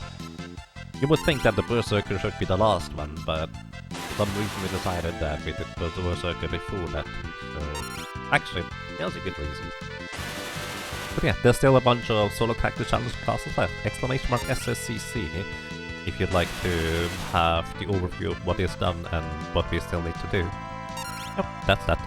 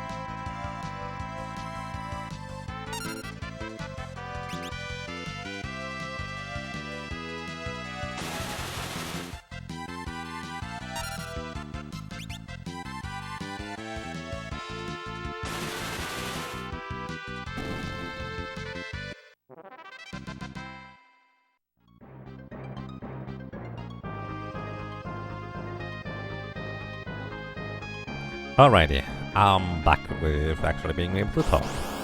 And yes, I think it was in Moblitz where you get the chainsaw if you solve the clock puzzle. And yes, Beastmaster is the one that can capture and release monsters. Basically, it's a one-time special kind of attack depending on which creature you catch and release. And it can have a wide variety and range of effects and abilities and attacks. So it's very powerful, but only once per battle basically. Also you're limited on being able to actually capture the enemies, so they still have to be around and such.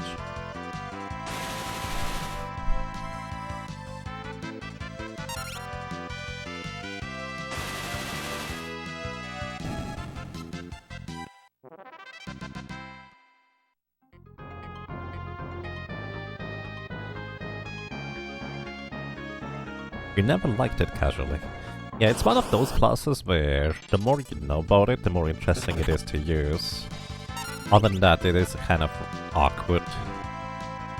Basically, it's one of these kinds of characters where I think it's more interesting if you're given the information on what is possible, what you can do with it, in order to be able to use it to your advantage. But then again, that's kind of how I feel very often about games. Instead of figuring out the mechanics myself, I like to already know them and then figure out where to best apply them rather than the challenge being figuring them out in the first place. Because that's usually just kind of an additional step that I think is not as interesting. Level up. Let's go outside and save.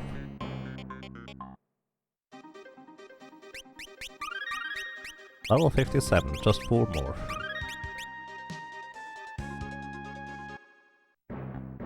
Yeah, it is very restricting. It's very powerful, but as I said, you just kind of need to know how and when and what. Hello, Katus. Welcome. How are you doing today? What happens at 61? 61 is my goal level, where it's a good threshold of how much damage I can deal.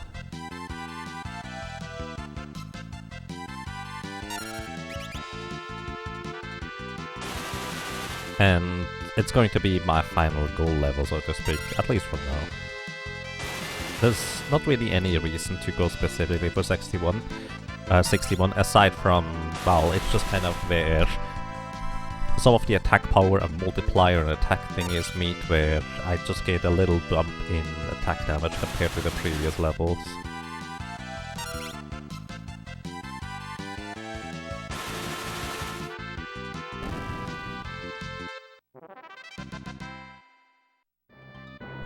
And this is also, while this is kind of only halfway through the game, this is also where it just happens to be the most efficient to grind for the rest of the game.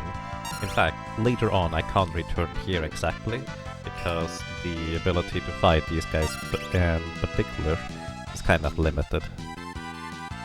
Well, not limited, you can fight them later still, but it's not gonna be as consistent, because there's gonna be other enemies in this area too, which is going to dilute the amount of monsters you encounter.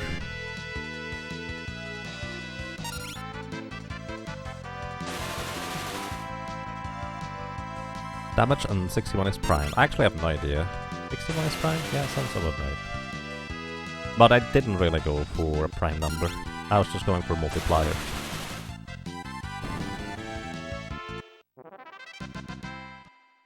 XF being really annoying for solos with Condemned, yes.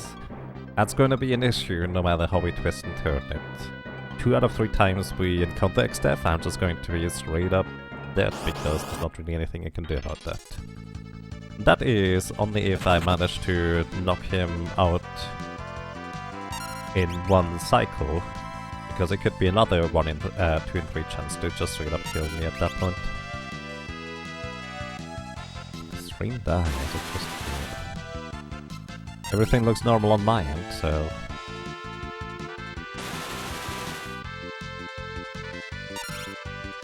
It's Wolfie. Wolfie? Feel free to correct me, welcome. I hope you're doing well.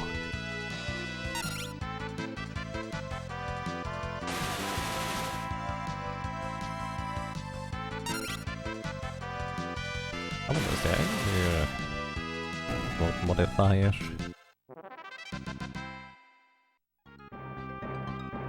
That we can use nowadays.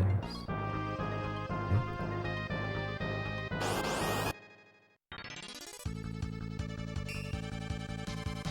Oh, it's unlocked. Okay.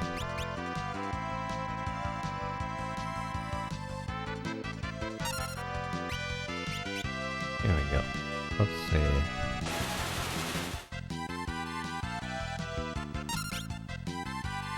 Nope, no new modifiers it looks like.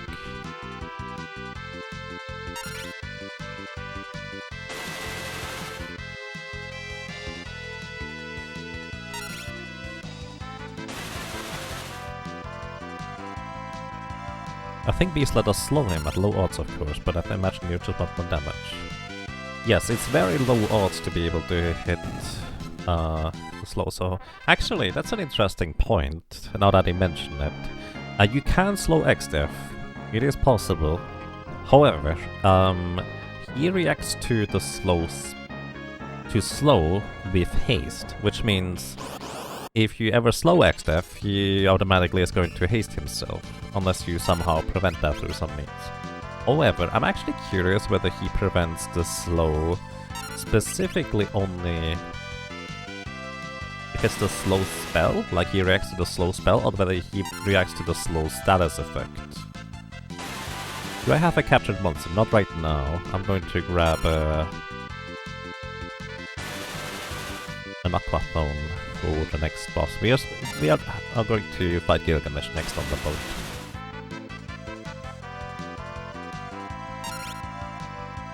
But yeah, it's actually quite an interesting idea. You can technically slow XDeath, but considering that it's a 1 in 3 chance to survive, and he does have a good amount of magic evasion. Let me actually check real quick. XDeath.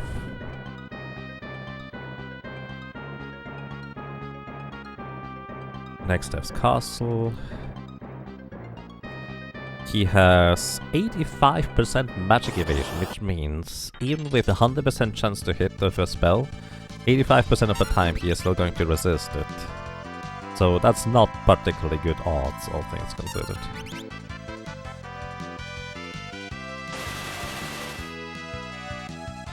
That's been a while, but you think threat bypasses it. Right, I actually never really considered that. But yeah, even if it bypasses it, I think a 15% chance to hit, if it was 100% in the first place, which I'm pretty sure it isn't, would be pretty interesting.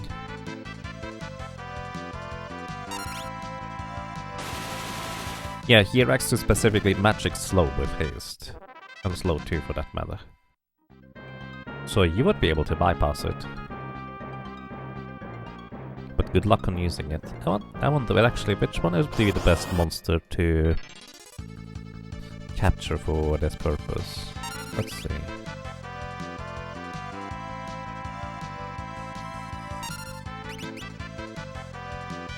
You also have to get the spider before the illusion is dispelled. Is there no other slow opportunity at that point? Let's see. Slow. Digestive acid. You could grab a mandrake for digestive acid. Inflicts HP leak and slow. Oh, this is annoying. Could also... Nope. There's also a slug that has also digestive acid on the Moor world map. There is Bloom Widows in the world map. Wait, actually that might be in World 3. Actually, that's probably World 3, isn't it? No, it looks like it would be at Moor. In theory, it would work. Digestive Acid seems to be one of the spells that would work pretty well for that overall.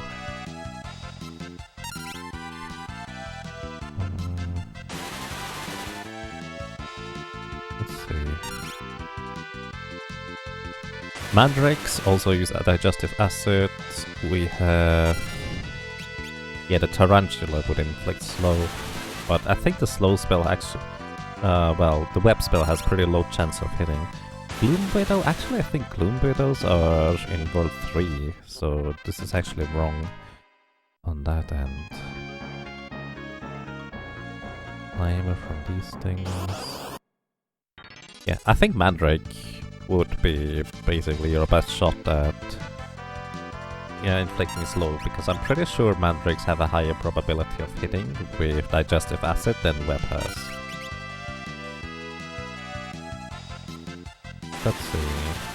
I'm curious about that now.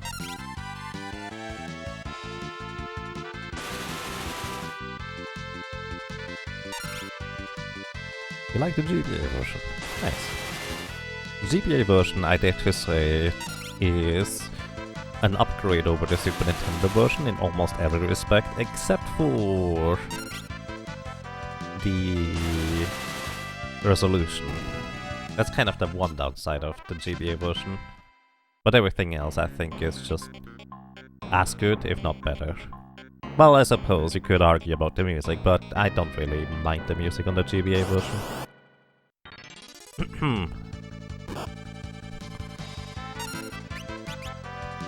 Mandrake.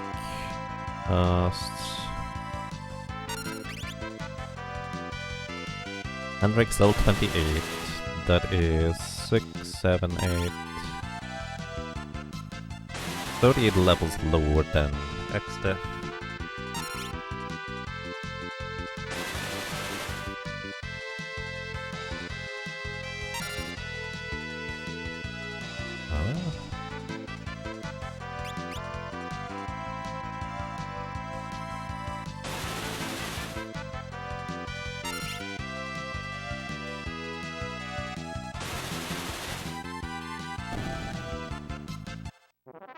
Oh, it's called Stomach Acid in this version. Stomach Acid. Okay, what's the baseline chance for that spell to hit? It has... Oh! Stomach Acid always hits?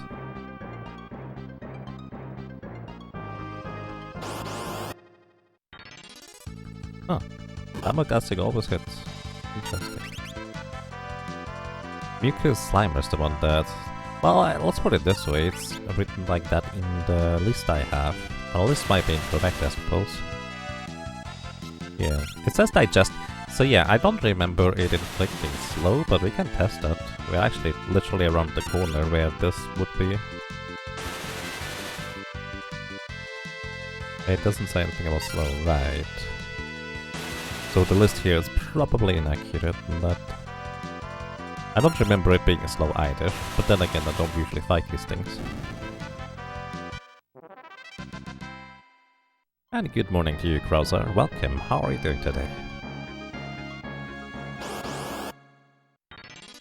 You argue about the music, fair enough.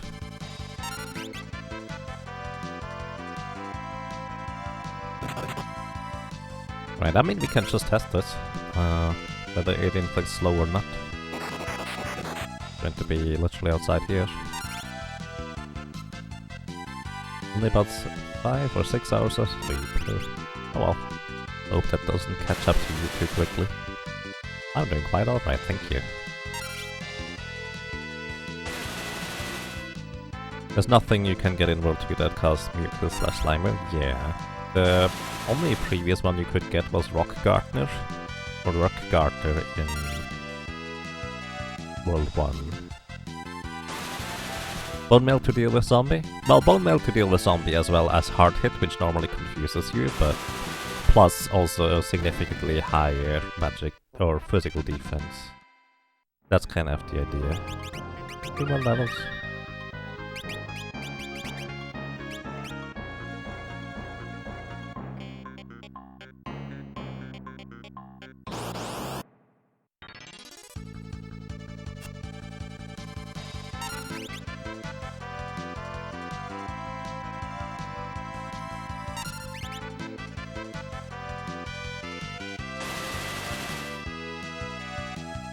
Bone Mail always has upsides here? Yeah, pretty much. The only downside with the Bone Mail is if you need to heal yourself. That's kind of about it.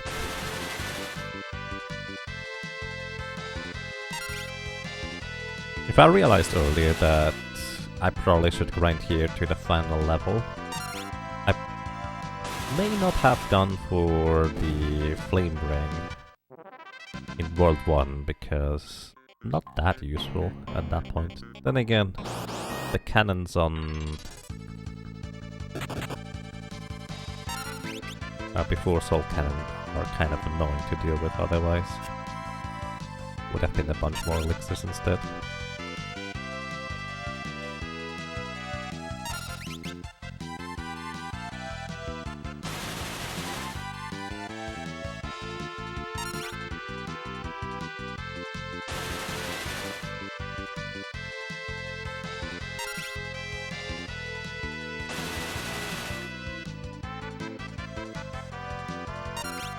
Yeah, stomach acid, according to the algorithms guide, is only HP leak, no slow, so Alice is wrong.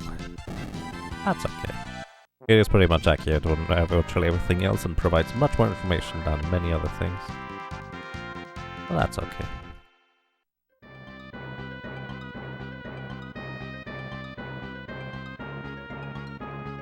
You always found it funny that Beastmasters use these earmuffs. It is quite strange, isn't it? I always like to think of it as the character in One Piece that was with Captain Buggy. Mughal, I think it was. Who was also kind of like a beast tamer type character.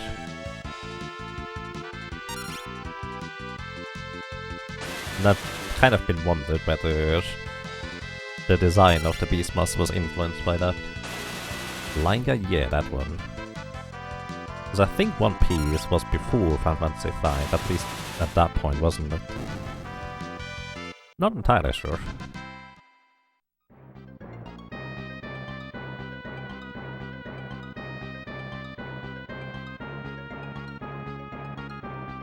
Yeah, exactly. That one. Mochi. I don't remember how to pronounce it. It's been too long. I should re-watch One Piece. I kind of... So, the way I tend to watch anime that are still ongoing is... I just wait for like a year or two until... Well, there's a bunch of stuff to watch at the same time. Although, I have to admit, the latest sections of One Piece were like 5 minutes of introduction, 5 minutes of not much happening, 5 minutes of actually something happening, and then it was already over, and 10 minutes of what is going to happen next. That's kind of how it felt like anyways, so it wasn't too terribly interesting to watch anymore. I was considering going back to manga instead. I hope they fix that basically now.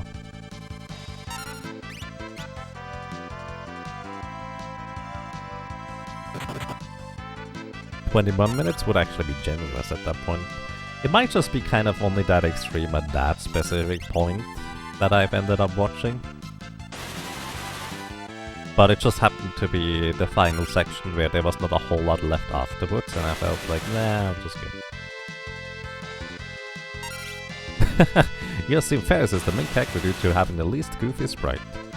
Nah, Ferris is the main character because whoever won the raffle last time at the end of the previous run and chose Ferris rather than Butts. Basically, for me, solo characters, there is only two choices, either Butts or Ferris, because they are present for the most relevant boss fights across the board. So, yeah, and then I just let people choose which one they would like to see instead.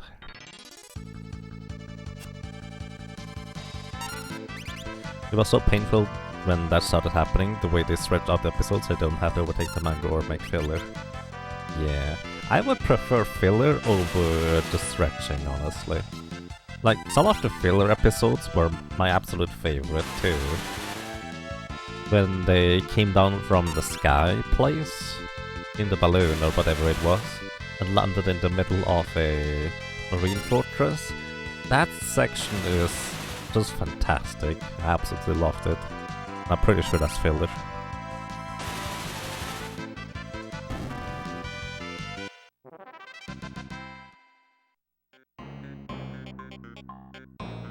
And yes, exactly, Lottie Starlight. That's pretty much how it works. Varys is only missing for one somewhat relevant boss fight compared to the other characters. But it's only really somewhat relevant for the most part.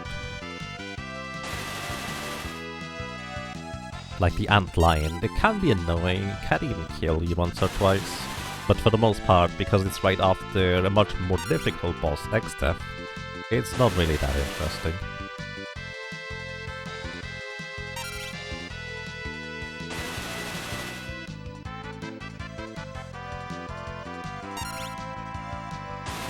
Foxy is funny. You can come along too. I don't know what that means, actually.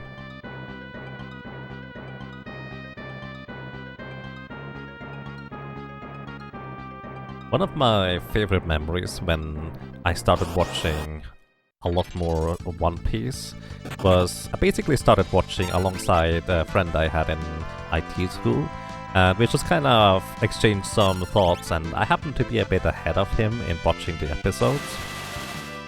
And I was kind of teasing him with, hey, there's this character that is just completely a little side character that actually reappears and comes back up, and I didn't even give him much of a hint, but he got it spot on when he mentioned, is it this guy with the whale?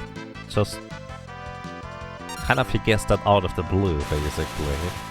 And I was like stumped. It was kind of fun. Fox is not a filler character, he's Kevin. I have no idea who Foxy is.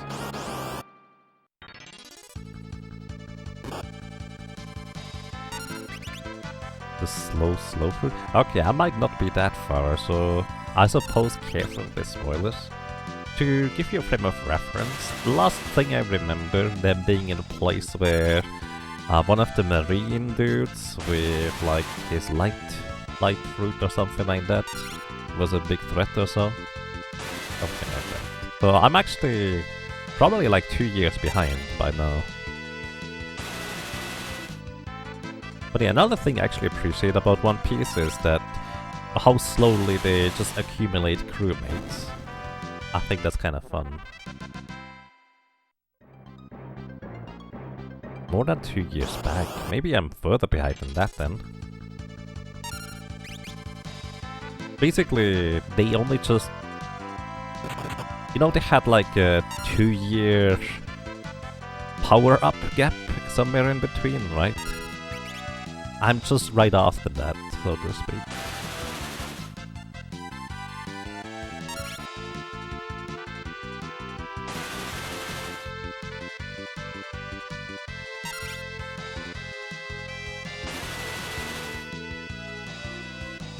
Before Water 7. Huh. I'm actually gonna look at the thing.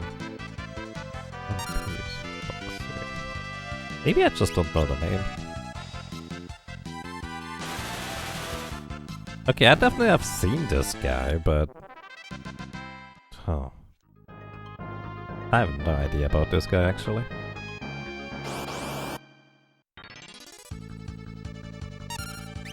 After Skype, yeah. Okay, I have seen him then.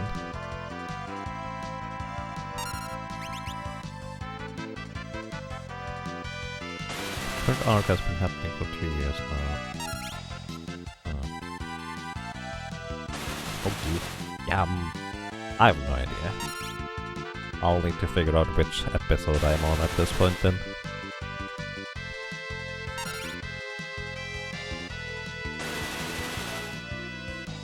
Yeah, I have no recollection of that Foxy guy.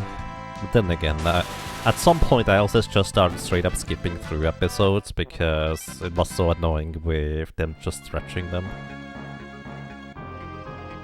400.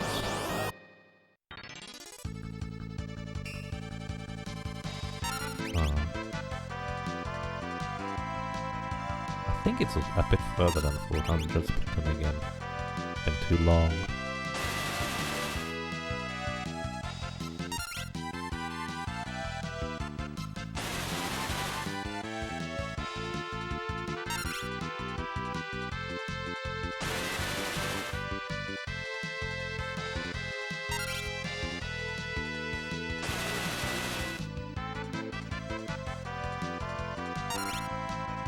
That's why I prefer to read the manga. That's fair. It's just kind of the previous sections before they effectively caught up to the manga. I tended to appreciate the anime more because it's just how it works for me, I suppose.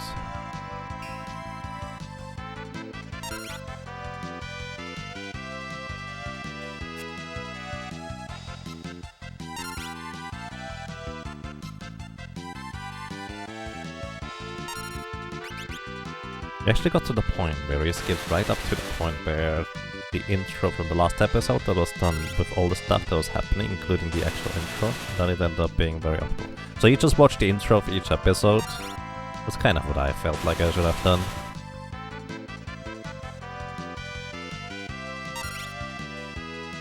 And yeah, basically, it's kind of how it works for me. If it's like week in or a week gaps, this is why I'm not caught up to current content for the most part in any ongoing thing. Level 59, I think? 60 actually, just one more level, guys. Right, this is why I'm intentionally not caught up to stuff, because I would forget too many things if I was just trying to keep up with everything. So I'd rather wait for a year or two until I continue watching. You skip the intro of each episode, tells what happened in the last. Oh, I see, yeah. I mean, I did that anyways.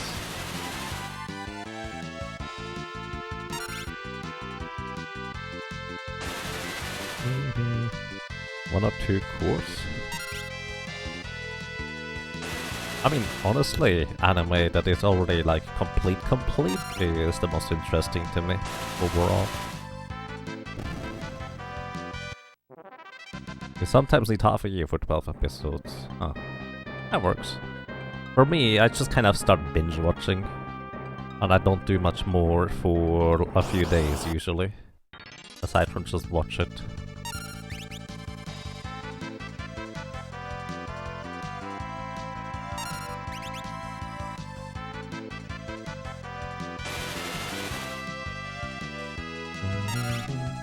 One Piece has an ending? Well, I haven't seen anything like it, so we'll see.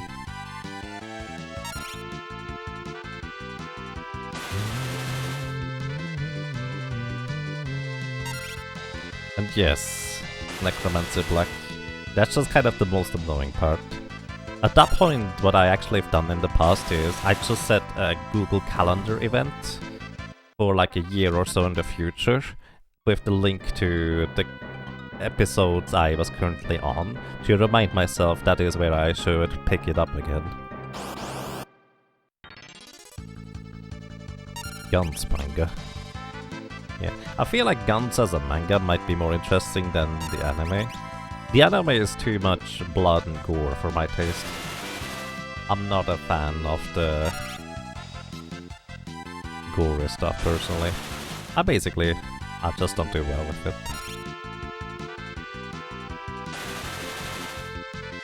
I'm actually curious whether the manga would be more interesting.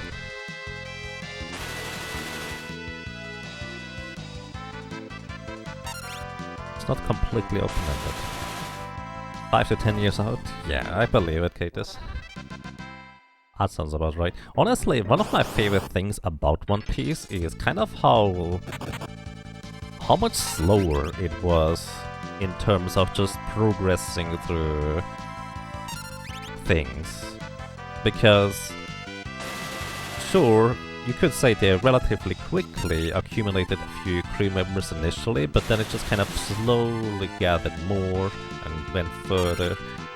Like, it's not as exponential of like power growth as like Dragon Ball and stuff like that. I do appreciate those.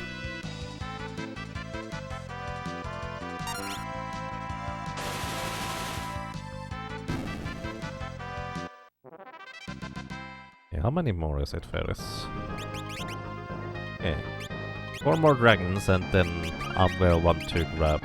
Actually, let's just go for 3 more dragons and then I'm going to go ahead and farm a bunch of elixirs because I will need elixirs anyways. just don't know whether it's more efficient to grind them later, because right now I don't have the best weapons for it.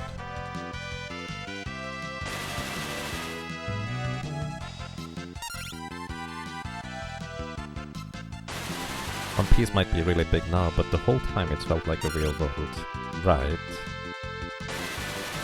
So many little cactus end up growing up over time. Exactly, that's kind of what I really appreciate about it. Yep.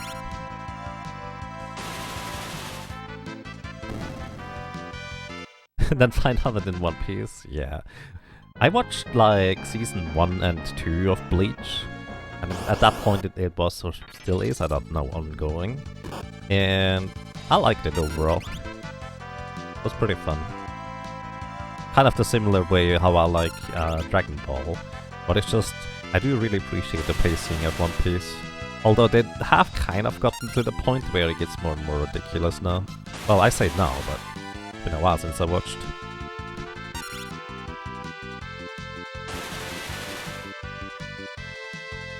The hockey. Oh yeah, I remember that. I feel like it was more of an explanation of how things work rather than them not existing beforehand. But then again, I'm not entirely sure about that. Was it 1 or 2? One more.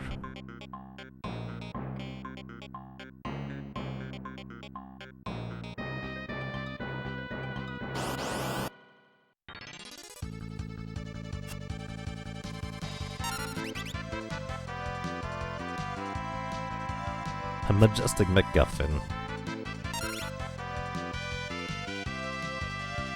Wait, I was actually thinking of the wrong thing when you mentioned hockey. Hockey is the aura thing, isn't it? I was thinking of like regular people being able to effectively do shadow steps. Was that Soru? That was Soru, wasn't it? It was more of a mice able to punch someone made of sand and smoke. Right. Oh yeah, I was...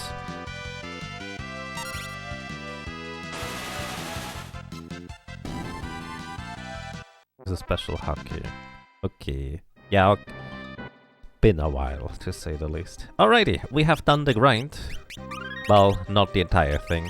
We only have 2 elixirs. That is not gonna be sufficient. So I'm gonna go ahead and punch a bunch of rabbits. Ari Halkandang, I think, is my best bet for that part. Gonna just keep the bone meal and here. Let's see how well we do with this setup. But we have gained a tremendous amount of levels in a relatively short time span. Yeah, 2 elixirs is very, very low. I don't even remember how I usually have more elixirs than other characters. I think it's a concept of them just being more efficient because I grind a bunch more in between. Been a while.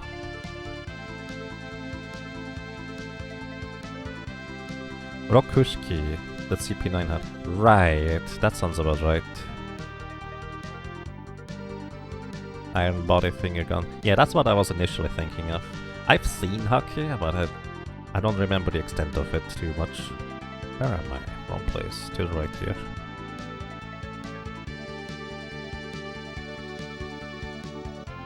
Last anime you watched was Slayers back in 03. The show didn't mess around, they had to resurrect and kill the god by episode 12. Yeah! I watched the initial parts of Slayer. I actually have never really watched much of it. Okay, here we are. So, the encounter we want here is the one with 4 yellow rabbits. Actually, front row. And they each have just around 1000 HP, I think, this one. And ouch, they deal more damage than I anticipated. Unfortunately, they are also faster than I am. Ah, just barely not enough damage to knock them out. They always alternate between Cure 2 on their entire party except themselves.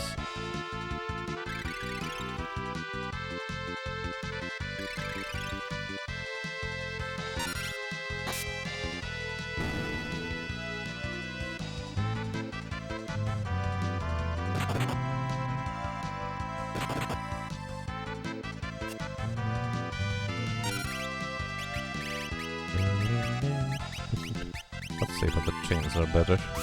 Yeah, actually chains do more damage.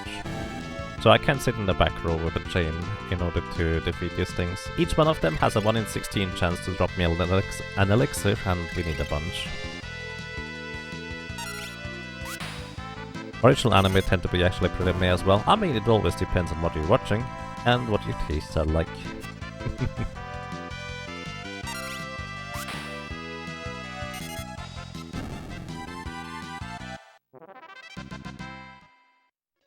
Alright, back into the back row. Keep the thing. Probably need to stock up on high potions sometime soon. So let's say we go up to 5 or 6 elixirs and then we finally move on further. I'm not gonna fight these ones. Not really worth it. Rump. Hydras are welcome. How are you doing today?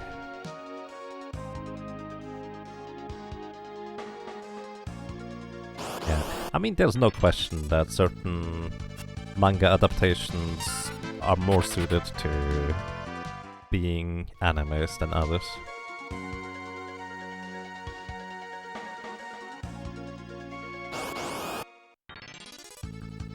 Oh, come on.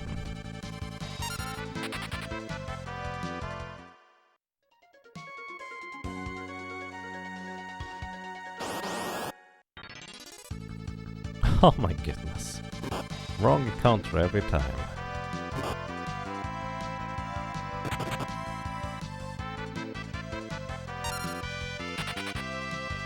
You often get popular fast and get adapted fast. Yeah, that's probably kind of a bit of a risk, isn't it?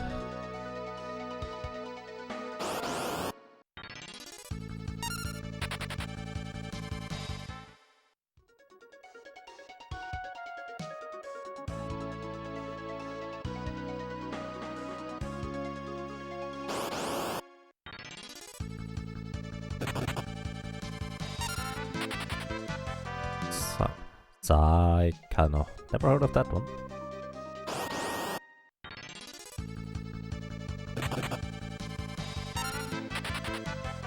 Make up the second half in Fullmetal Alchemist. Be a Brotherhood. I've actually only watched... I never watched Brotherhood of Fullmetal Alchemist.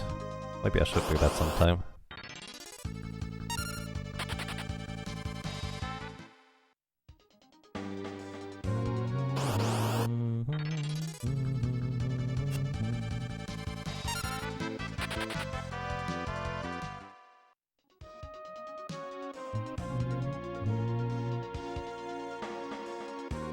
I think the latest anime I've watched to completion at this point was Hunter x Hunter. When I originally watched it, it was actually... like, there was a remake of it. I did not even realize that for a long time.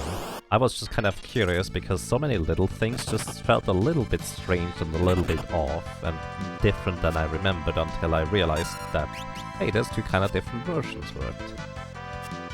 And also when I originally watched it was, well, not done. But the latest we got to was just Greed Island, that was all. It was kind of interesting revisiting that and actually getting the rest of it. Although it was a bit darker than I would like it to be in the end. Then again, I should have expected that.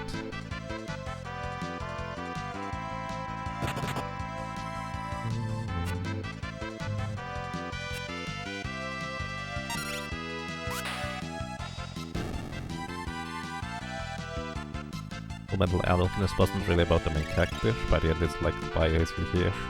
I'm okay with that. I actually really like stories where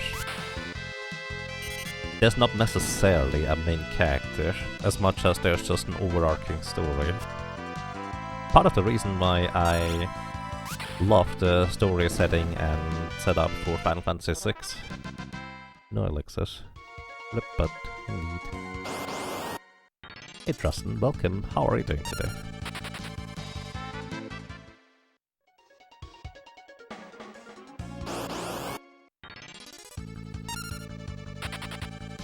I really should have grinded for elixirs before. This is so much less efficient. Black Cat, don't know that one. I know Black Lagoon. half watched the first one of that. I think there's more now, but that was fun.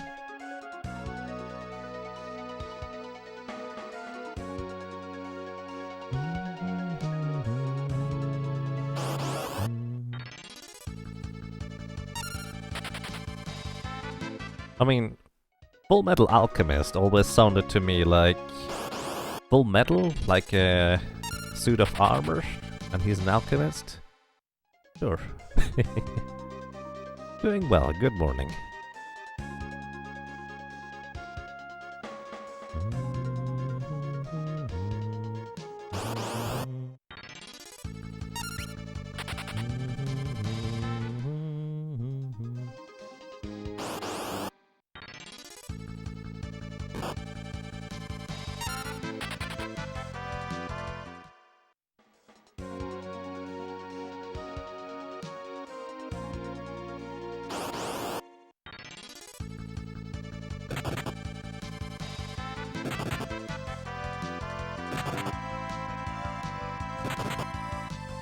That's weird.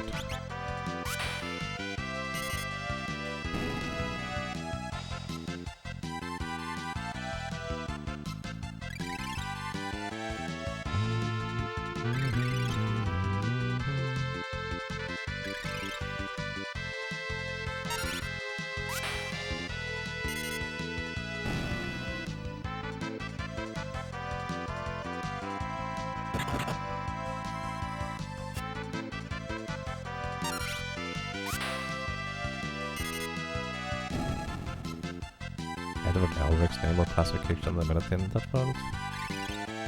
I guess there might be some plot points that I'm just not aware of, or not anymore. Been quite a while. Still no elixirs. That was the third battle, so 12. Next one of these encounters I should get an elixir. Well, that's the hope. Probability does not necessarily agree with this. Welcome back, Vylakar. Alright, I need to go and refill my water jug, so be right back.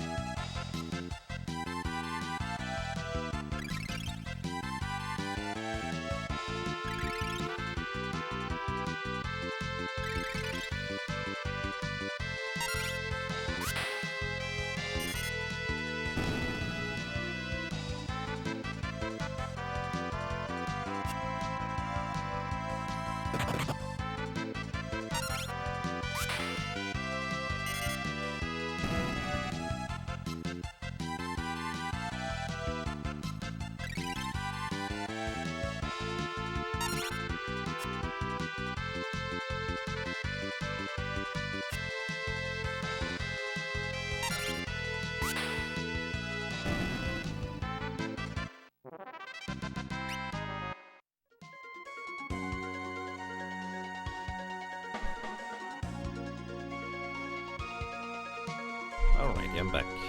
I missed it whether we got any elixirs or not. I'm curious. Ah, we did get one elixir. 8. 3 more.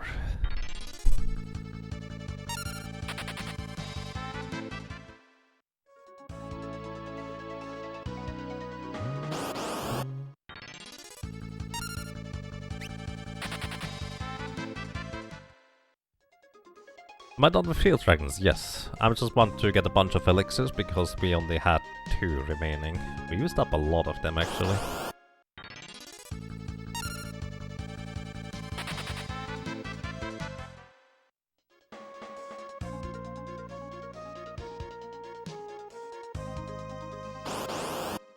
Yes, that sounds about right. That's kind of as much as I remember as well.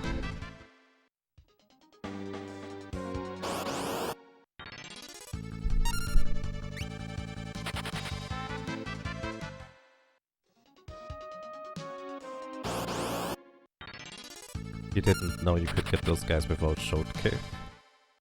Which ones? Short Cave gives us Iron Dress and Druids. Which would be nice to have Iron Dress, but well... You don't get them yet. Not for a while anyways.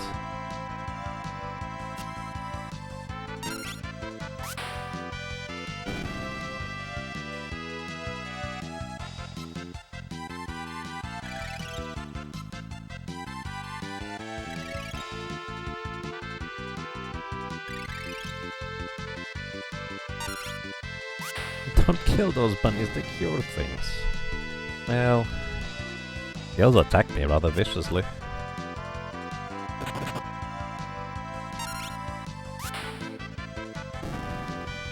What do you think Elixir is made from? Hopes and dreams. Oh. That makes it even worse that I'm just grabbing them from enemies, doesn't it?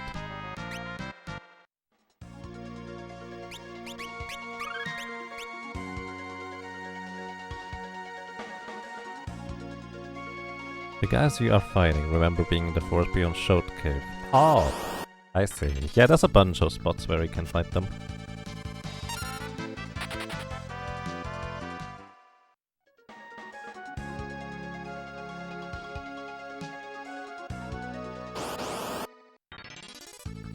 Makes you really think about how the ecosystem actually is, doesn't it? Maybe.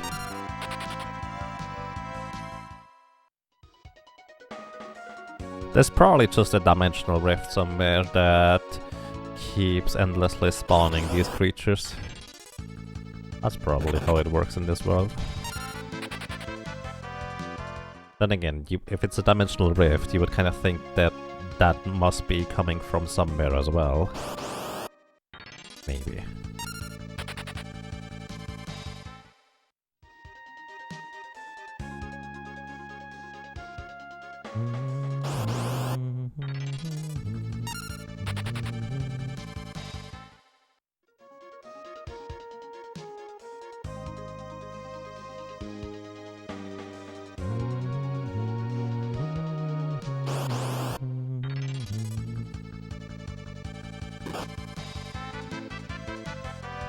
An ecologist for consulting.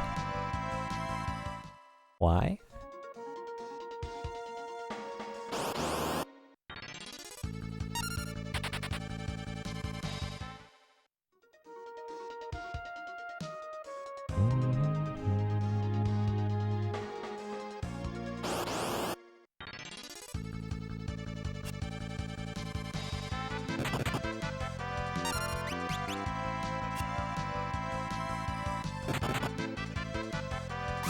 To make the ecosystem make sense. Yeah, I feel like especially in the Super Nintendo era, you had more restrictions on how that would even work. So you wouldn't have enough resources to dedicate like separate ecosystems more than they already did.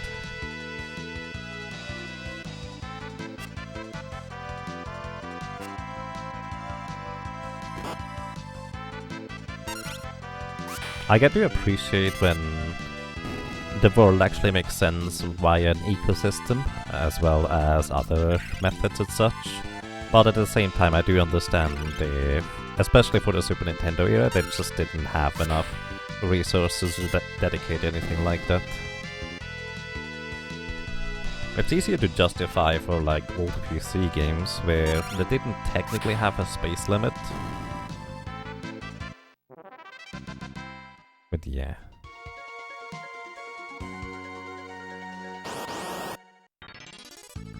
Everything reproduces like aphids? I have no idea what that is.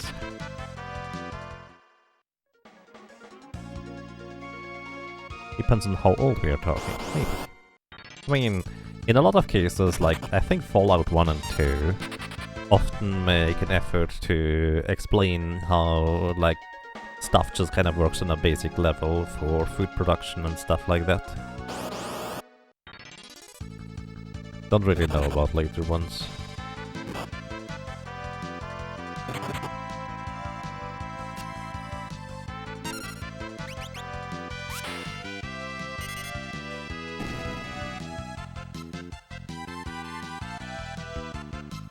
Yeah, I mean, that's true.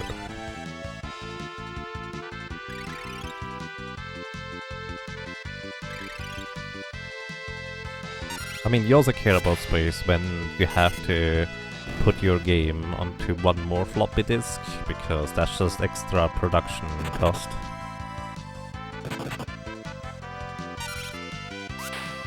Interesting.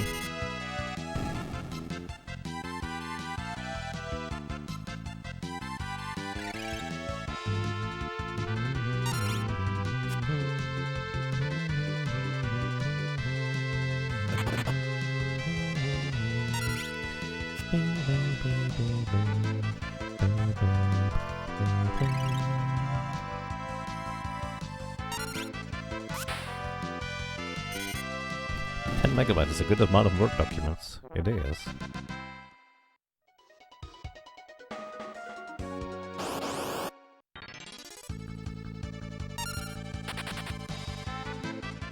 And yes, it's actually the same is true for Final Fantasy 5. It is basically a grid where that's how the world encounter works. And depending on which section of or floor you're in dungeons, it's just kind of its own separate table. This one Final Fantasy 1 has a special spot. Yeah.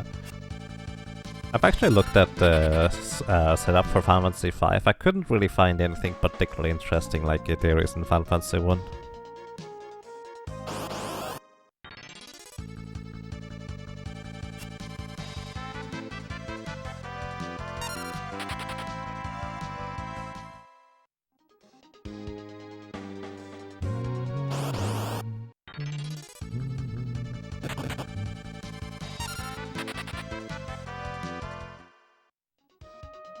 When they had to bit shift sorcery all the time to see clock cycles. Bit shifting seems like such a weird thing, but whenever I kind of read or hear about it, it's used in such a clever way.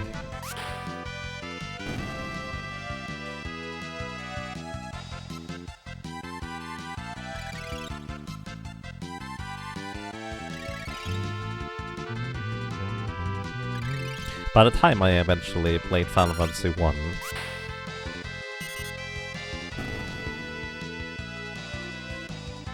I already knew basically everything about the Peninsula of Power. There wasn't exactly anything interesting that I wouldn't be necessarily aware of, just by virtue of watching other people play the game a bunch. Mostly Gyre, honestly.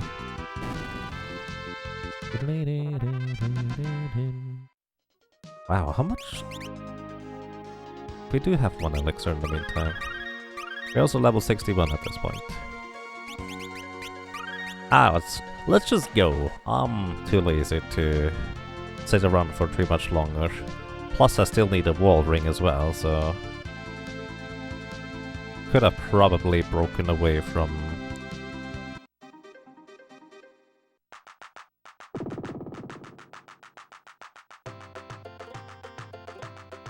the shield dragons earlier than this too. So I'm just stocking up on elixirs here. High potions. And a bunch of phoenix stones, because why not?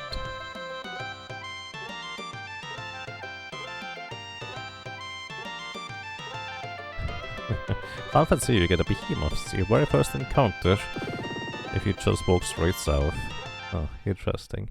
Never played Final Fantasy 2 or 3.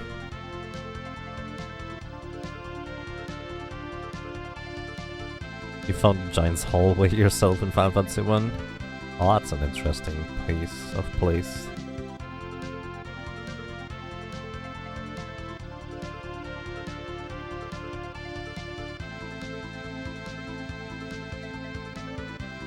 Wait, I'm in the wrong place.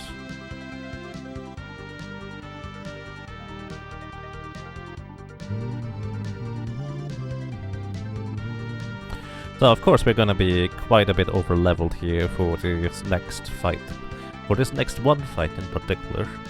However, it's going to be interesting for those subsequent ones. I actually just realized I didn't even catch anything for this encounter here. I don't think it will be... Actually, It's going to be potentially more interesting to not just insta-kill Gilgamesh anyways, now I think about it. Because there's a very unique thing that happens for this encounter. Wait, where's the ships? Oh, right. I forgot I need to land on Guido's Island. I forgot about that entirely. Oops. I was so confused. Wait, where's the ships? I need to go here first. I haven't even gone here yet.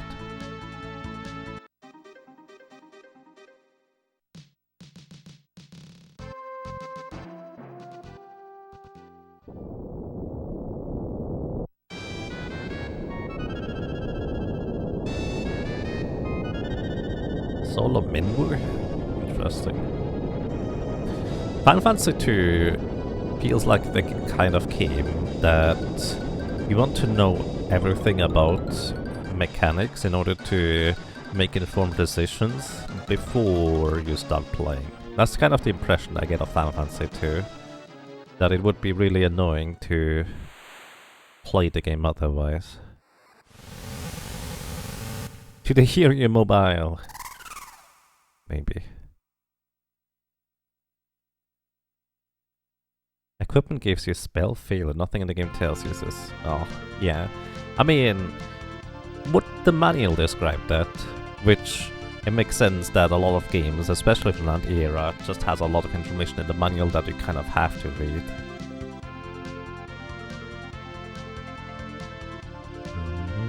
There we go. Now the fleet is suddenly here.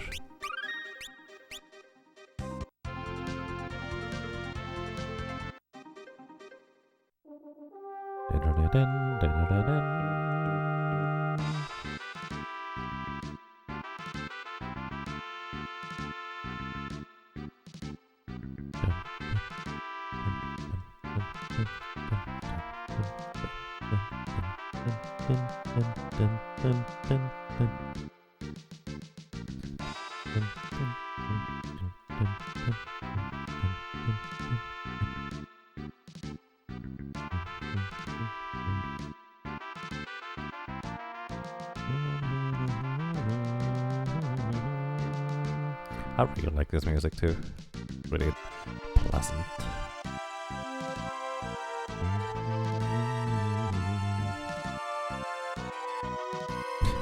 Got burned by not doing that too many times. Yeah.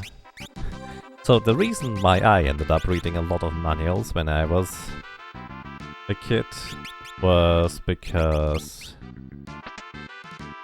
I was only allowed to play for half an hour for a large portion of my childhood because my parents didn't want me to sit in front of the TV all the time, so half an hour it was, and then you need to go and do other stuff, read comics or play outside and stuff like that. So one of my favorite pastimes was just kind of reading through the manuals of the games. To be fair, largely I just looked at pictures, but yeah.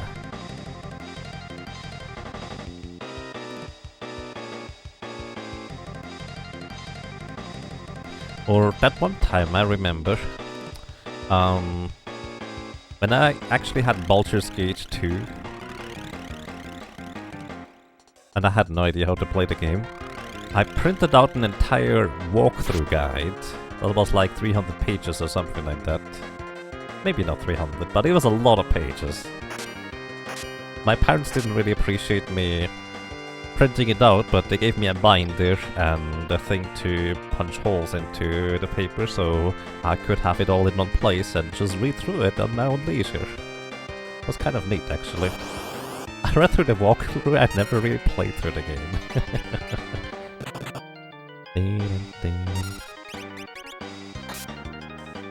Alrighty, here we have these gobbledygooks. We actually, curiously enough, can capture these things. I don't remember how much HP they have. Let's see, do you survive an attack? You do. Can I capture you now? I didn't equip the thing. I think you have a bit more HP than that, but maybe I can catch anyways. Nope, not quite. Never again will you experience reading the manual the way home in the car. Well, you might not, but somebody else might. But yeah, that's actually a big part, because I live about half an hour of car ride away from like the next video game store, at least at the time anyways. It was kind of a big deal to get a new game, and reading the manual on the way home, I definitely remember doing that. There we go, managed to capture it. I don't even know what this thing does when you release it.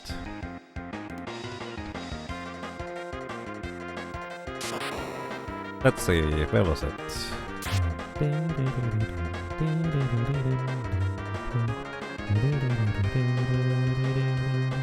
Okay, it uses Mustard Bomb, which inflicts HP leak when they release it. That's quite cute. Alrighty, Dancing Dagger, and let's go.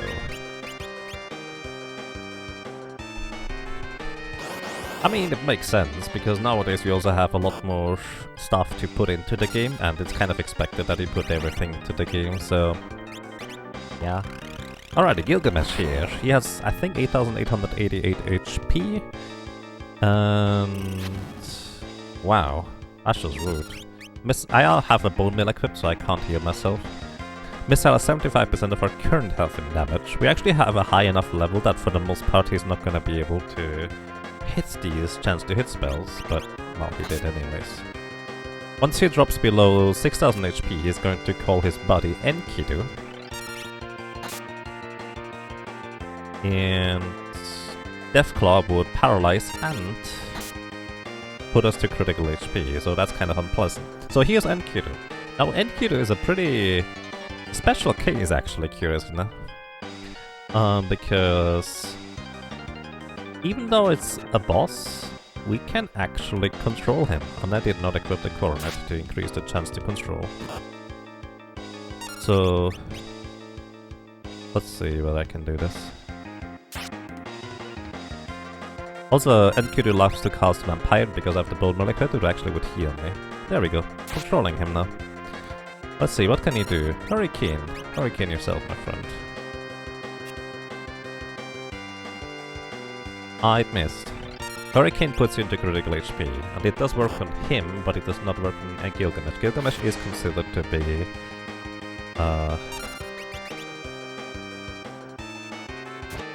heavy, so can't Hurricane. Alright, so we just take care of Gilgamesh here, or try to. I might not be able to do that anymore, I may have lost too much HP. Farius, could you dodge some attacks sometime, please? Oh yeah, Jitterbug do it. That's the train spell. I guess we can technically heal. Tempting Tango would confuse an enemy, but it doesn't. Because he's not susceptible to confusion. That's it, it would normally confuse an enemy. Guys, you have a cape on, don't you? There we go, thank you.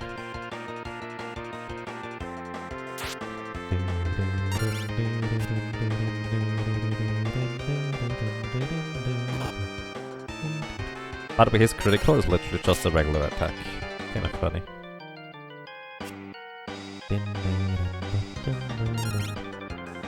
We haven't gotten a single Sword Dance yet. Sword Dance would be 4 times damage, so it would hit like a truck. Well, I mean, I'm okay with these two.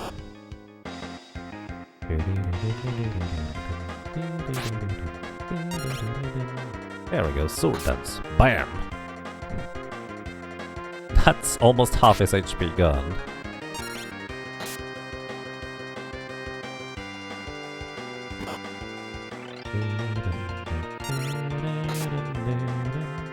And there we go, we win. Jitterbug do it's definitely an acceptable role right now. It definitely is, yes.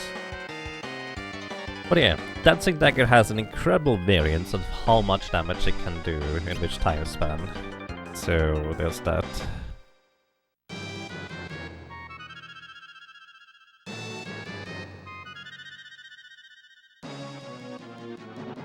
Alrighty, so I think what I want to catch is a 25% thing, you know.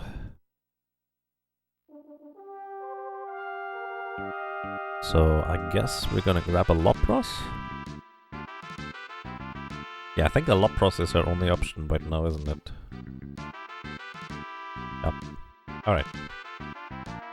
No, Hiryu, come back, I'm not done yet. So you actually have to go down and back up for Hiryu to be back here. Because I need to grab a monster that does 25% of the enemy's maximum health and damage. And that just happens to be outside here. Don't worry about us just kind of delaying Zeta's plan. It'll be fine. Fun fact, Sword Dance is not a straight 4 times damage, it is a double attack and 2 times more than it auto hits. Yep, accurate. To be fair, is that in calculation-wise any different than just 4 times damage? Well, I guess it depends on how the attack is calculated before or after defense, huh? High attack time as defense. Yeah, but only if it is... Only if it is calculated before, isn't it?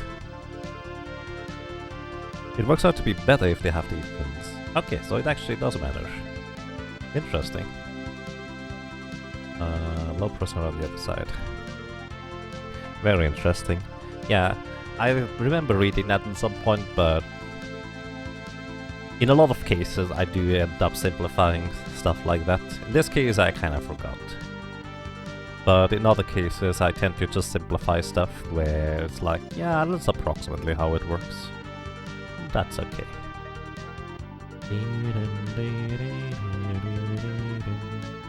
So, in order to capture Lapros, we actually have to go back here. We already did that earlier, curiously enough.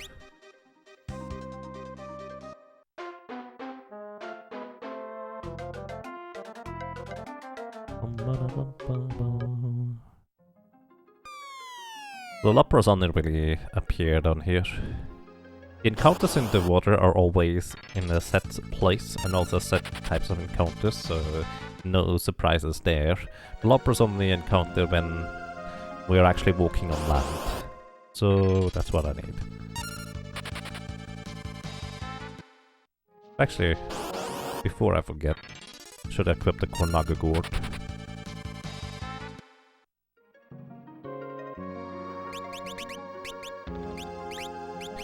Kornajar.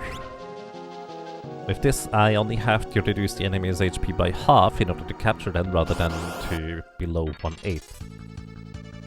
So, much easier to capture anything. Also, why am I still in the front row?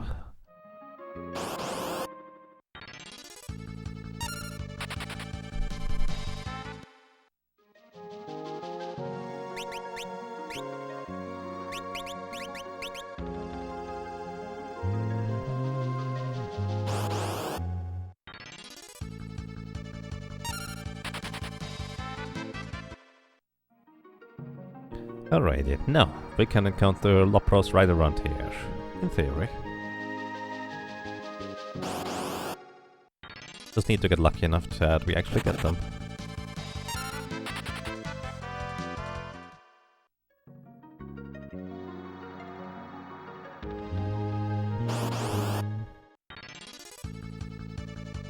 Blood slimes, not useful.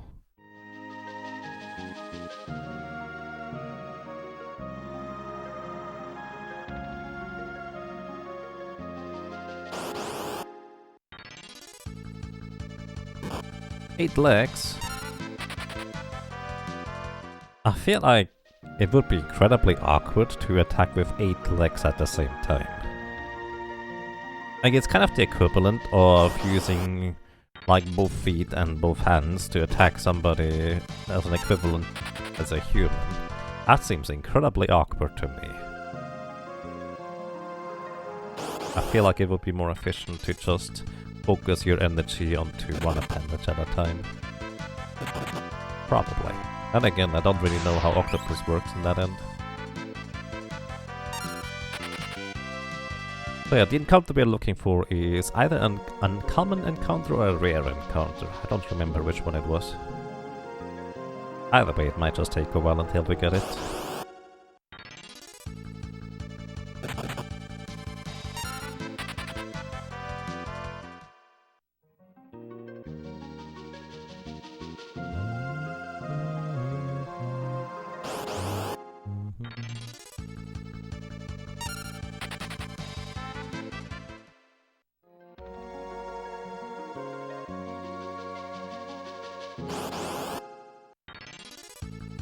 Oh, there it is. Okay, it has 2300 HP. With the corner go down to do half that damage. So 3 attacks should do the trick. I don't want to use a dancing dagger because it might accidentally just straight up knock it out.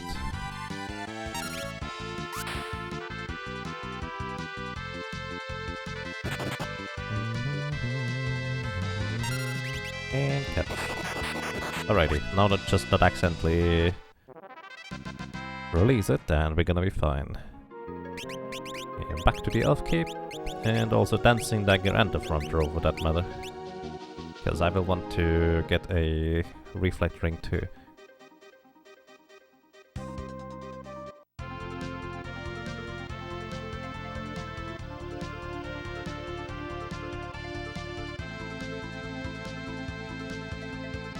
Or 72.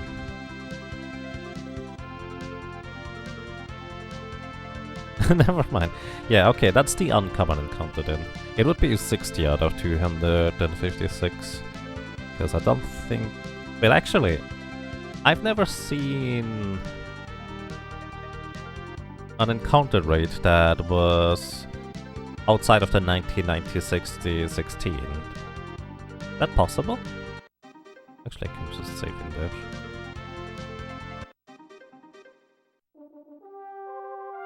Like, is a 72 possible? Because I don't know. I've never seen one, but then again, I did not look at every single encounter table.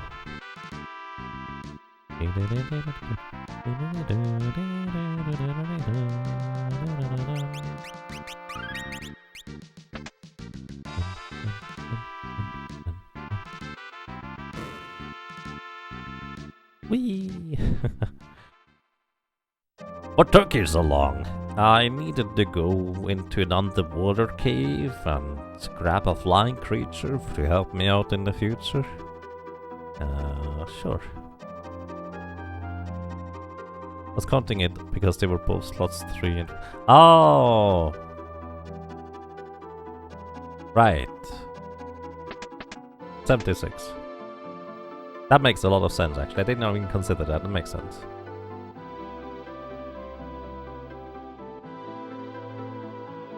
You were 2 steps ahead of me, to say the least.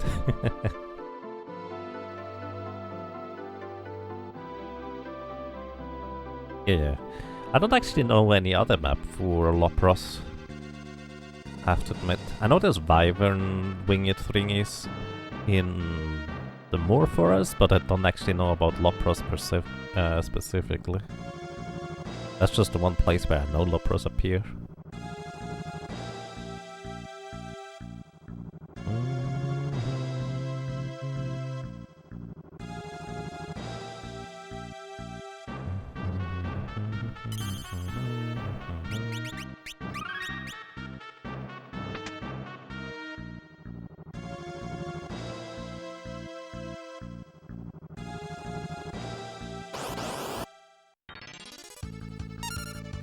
Alrighty, let's see. Neon. If we capture and release a neon, what happens? Where is it? There we are. Neon. If we capture and release a neon, it will cast Reflect for us. So this chest here contains a bunch of money. We don't really need it for the most part. This chest on the left side contains a drain sword, but it is guarded by a red dragon. Can you catch a red dragon? Ah, you can catch a red dragon. A red dragon casts Atomic Ray. We'll probably see some later, so I'm not bothering fighting it here. It guards a Drain Sword, which is a very interesting weapon. But you need to actually work for it in order to, well, make it work. But it's a pretty interesting one. Unfortunately, it has like a 75% chance to miss, so... yeah. Plus, it scales off of magic power, plus it is a knight-only weapon. So you need to somehow give a knight a chance to hit guaranteed plus a bunch of magic power in order to be properly able to use that weapon. It's kind of silly.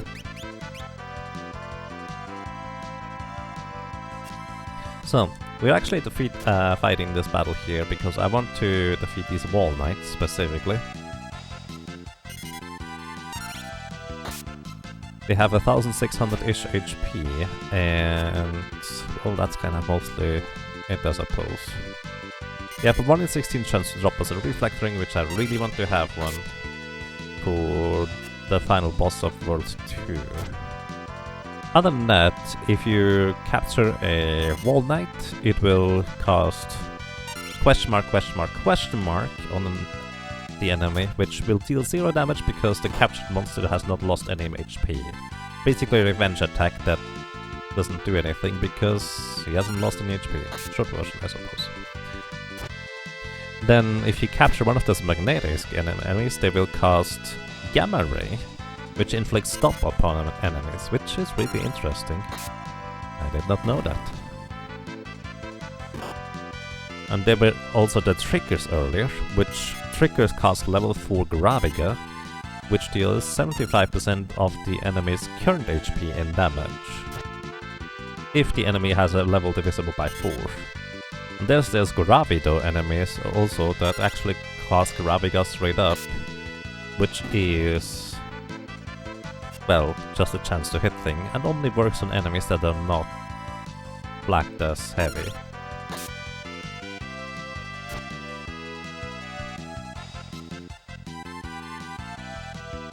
Mughal Cave has like 3 different maps for encounter table purpose, but you forgot where the boundaries are. Wait. I have to admit I don't actually know how boundaries work inside dungeons, but I just assumed it was on a per map basis. Never thought about it the other way.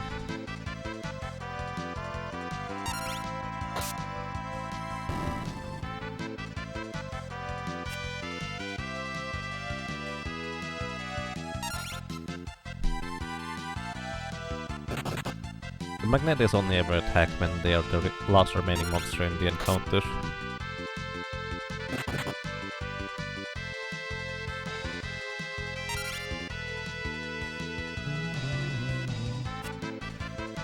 The Rainsword was game-breaking powerful in Final Fantasy II, unresistible 1/16th HP, max HP per hit.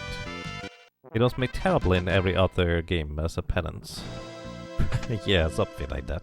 I know it's ridiculously broken in at least one of the Final Fantasy games, but this one is certainly not it. It is a very interesting weapon, to say the least. I like the concept. But again, you have to really make it work. So the way I actually think the Rainsword of this game here can work reasonably well is if you have a freelancer that has mastered some mage class to get more magic power, and mastered basically the ranger class to get X-Fight, so you have 4 attacks that guaranteed hit, and then you equip the Rainsword with pretty decent magic power and 4 hits, you would actually deal pretty solid damage with that weapon. But it's kind of a specific combination, and the chances of getting that in like a 4-job Fiesta setting, where you're only assigned 4 random job classes, is kind of unlikely. Technically possible.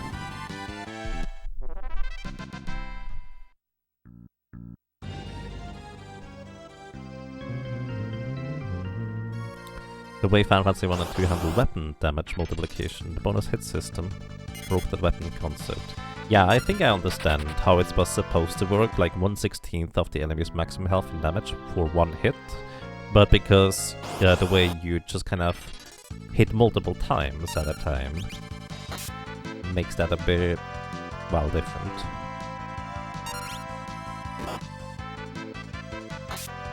I mean, under the hood, Final Fantasy V kind of, sort of, works on a, like, multiple hit basis as well, if you will, with the multiplier that is applied to the attack damage, which is kind of a similar concept anyways. Except that it's a lot more binary whether you do or do not hit.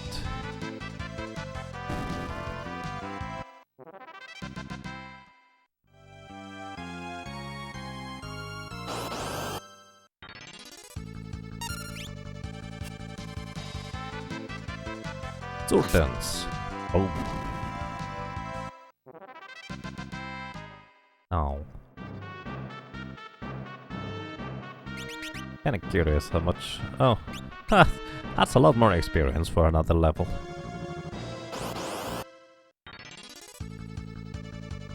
Oh yeah, that reminds me, I want to capture a traveler. But not in a back attack. That's annoying. I want to capture a traveler on Galuf, actually, that's fine. Because I forgot to buy sleep, we can at least use the Beastmaster again on a low-level character to inflict sleep on the Antline later.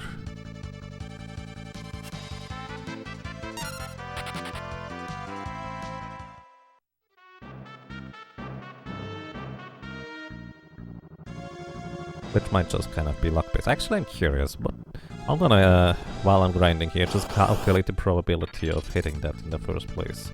Let's see, what's the probability of time slip hitting? Time slip. Time slip has 90% hit rate. That's actually pretty good. Surprisingly good, actually. Oh, let's just fight them. Might as well do this now. Wait, if I want to do this... No, never mind. We're gonna run. If I want to do this, I want to give Galuf the Cornaga Gorge, so I don't have to worry about putting it at a specific HP. There we go. So 90% baseline chance to hit with a time slip. Sorry Galuf, you need to sleep for a second here. Then, what's the level of a traveler?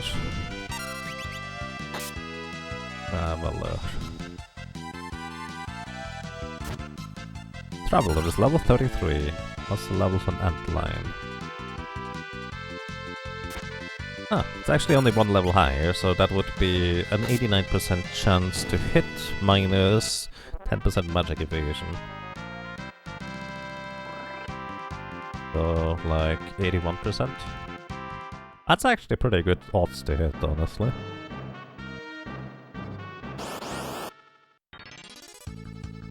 It had separate stats for accuracy number of hits. Oh yeah, I forgot that Final Fantasy 1 kind of converges those.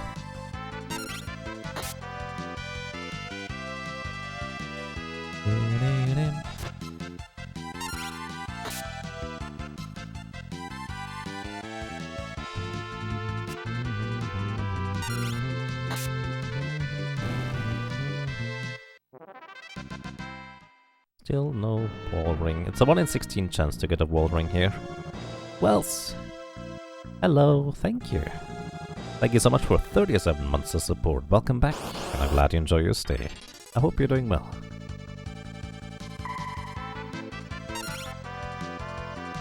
Good dance. Alright, how much HP does the Traveler have? Traveler.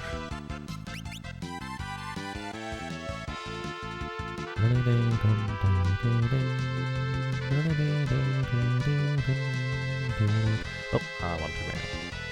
Here it is. 1400, so 700 damage I need to deal, which we can probably do with just one chain attack.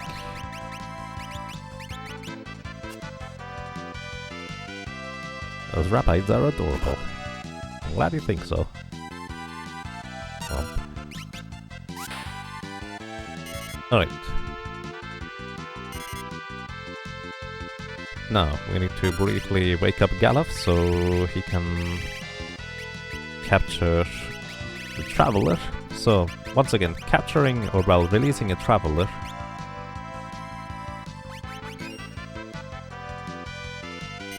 costs time slip and that's very useful.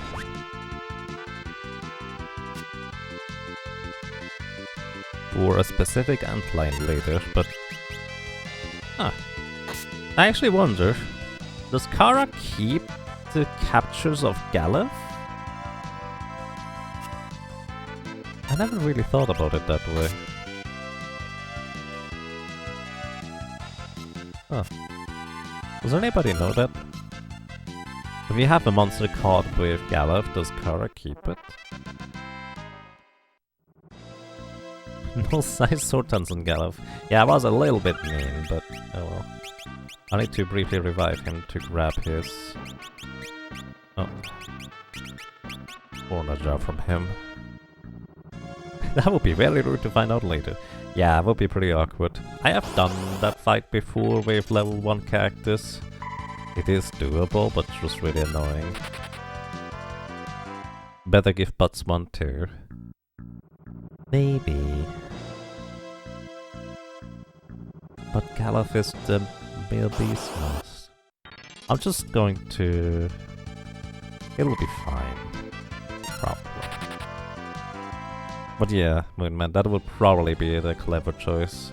If that's one as well. Why should the monster slot be cleared? I don't know. It's a different name. I have no idea, Q.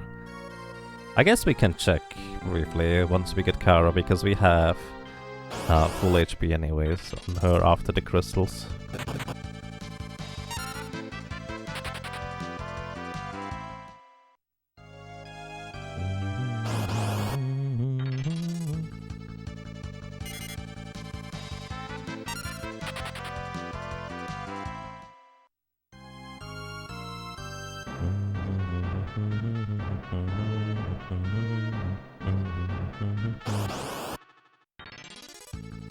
We can't come back after we get her there. That's actually an excellent point. I did not consider that one.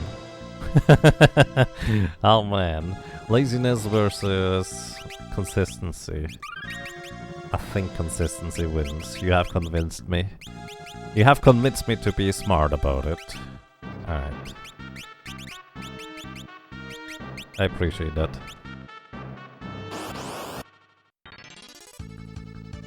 Hey. One guy. Let's sword dance it. To be fair, it's an only 1 in 8 chance to sword dance this thing. But hey, sometimes it happens. Ring? Ring, ring, ring, ring, ring. Ah, no wall ring. No banana phone either. So next time we get into an encounter with the Magnetis and Traveler and this one actually, we're just gonna do the same thing with Butts.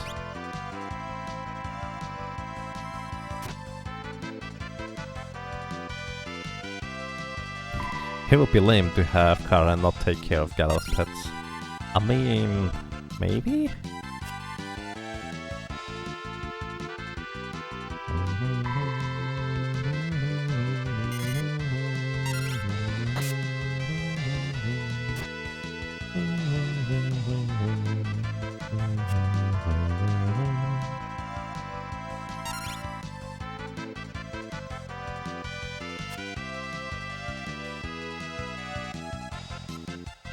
I mean, it's more of a beast you keep in a cage or, well, the hammer space, I guess.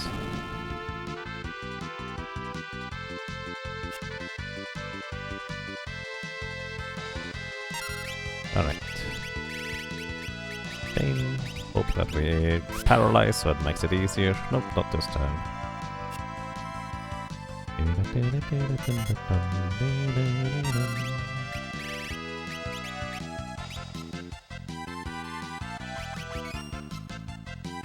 Don't hit Butts. Thank you.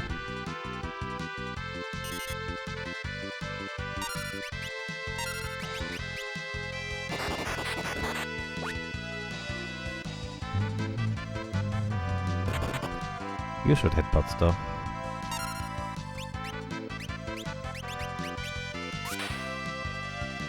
A lot of damage. You keep it in a gourd. Well, I'm not sure that makes it much better. Not fair.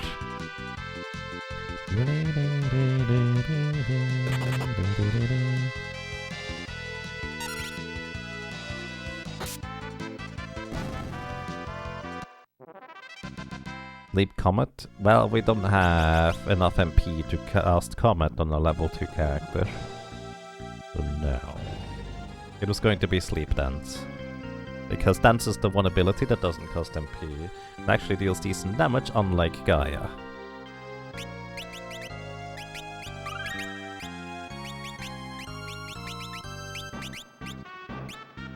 Oh yeah! I see. Actually have to turn you back into a freelancer to equip the mithril sword. Here we go.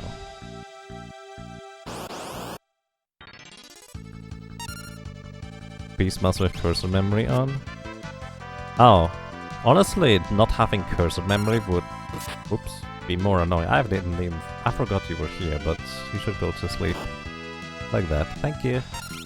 Oopsie. But yeah, I already released, I think, 2 beasts by accident. Nothing too terrible though, overall. It's in good care. Oh.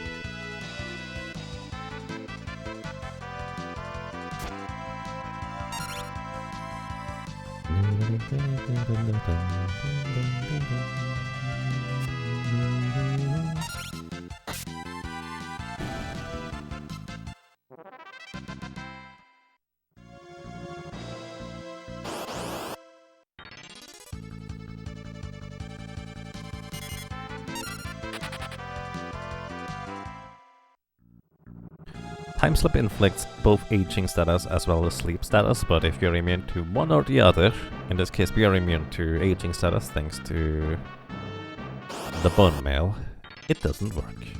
So it's a very restrictive spell. Just so happens that Antlion is both susceptible to sleep as well as aging status effect. You get yourself in trouble all the time as Samurai. Oops. Yeah. For me it's more of a concept of just... It's more annoying not to have memory cursor for battles that just repeat themselves, and I just want to hold down the button and repeatedly use the ability again and again.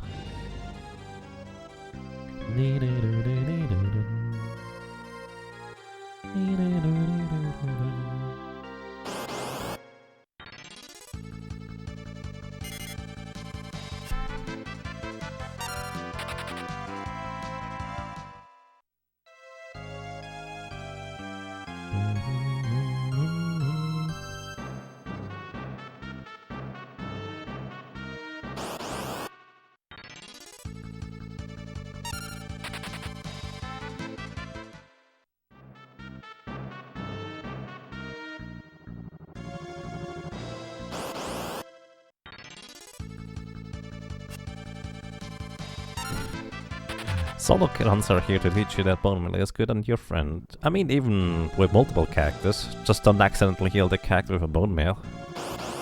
You learn that lesson after like the 15th or 20th time you accidentally kill them.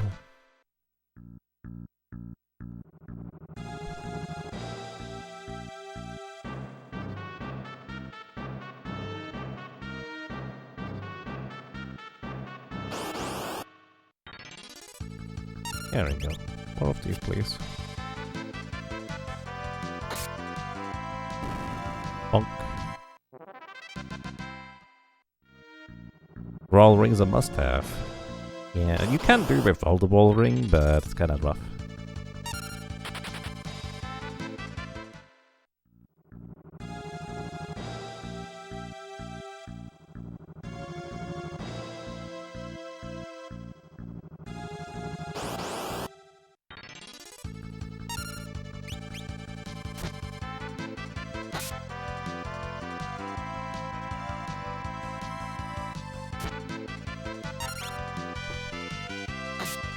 Good thing you only need one ring.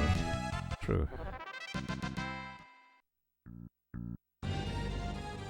The Pokemon Beastmaster challenge continues, indeed. Welcome to Edge Crimson. Bango. Thank you for the wall. I'm not sure what for, but I appreciate it. Fun fact, enemies that are confused lose all their ability to dodge attacks, so if you have somebody that has really high evasion, if you confuse them, well, you always hit them with a physical attack.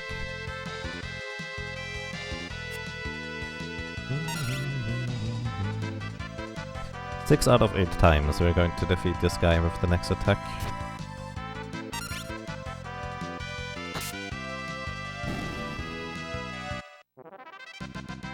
Hey, there's the wall ring. Nice. Okay, we can go on.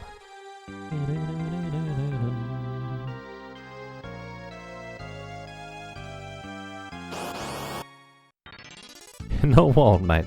Give the ring, not the spell. I like to imagine he actually just gave Overfarius the wall ring while we did the thing. Wait, you just want it permanent? Alright, here you go. So yeah, wall ring does exactly what you expect it does. It makes the character have permanently wall, which means it reflects single target spells or most spells back. There's a bunch of skills and abilities that don't get reflected, but most spells get reflected. And that's incredibly helpful if an enemy just spams spells.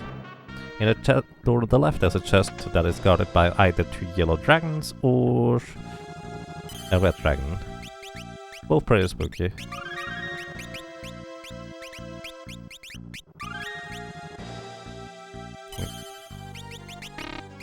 So what I'm gonna do is I'm going to equip the strength armor and the power ring, the dancing dagger.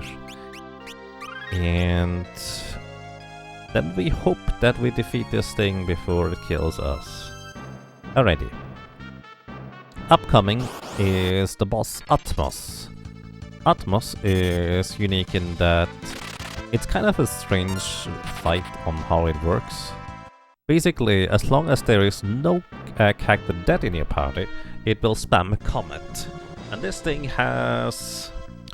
let's put it this way. It has permanent haste status, which means it moves about 2 to 3 times for one of our turns. So like, it's about 2.5 times as fast as I am. On top of that, as soon as one character is dead in your party, it will drag that character closer and closer to its mouth until it absorbs them, removing them from combat.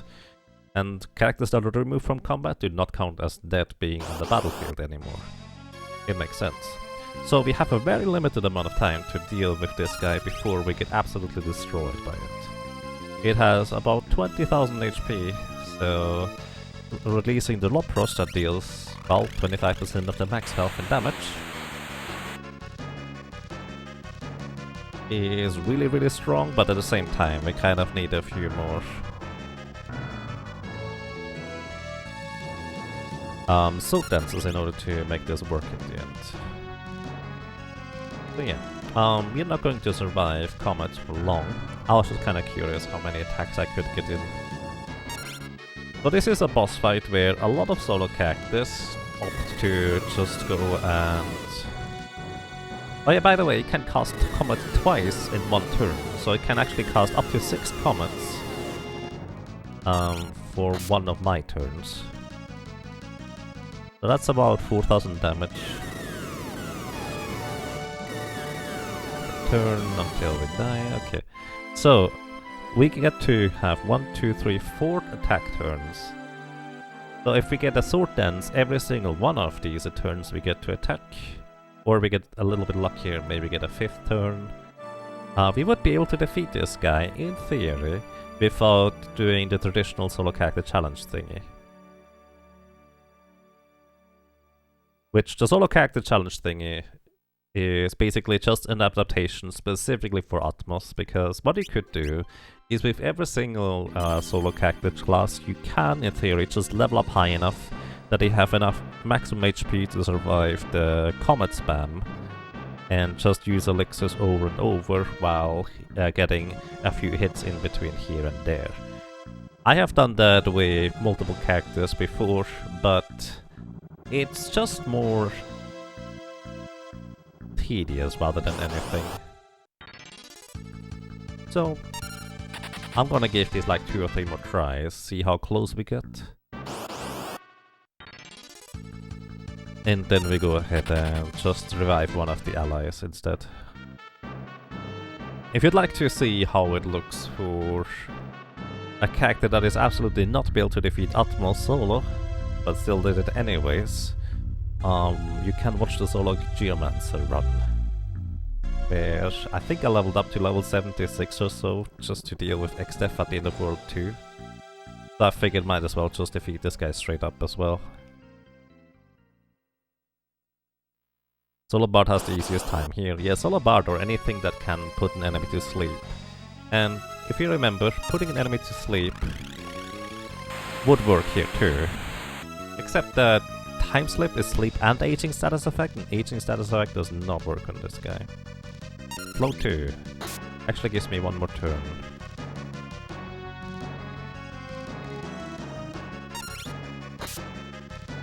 We deal a lot of damage with physical attacks.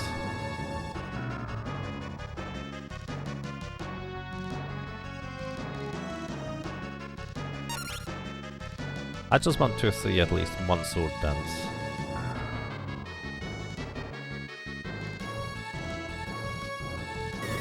And there's more comets. So there's a 2 in 3 chance that it will cast Comet on each one of its double turns it gets. And there's a 1 in 3 chance that it won't do anything, so in one particular turn it is a 1 in 9 chance that he doesn't cast any spells whatsoever. In 40. Alright, we're not even halfway through this thing's HP. But again, I want to see at least one sword dance before I revive characters. That would be nice.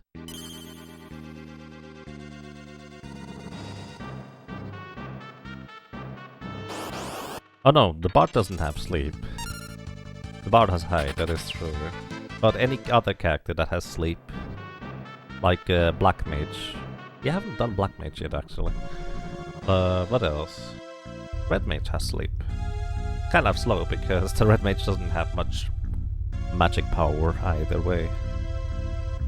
The Mystic Knight... Did we do it with the Mystic Knight? I don't remember. Mystic Knight kinda can do it. The Knight kind of can do it, if you're lucky enough.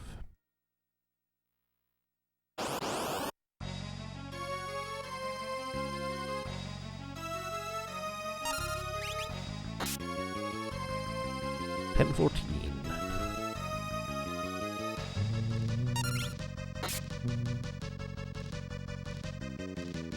Yeah, Sleep Sword. The problem about using Sleep Sword as a Mystic Knight is actually that your next attack is going to wake up Atmos. And there's not really anything you can do about that. You need to basically survive one full round of Atmos doing stuff as a Mystic Knight in order to put it back to sleep and they'll heal up in between. And if you're lucky, you get your shell status, so you only take half damage from Comet in order to survive stuff. Still didn't get a single sword dance. That face. Almost good night. And good night.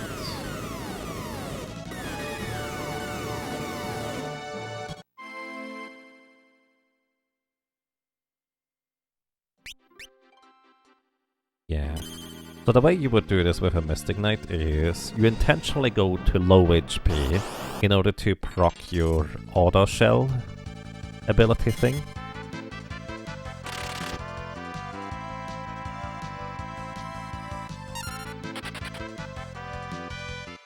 And then you put it to sleep.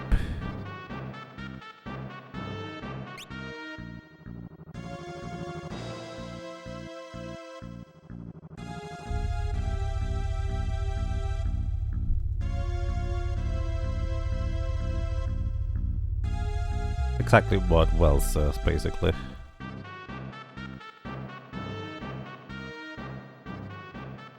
Auto shell requires physical attack, does it? Possible. I thought shell could also proc when you're just on low HP entering the battle though. Been a while. There's a sword dance. 4,860 damage. Sorry, it is entirely possible to defeat this thing. Ha, not if you get slowed. Yeah. In theory. The alternative, as I said, would just be leveling up much more. Wow, this guy is just trigger happy today.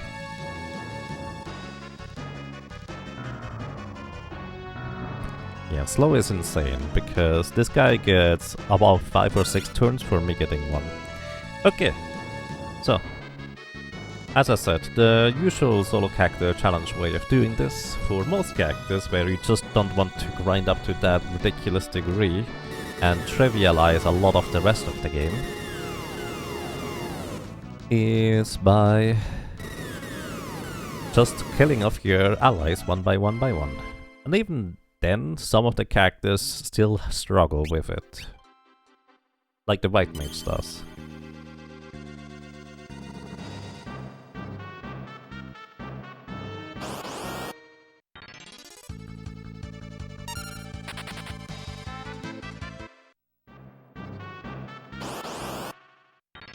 Atmos is playing like you this round? Maybe.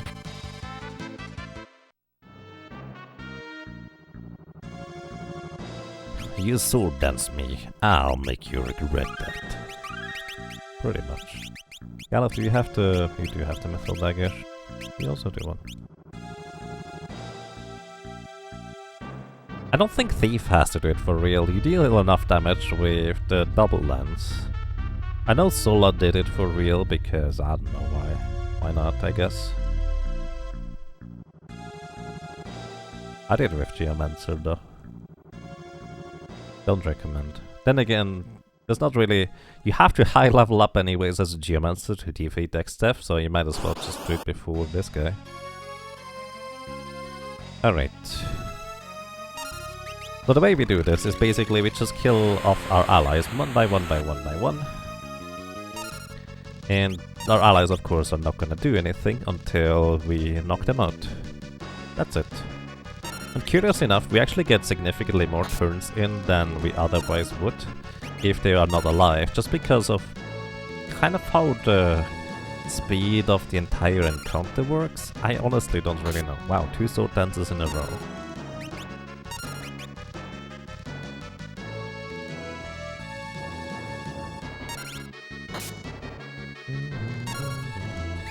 One more sword dance would actually kill him.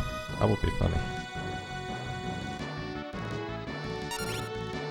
Aww. Because that would have been exactly the luck we would have needed in order to defeat him straight up. But as you can see, Butts actually does not get absorbed nearly as fast as you would otherwise be if we don't have a full party of, well, 3 characters in this case. So it's really strange in how the battle works. Just because we get multiple turns in between. I really don't know why this is. But we've been able to attack like 4 more times before the first person even got absorbed here.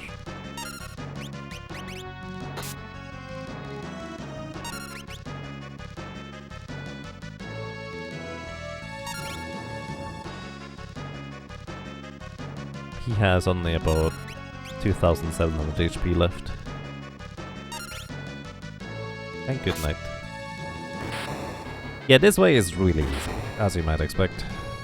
Okay, updating my death counter.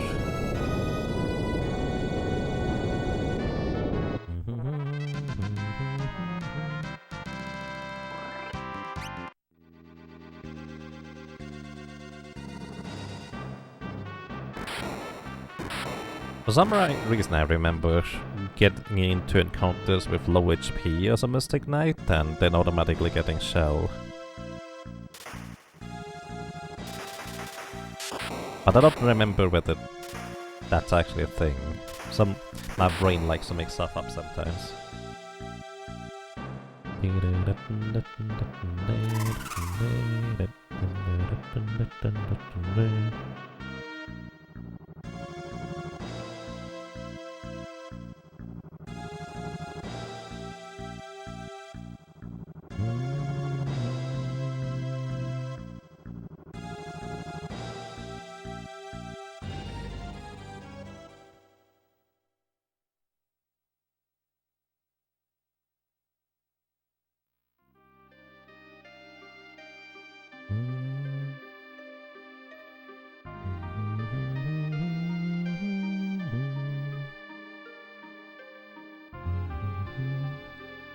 Almost ready the final boss of Silhouette. Make sure you get to Muad and everything dies. Kind of. At least a lot faster than before anyways, when you finally get the Morning Star. It definitely felt like suddenly stuff actually moves at a reasonable pace, rather than... well, super slowly anyways.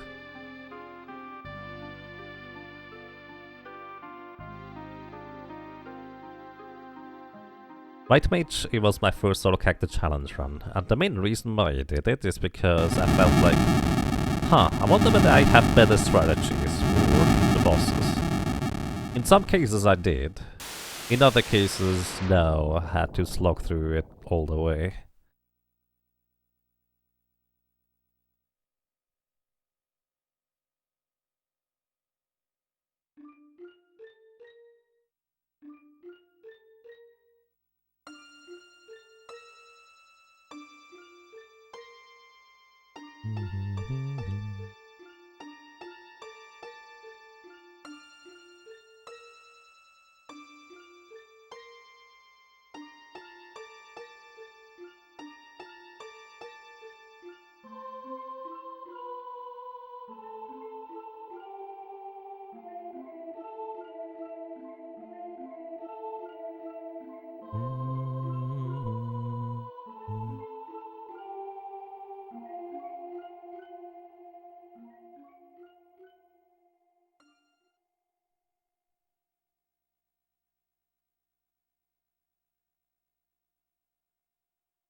Alrighty, now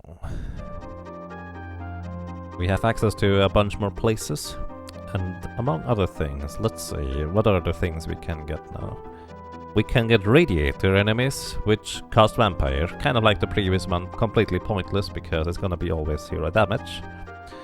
We can capture Metamorpha, which cast ult when caught. Metamorphas are interesting as characters, but that's about it. They're just interesting, I guess. Then we have Druids in a different section. They cast Circle, which basically is... I actually don't know what kind of resistance Circle goes for. I don't know whether it's considered instant death or set HP to 0 type of deal. I don't know. Then there's Iron Dress, which deal actually a very heavy hit with 6,200 damage if you let them attack on a target with 0 defense. So Iron Dress have at this point the strongest heavy attack, if you will. Here, good night. What else?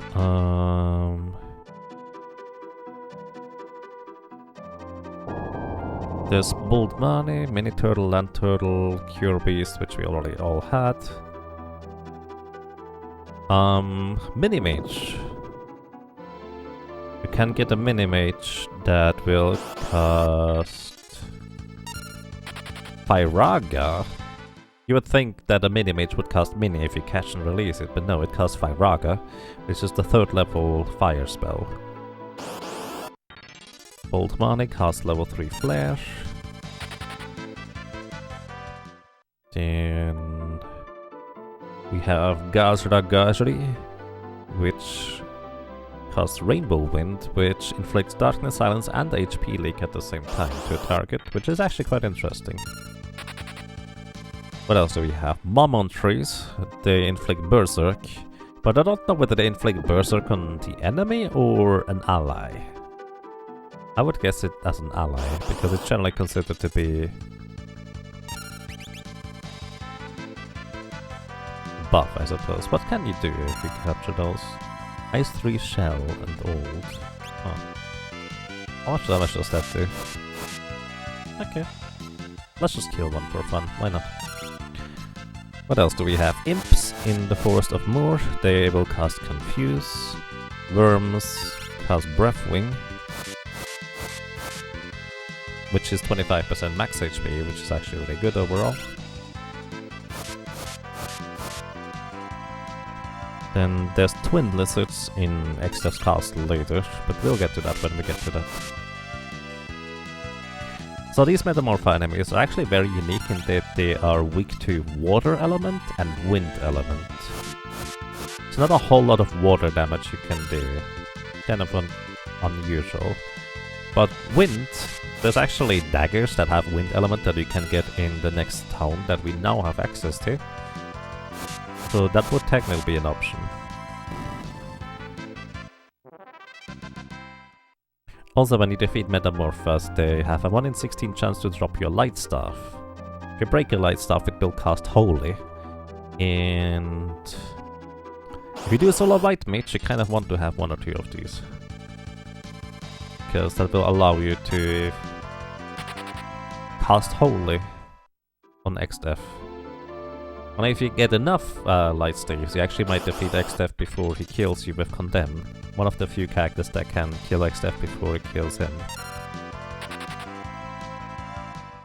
You remember trying to get Arrow 3 from these dudes for Blue Mage? Yes. Can be quite a pain, to say the least, but it's usually well worthwhile. The catch is, there's like 4 different Metamorpha enemies, because each Metamorpha enemy can transform in up to 3 different types of enemies. But only 3, so that means if you get the Metamorpha that transforms into Ifrit, you can also transform into Shiva and one other thing, but not the thing that gives you Arrow 3. So you have the wrong Metamorpha at that point. So it's not like they can transform into every other creature, like the idea might suggest. But yeah. Hey Newster, welcome. How are you doing today?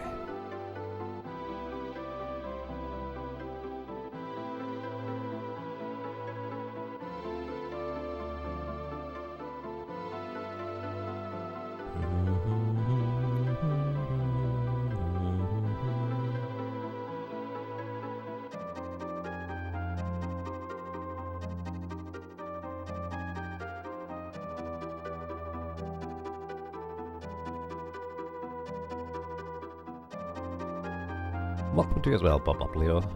Hope you have a nice day so far.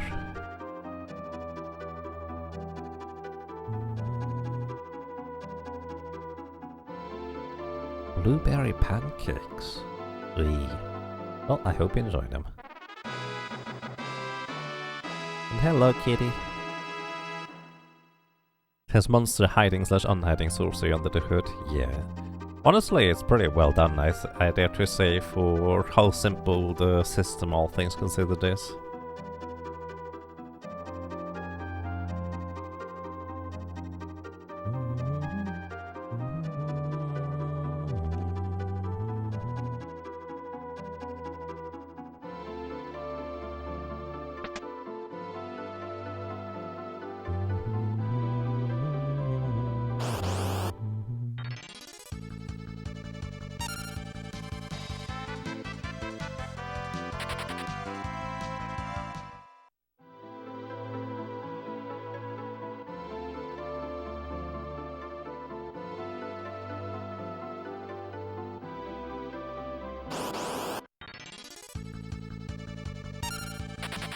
There's not a whole lot in this cave for the most part.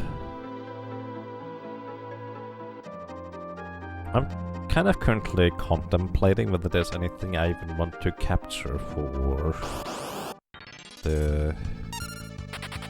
You know what? We could go and capture another...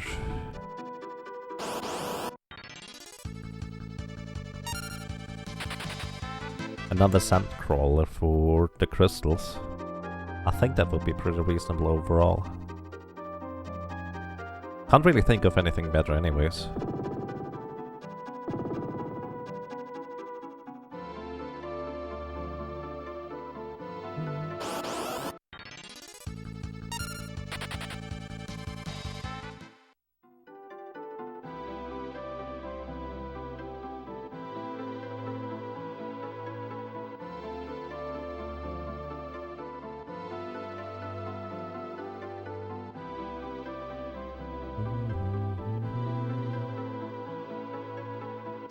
Making the gamble on them getting set to critical health? Yeah.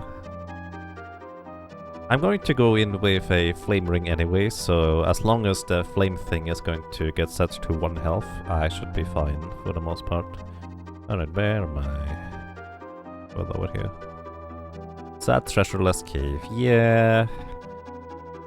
It's kind of like a bit of an oddity, to say the least, that there's just nothing in there. Nothing of interest anyways. It's really strange.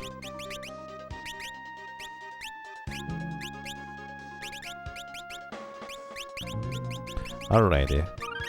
Gonna try and capture another sandcrawler like we did earlier, except that this time I have a bit more damage than I did before. Just a little. Also, these cactus enemies, they have 1000 HP, I believe. And counterattack with 1000 needle if you don't one-shot them. I think anyways, I'm not entirely sure about that.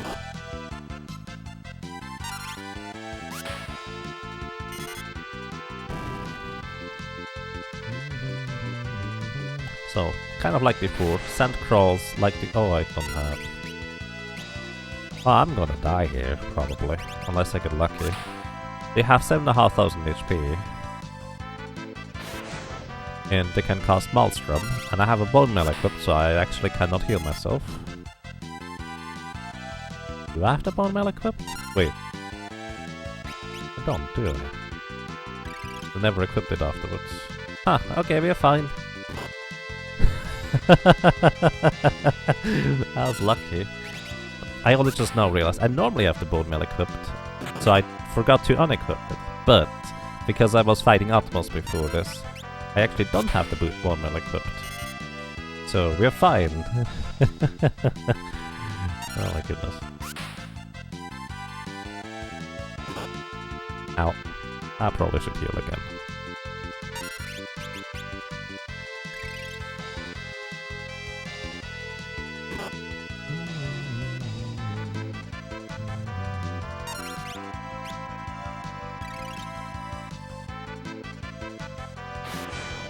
Oh, come on. It's gonna attack me twice, isn't it?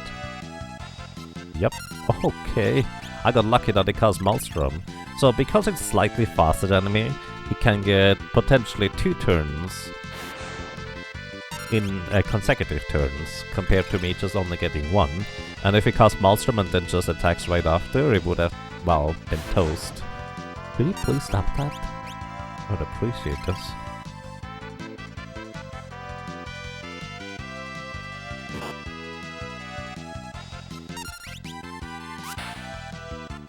Because I have no idea how many timers I attacked it so far. Probably should have kept count. Let's see, can I catch you? Nope, too early. Like 1 or 2 more attacks, I think.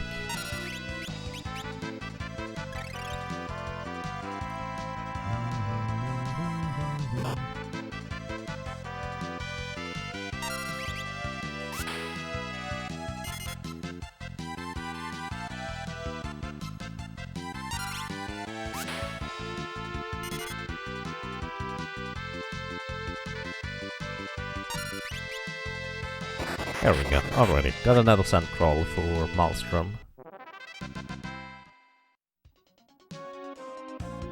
A little bit spooky, but we're still fine. Okay, Elf Cape, Bone Mail. Whatever dagger. Heal up to full. And... I guess straight east from here is probably the fastest.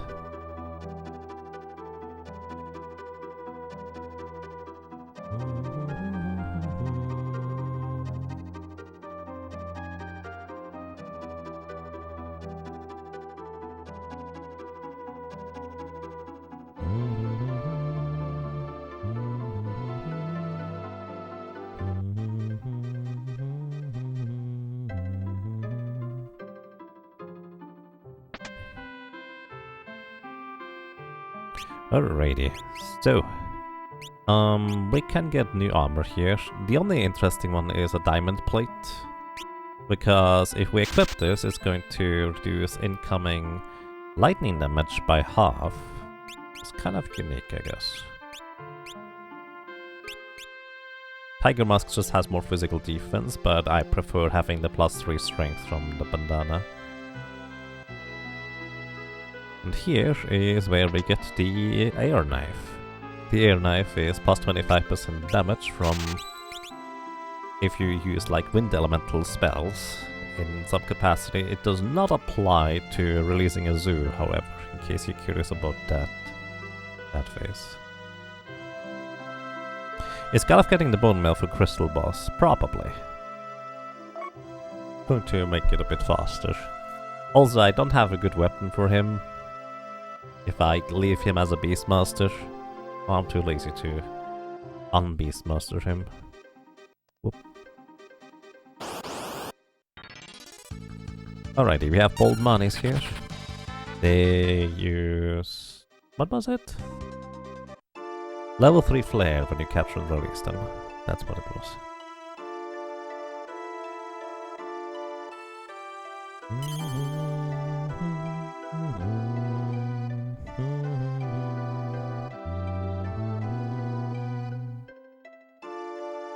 One thing actually... oh, I need to test this afterwards. What I want to test is whether the Mammon trees cast Berserk on me or the enemies.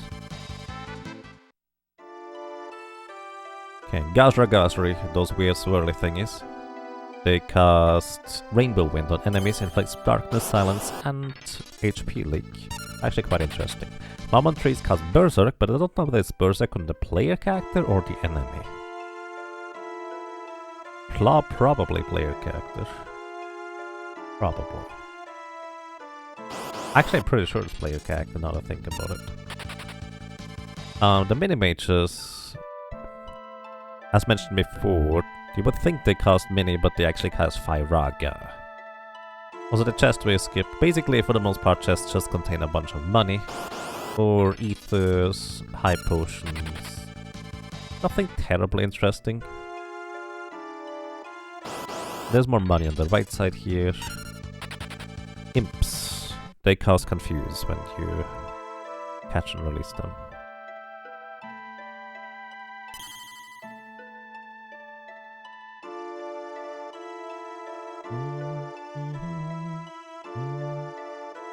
Just on the left, I don't remember.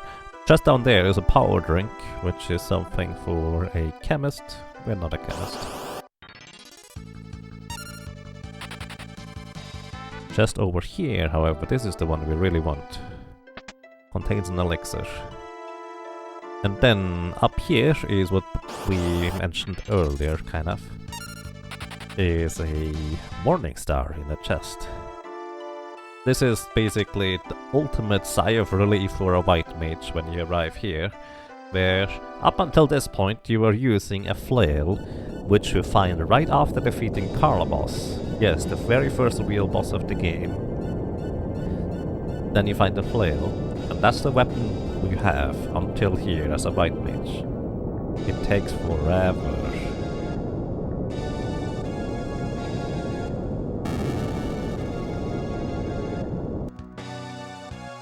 Also, there's a chest up here. If you pick it up now, it contains an Aegis shield, which is a very, very good all-around shield. If you pick it up after the forest burns down, it's a fire shield, or flame shield, which absorbs fire damage to healing. Does not give you the same benefit as Flame Ring that also denies ice damage, but yeah.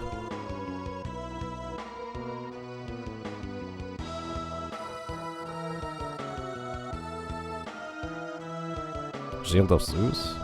Because Aegis shield? I have to admit I never considered where that comes from. Alright, I'm actually going to just heal up to full here real quick. Time, or well, in-game time until this event passes continues. I want to give Galuf the bone mail, so you get the strength armor. Bone mail for a little bit later, because I always forget about that anyways. And that's kind of it. Coffee! Hey Archaeoavs, welcome! How are you doing today?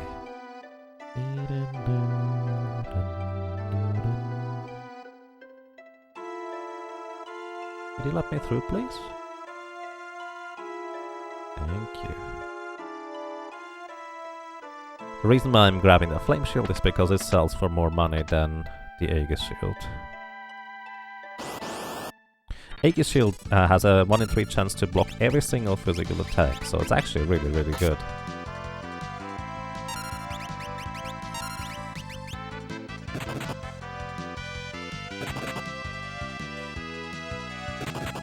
Thank you, and goodbye.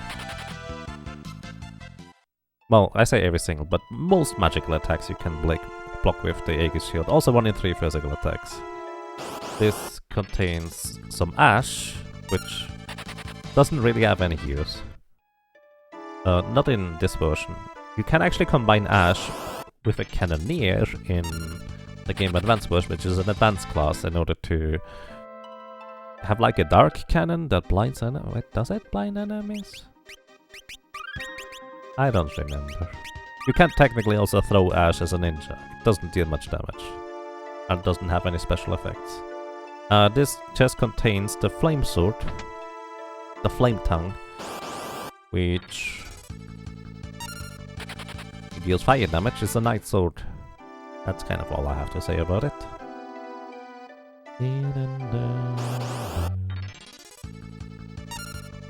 I'm doing quite fine, thank you, Rico.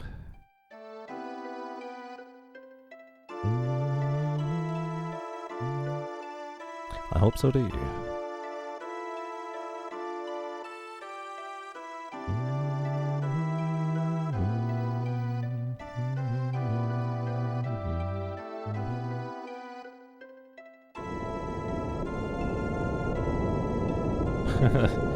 Coffee. I hope you enjoy your coffee.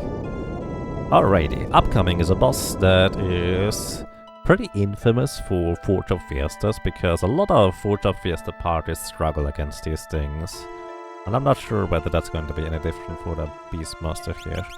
First of all, what I want to do is I want to equip the Flame Ring, because it's gonna be important, I guess. Guardian Daggers to have an extra chance to block physical attacks, since I don't have as much physical defense as I have normally, because the Bone Mail is on Gallop. Alrighty, now. Each one of the crystals has 7,777 HP. Initially, all they do is physically attack. They hit decently hard, but nothing too much to worry about for the most part.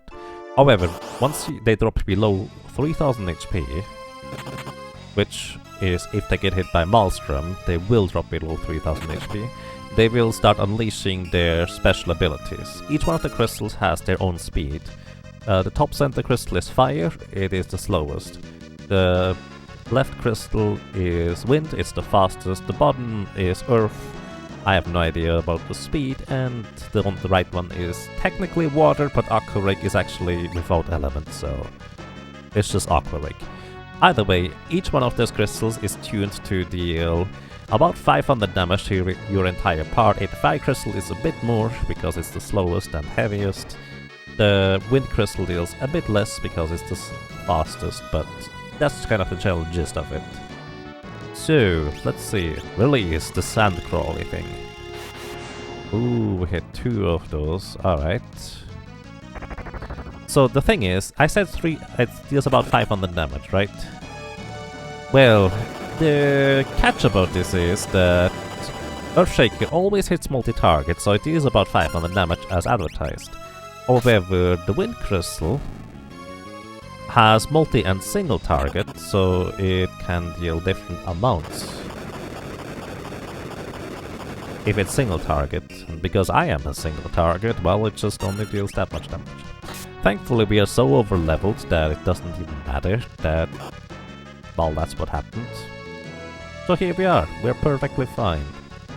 Something like that. Either way, that's kind of mostly the fight. I'm gonna sit in the back row here and heal up a bunch, then we move into the front row and start hitting them with probably the Wind Knife. But yeah, this is the main reason why I actually wanted to have a Flame Ring. That was before I realized that I probably also just want to level up to the final level before we even leave Worlds 2, so the Flame Ring is not all that necessary, but a traditional way of defeating this encounter with any solo character is you knock the top center crystal into critical HP, so it will continuously cast Fire 3 and heal you for 1000 HP every time it casts that, and then you kill the other crystals. As long as you don't get hit by the other crystals twice in a row, you will usually survive stuff. Usually.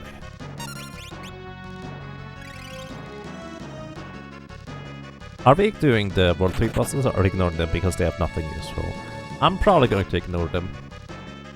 If there's something interesting to do in World 3 connected to the character, I usually do them. I guess the Beastmaster would allow you to capture other enemies, But unless there's a particular enemy that I think is particularly interesting, I will probably just skip them. We have done a lot of the solo cactus that just went to defeat all the other bosses too, just for no particular reason aside from just having fun. But at this point I'm more... I'm okay. Let's just go and get to the next solo cactus instead. Probably. Alright. Healed up a bunch.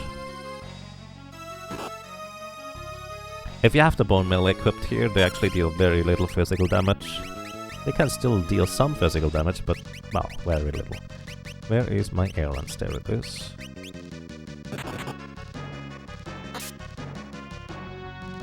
Okay. That is 4 attacks in order to put it into critical HP.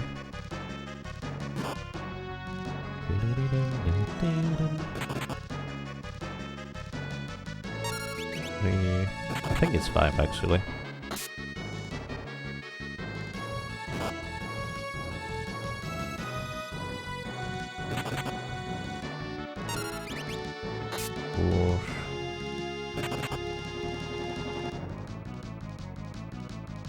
Yeah, we need one more. Alright, if the next attack is going to start casting Fire 3. And we are going to just get healed up thanks to the Flame Ring. Whoop, whoop, whoop. Thank you very much. Now we hold down the A button and win.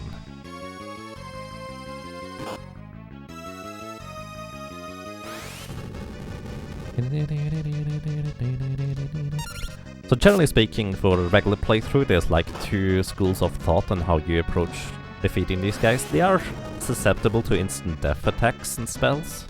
So there is like a number of things you can do to have a chance to inflict instant death. For example, Berserker has a Death Scythe, or Ranger has the Killer Bow that all have a chance to instantly kill targets. The chance is not that great to hit them because they're also level 77, so the level difference makes it a lot less likely that you will actually hit these abilities or them with that.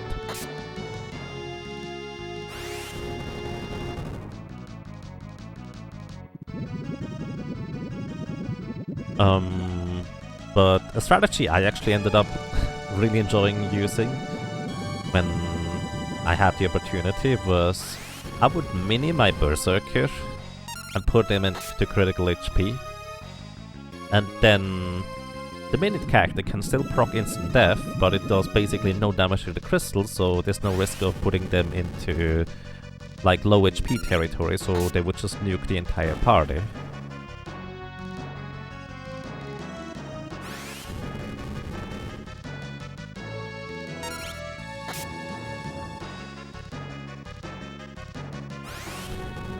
And then you have a knight to just guard for the Berserker, so the Berserker takes no damage from physical attacks either.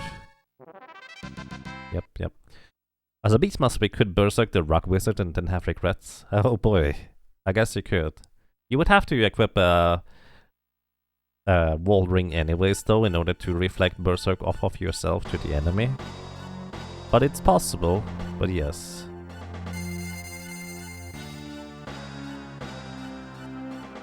Alrighty, so in this next sequence here, Galaf is supposed to deal about 7,000 or 8,000 damage to X-Def, but because we have a level 1 Galaf, that would just take a really long time.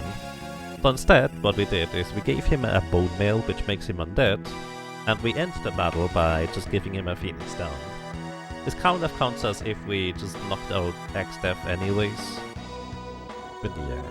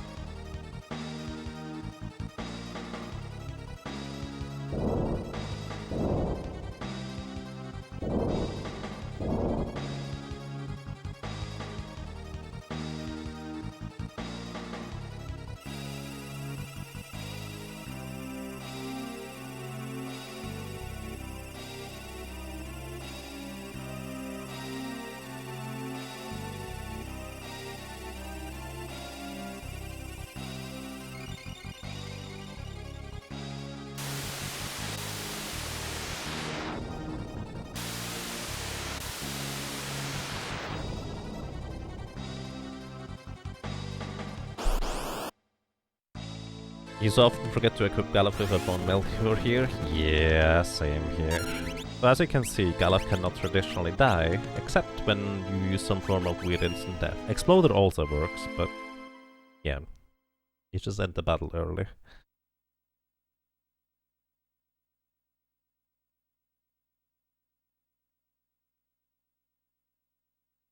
Alright, I actually haven't planned any further than this, so until now I had a plan for every single boss, but I actually didn't expect to be able to get this far in a single sitting.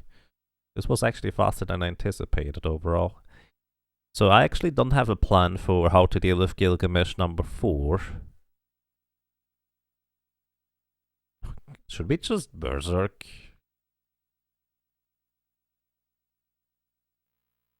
Gilgamesh 4? Well, Berserk ourselves against Gilgamesh 4, that is. I think that's a terrible idea since he can use Tiny Song.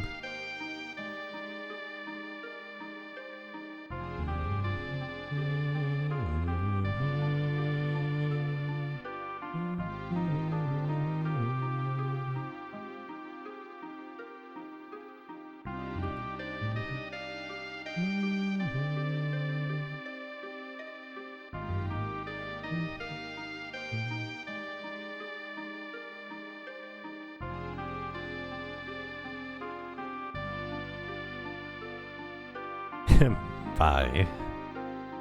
Oh. Good night, Galuf.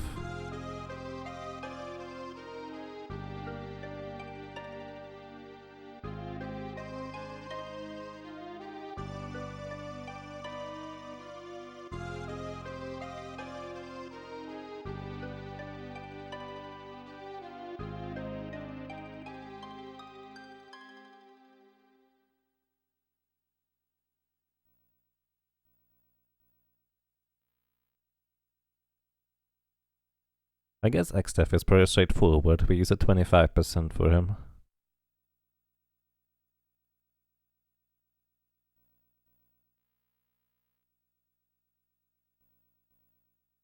We could also get a slow. Actually, I guess getting slow for Gilgamesh would be pretty reasonable overall. Let's see, what's the probability of web hitting?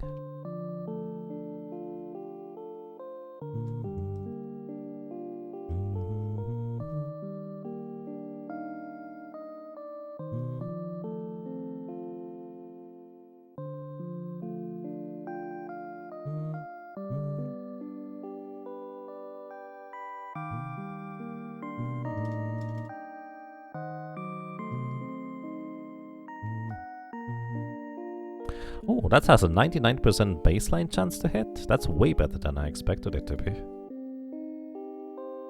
But yeah, I think we're gonna grab a Tarantula for Gilgamesh 4.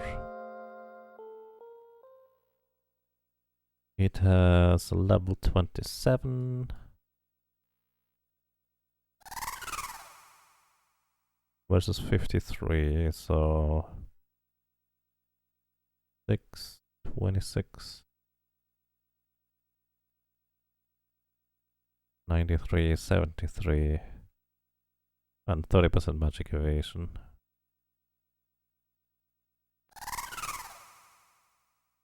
Like a 50-50 chance of web actually hitting him. Slightly less than that. 40%? Probably. But, what did I say? 73 times 0.7 is 51.1. Actually, I was pretty close. Yeah, alright, we're gonna grab a spider. Anything else I need to do? We have the thing for World 3. I could turn you into Beastmaster just to see, but we will see. The very least Butts has the thing for later if we need it. Yeah, I think that's gonna be fine. Yeah, who was it actually who told me that, hey, once you transform the castle, there's gonna be no more spiders? And that's kind of when people also told me, hey, the thing you thought would actually slow enemies doesn't actually slow enemies with the Was it stomach acid? Yeah. That was you? Alrighty, thank you very much, Moonman. I do appreciate that heads up, because I would not really have thought about that if it wasn't for you here. So that is good foresight. Now, how many elixirs do we have? 5. We get 1 more in the castle. 6 elixirs could be a little bit on the low side. Might still work. We'll see. We will see. But yeah, we need to go and grab a Tarantula before we do anything else, which means before I forget about it, we are gonna equip a corner jar and save.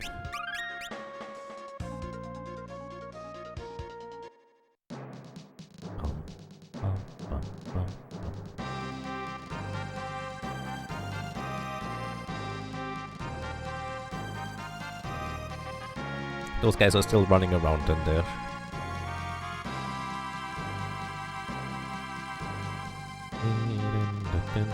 How much HP did those Tarantulas have? They had very low HP, didn't they?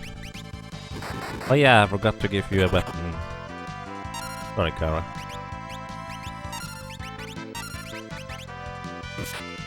Tarantulas only have 200 HP. Wow, that's actually even less than I expected it to be. Also, here's Jail Bear. If you catch and release it, it will cause Beara, as opposed to Bearaga when you catch a Scent Bear. It's basically just a strong attack that deals less damage than a Scent Bear. Still a lot, with 1700. Yeah. Oh, a one shot.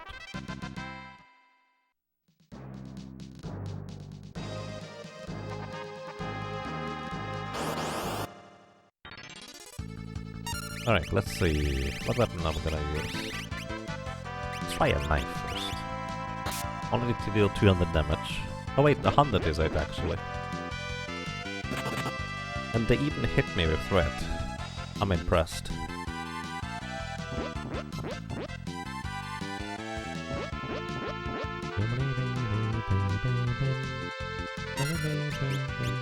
Right. Thank you and goodbye, Tarantulas. I'm just gonna kidnap your friend briefly. He'll come back soon, don't worry. Too much. They'll probably come back soon. Actually, you will not be here anymore, now that I think about it. That kinda went darker than I expected to. Oh. The cage goblins go when you go away when you break the illusion. Do you think the cage goblins are the reason why the illusion existed in the first place? Maybe you just need to remove those in order to remove the illusion. Alrighty, I equipped the coronet so we have a higher chance of controlling enemies, because enemies in this castle here are going to be reasonably strong overall, but if you can't just control them, they're not going to be as much of a threat anymore. Mage goblins in cages. Yeah.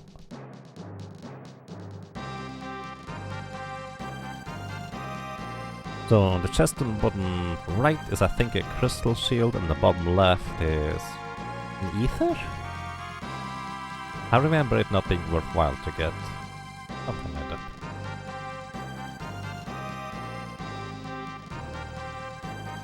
Alrighty, enemies that we could have caught in here and are no longer appearing now here are as follows. There was...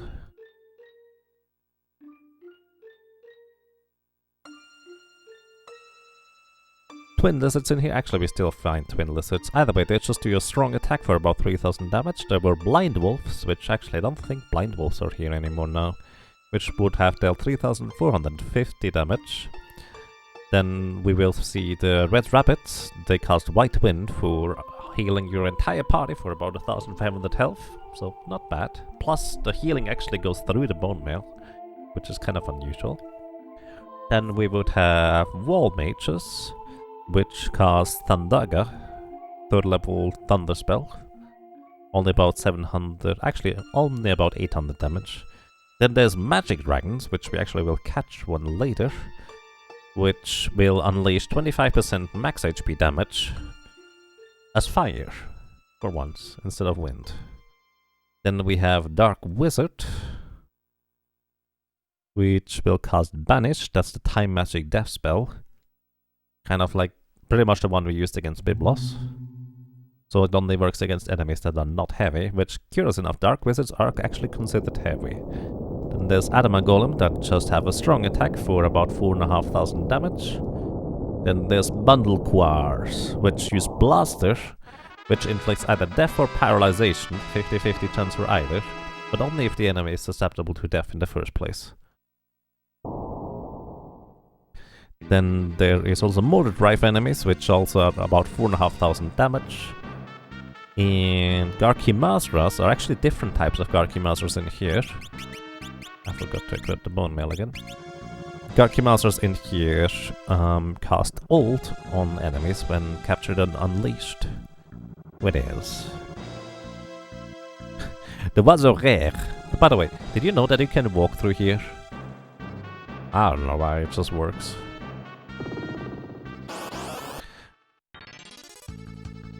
Okay, Magic Dragons. We will catch one of these later. Fun fact, they have a lot of HP, but at the same time they are weak to wind, so we can almost one-shot them. I have the Wall Ring equipped because certain enemies can confuse... Wait, I have Bone Mail equipped. Does that matter? Either way, for the most part it's gonna make it slightly safer. That chest contains a shield, which, well, I mainly buy it or grab it for Antlion later. That's kind of it. Alright, what else do we have? There's going to be Wazo Rare that also... Wait. Oh, Imps actually cast Confuse. Wazo Rare is the one that casts Blaster. Then there's Blue Dragons that use Ice Storm for about 600 damage. Then there's Red Dragons that have Atomic Ray for about 650 damage. And then Yellow Dragons deal 25% max HP damage. Lightning this time. Without like thing you can be hit by a brick, right. Please stop that.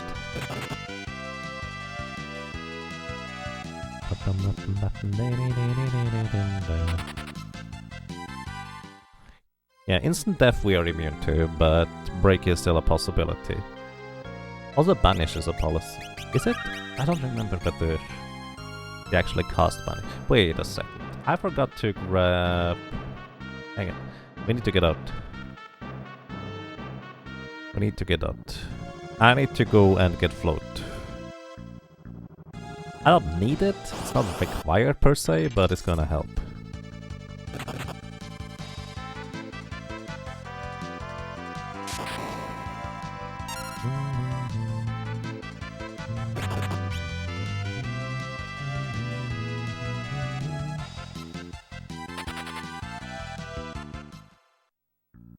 Yeah, but do they ever cast X-Zone on their own volition? I know they have the spell if you control them or confuse them. But I don't remember ever seeing them cast X-Zone on the player.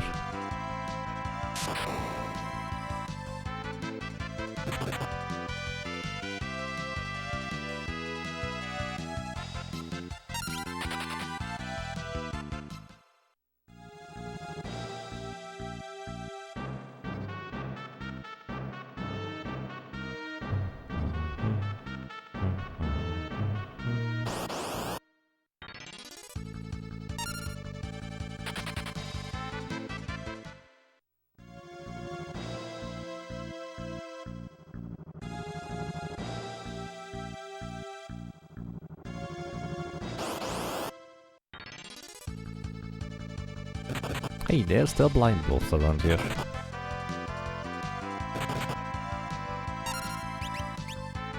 I never realized how slow Beastmasters really are. Most of the enemies get a turn before I do.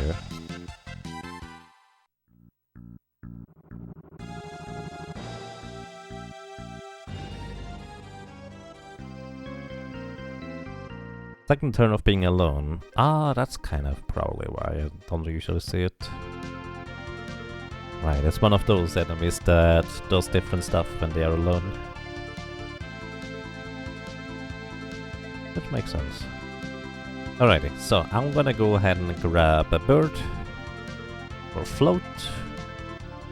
Just briefly control it and then release it again. Gonna be a lot more convenient as a Beastmaster to grab float than with most other characters, because other characters have the trouble of you need to confuse the bird with a 1 in 8 chance with the dancing dagger, and then you need to also give them an ether so they actually cast float in the first place. I have spider actually. I did catch it earlier, probably.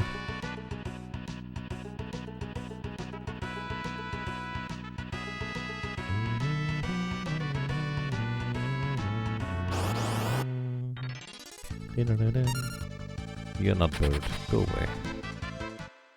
It doesn't just... Oh, I'm not capturing it, probably. I only need to control it. Hey, look at this guy. Only Phoenix down. There's no point in me doing this. I don't really get any experience from it. It's just a force of habit to throw Phoenix downs at the zombie dragons. There we go. So yeah, it's much easier to get float as a Beastmaster than most other classes, so... Because you have to give them an ether as well, they don't have enough MP to naturally cast float. So I can just control them. Because if they are confused, they can also attack themselves or petrify themselves, so... Yeah, it's just much more convenient this way. Control! Which, by the way, fun fact, float can be single target or multi-target, which I did not know until... later. I just realized a thing. I cannot be hit by float because it's gonna be bouncing off. I should not have the wallering equipped. Good job. I'm a doofus. Well, I mean, it's an ether. I don't care about an ether.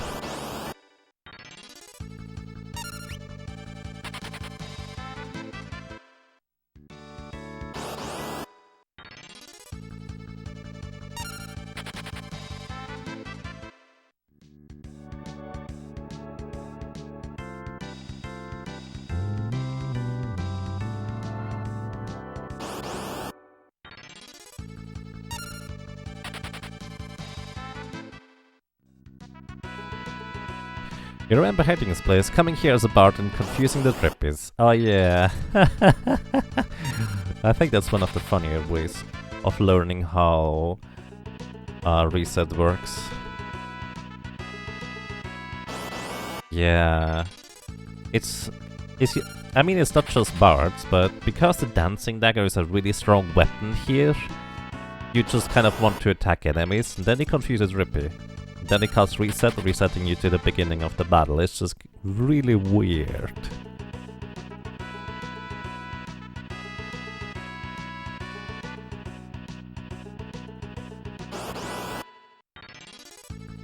There we go. Alrighty. This time I'm not gonna be as much of a doofus. And here we go. Your friend already got an ether. It's a good teaching tool, it is, actually. To be fair, if you're like me and never encountered it in your first playthrough, you might not realize that's a thing until way later.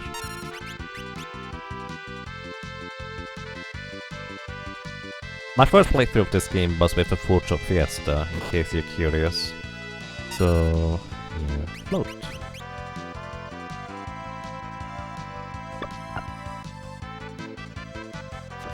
But I had a pretty solid team for the Forge of Fiesta. I had a Thief, Just Ignite,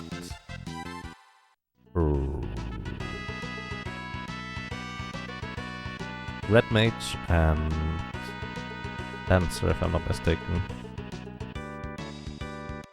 It was actually a really well-rounded team. Also, before I do anything else, I might as well just go ahead and...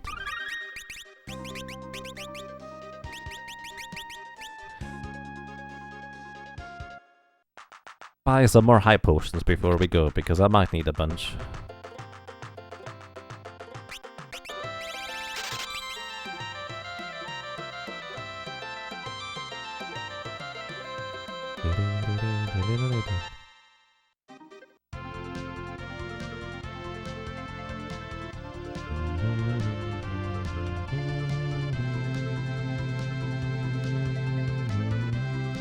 Thank you for the good luck. I can definitely use it.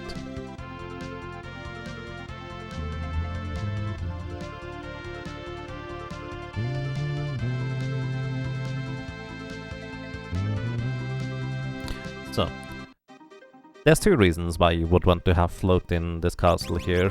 One is the final boss has an attack that is earth-based in one of his turns, so just being entirely immune to it by virtue of having, well, a buff from before the battle equipped is really nice. Although there's a decent chance that he is going to dispel it, but, well, it's still nice to have. Then the other one is there is actually damaging floor tiles that deal 1/16 of my maximum health in damage every time I step on them. So being just while floating above them and immune is also quite nice. So that's that.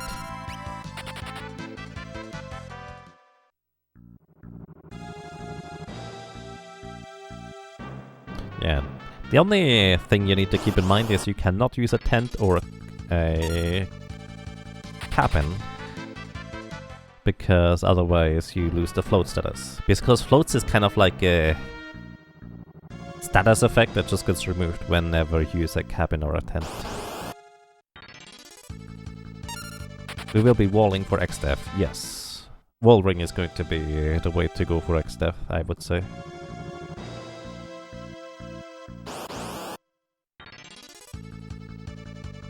Adama Golem. Hits like a truck. In fact, you can use a soft in order to get rid of the Adama Golem, because soft removes the petrification status normally.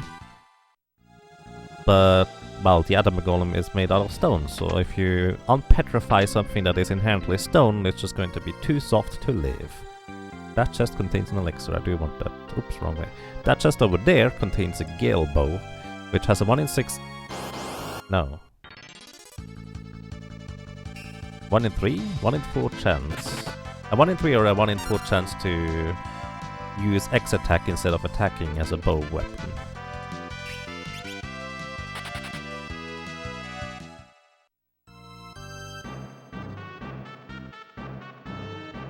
Yes, this spell does not get reflected. This spell can get through. There's an elixir. There's gonna be 2 in this. Actually, I forgot about this one. So we'll have 1 more elixir than I counted for.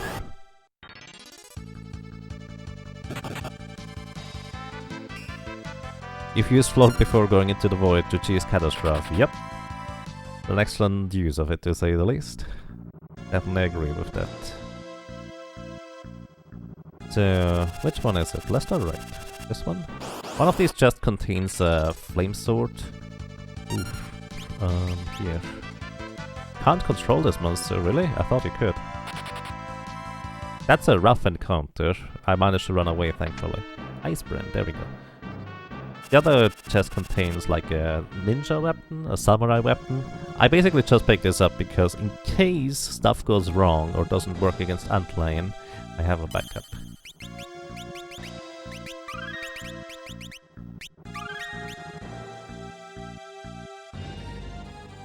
And yes, this spell is a counter to physical attacks. So float will most likely not last long. In fact, it might usually not even last long enough to get me to the point of, well, getting to the turn where he can cast a thing. But yeah. So these encounters here are really difficult to run away from in this area here. But thankfully, Control mostly neutralizes a lot of enemies and bosses. So we don't need to worry about them too much. The chest on the left here contains a bunch of money. I really don't need money anymore at this point. For the most part anyways.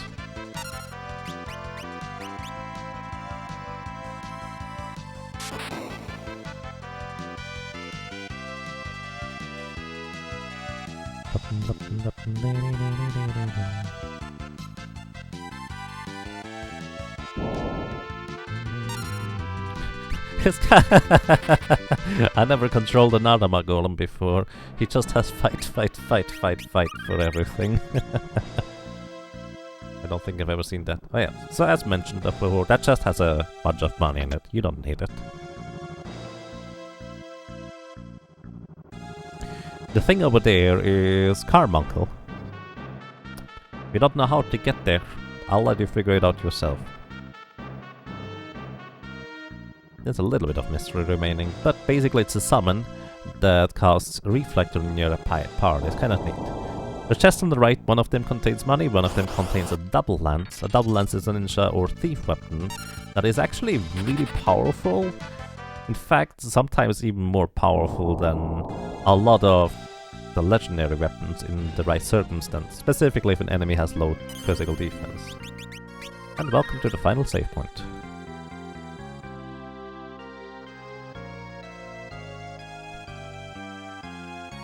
Alrighty, now...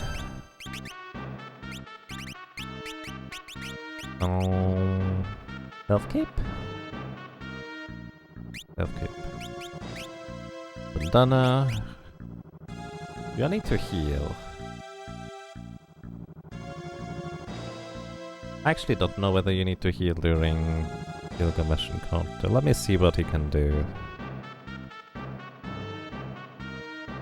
Gilgamesh 4. Sonic Wave fight, Tiny Song, Strange Dance fight special, Flash fight special. We would be immune to Flash Wave for Bone Mail equipped, but he has Hurricane, so...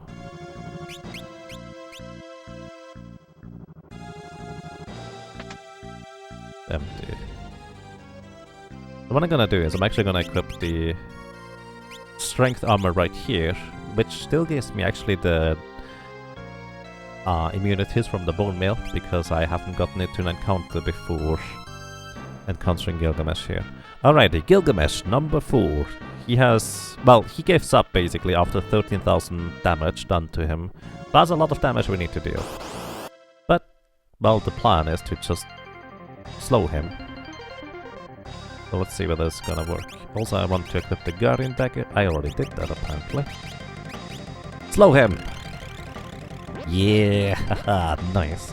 Slowed enemies are gonna be significantly less dangerous than before, so this will help. Because this guy hits like a truck and does a lot of things.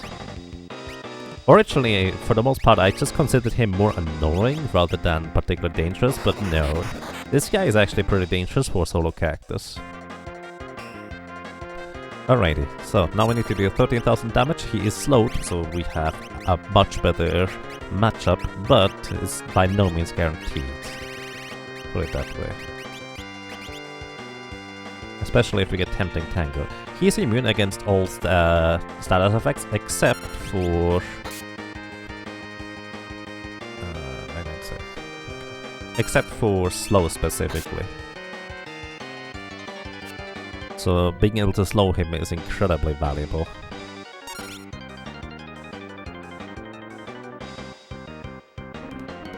Froggy.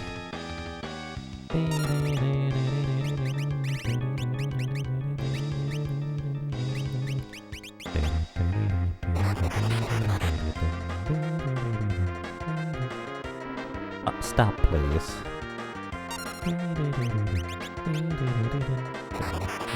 I mean, he is annoying too, but he hits like a truck as well. Strange Dance puts us into sleep, so we can't do anything. Until he hits us with a physical attack. Flash would blind us, but we're immune to it thanks to the Bone Mail bug.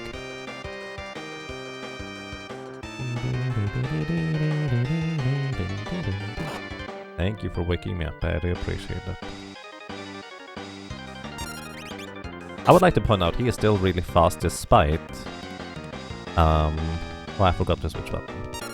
He's still really fast despite him being slowed. Oof, and there's Sonic Wave. My level is half, which means I'm level 30 now. And now I get the Sword Dance.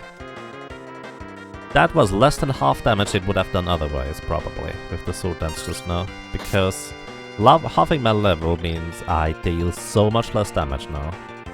Plus, all his abilities that have a chance to hit, like Tiny Song, etc., now have a significantly increased chance to hit too. So that's really bad.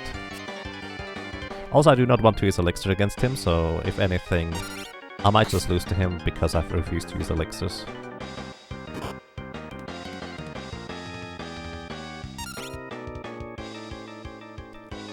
Yeah, we're not getting lucky here.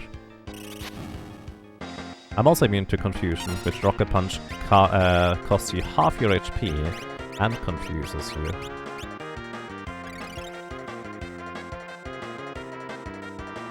Half your current HP. Yes, Bone Mail prevents blind. Death, Poison, Darkness, Aging, Charm, Berserk, and Regeneration. Unless you use a Protect Ring, then you get Regeneration anyways.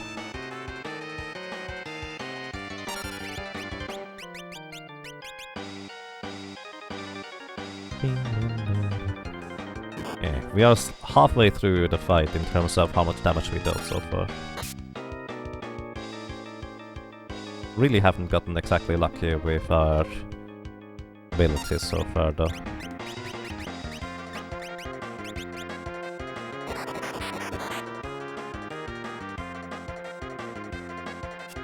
And yes, we are basically using the bug where we still have the Bone Mail immunities, or the previous equipment immunities if you will, despite not having the thing equipped anymore.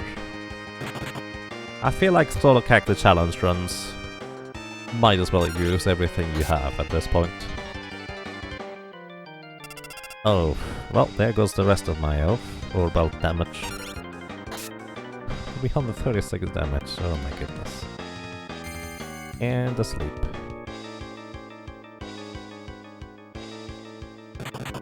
Thank you for waking me up.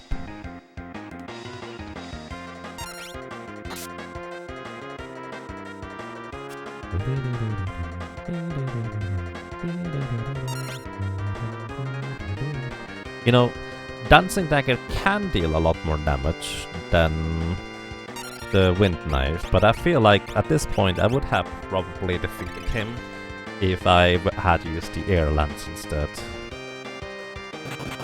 How many hits do I need from now on? Well, depends on whether I get Sword Dances or not.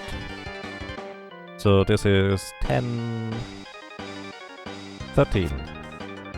If we get regular hits every time, that is. 13 hits.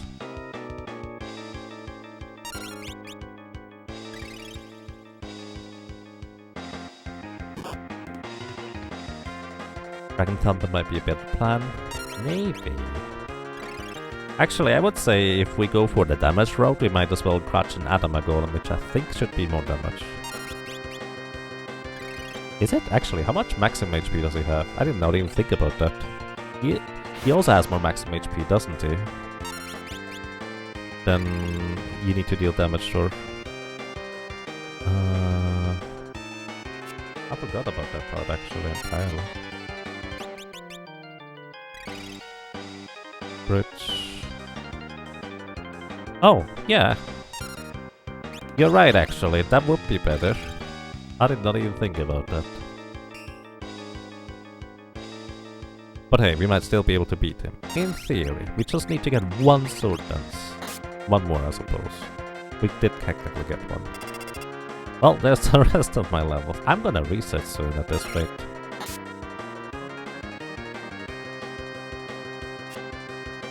I'm not gonna heal anymore. If we die, then we die. Then again, it's only 3000 more damage we need to deal. So if we get just lucky once, we would be able to do the thing.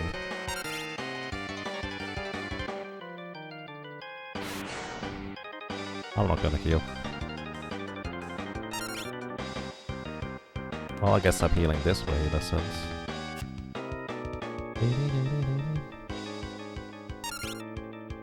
You can't really kill us, I mean... I suppose.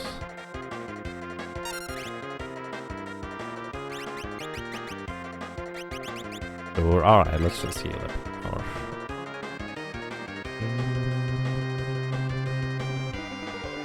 I'm a tiny frog now.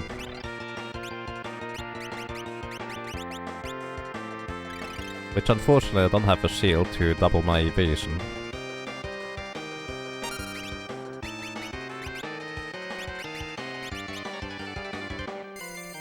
And I'm a tiny frog asleep now. Oh my goodness.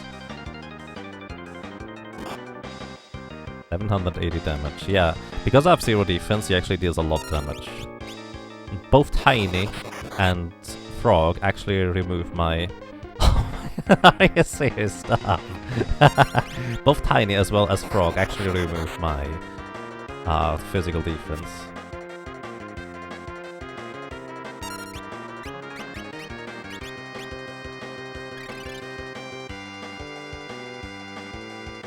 Weak frog status is cute. It is. Please, stop. I'm actually going to run out of status healing items at this rate. Ow. We have a 50% chance to block physical attacks.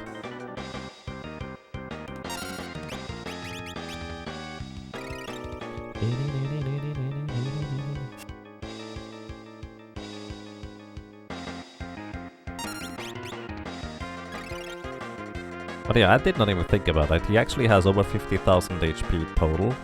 So a 25% damage thing would actually deal 9,199, which is just one sword dance away from winning at that point. Alright. Hey, we get a sword dance. 920 damage. We need 2 more of these in order to win at this point.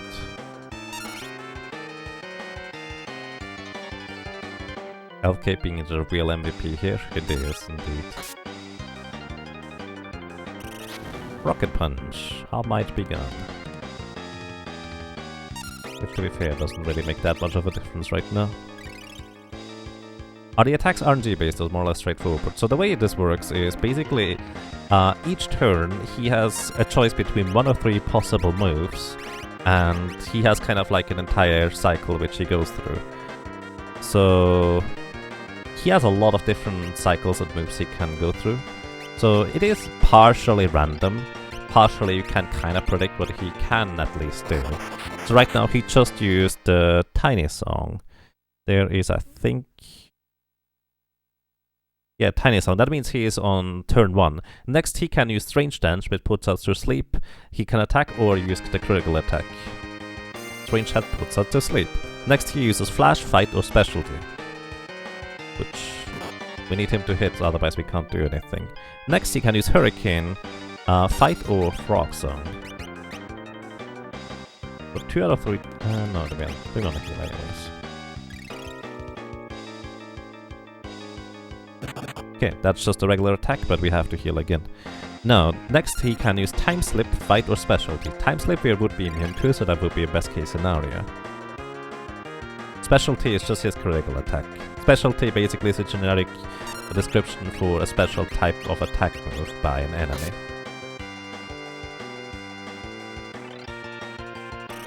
Rocket Punch. Alright.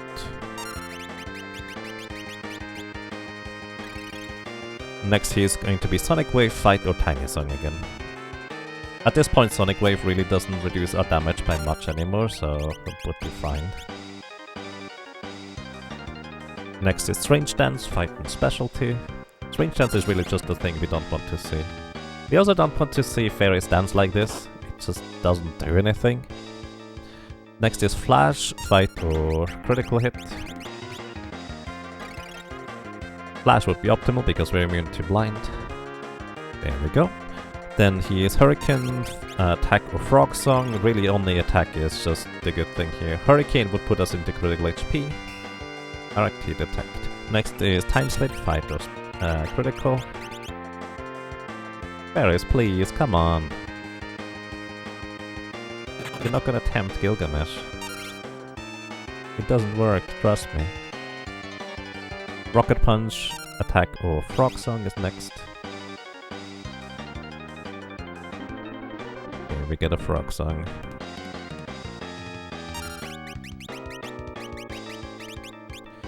Then the Sonic Wave, Attack or Tiny Song. He's Tiny Song. Then we get Strange Dance, Fight or Attack.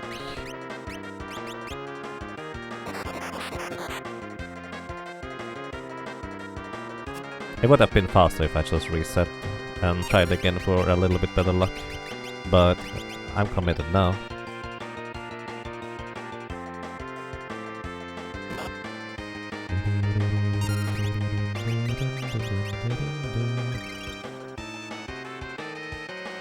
He only has 2000 MP, Freys might run him dry. I did not even consider that. That will take a long time though. Okay, we are just about 1000 HP away from him going to his second dance or phase, I guess. But we're also running out of maintenance kisses here.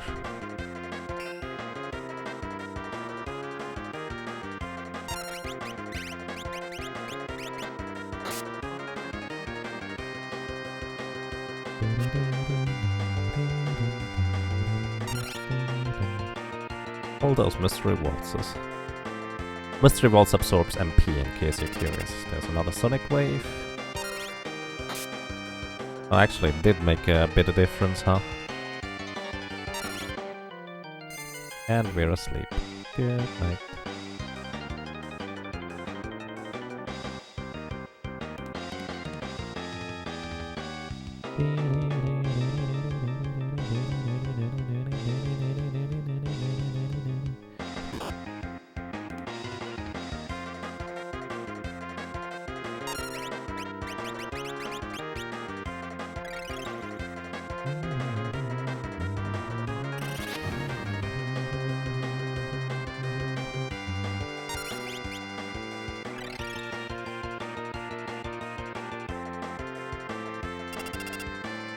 That's probably the remainder of my level at this point. How much damage do we deal? 368 damage with a sword dance! Oh dear. Oh, this might be it. Yeah, there we go. 13,003 damage exactly.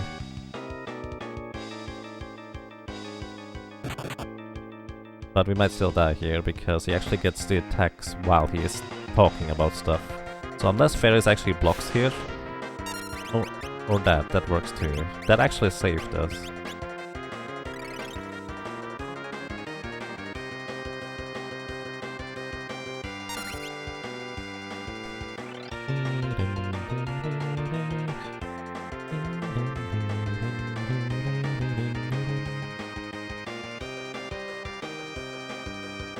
The sword dance and normal attack is now more or less the same. No, the normal attack would be 4 times less. That's the problem about it. The normal attack before was more damage than the sword dance now. That's the catch. Alright, we eventually won. I used like 40 potions during this fight just now. Holy cow.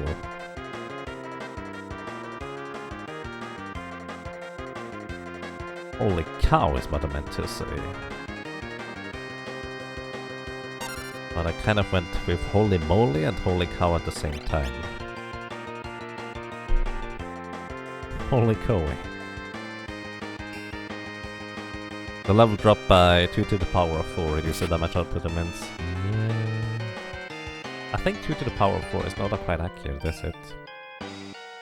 Was it 4 times, so it would be level 60, 15, 7, 3. We are level 3 now. What else are we going to spend our money on? Well, elixirs. We can buy elixirs for 50,000 each in the end.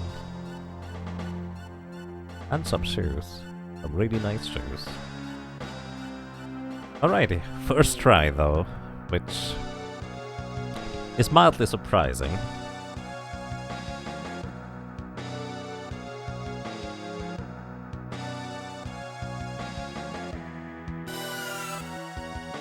Alrighty, now we need to go and capture a magic dragon. That took a while. Going to go back to the bone mail, coronet, Wall ring. Guardian dagger, back row. Go team battle spider. Yep. I thought that, even though you are actually right, it would have been better to use the 25%, and I kind of forgot he had more HP than that. It was more fun that way.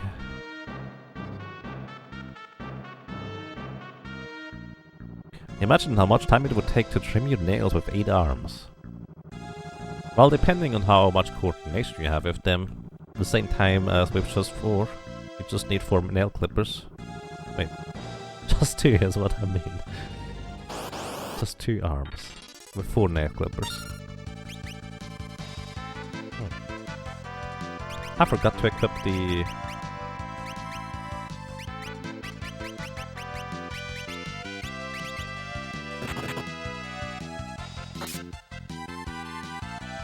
the corner gourd, so it's gonna be a bit tricky to capture this thing. It has 2900 HP, so that's like 2600 damage? I don't know how much HP it has left. 600 HP. Not enough, probably. Let's just hit it once with a Guardian Dagger or so, and then try to capture. Oh! I was wrong.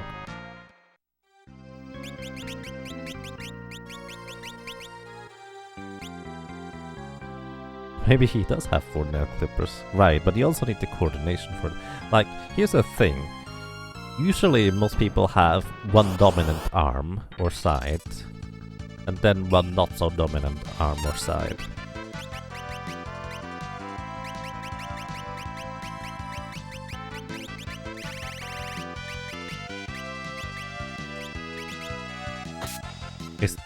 So does Gilgamesh have 1 dominant arm or 3?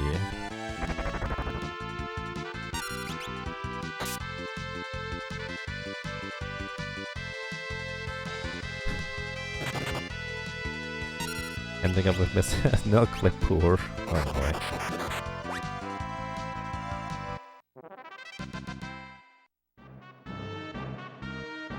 He would have killed us dozens of times without that slow. Yeah.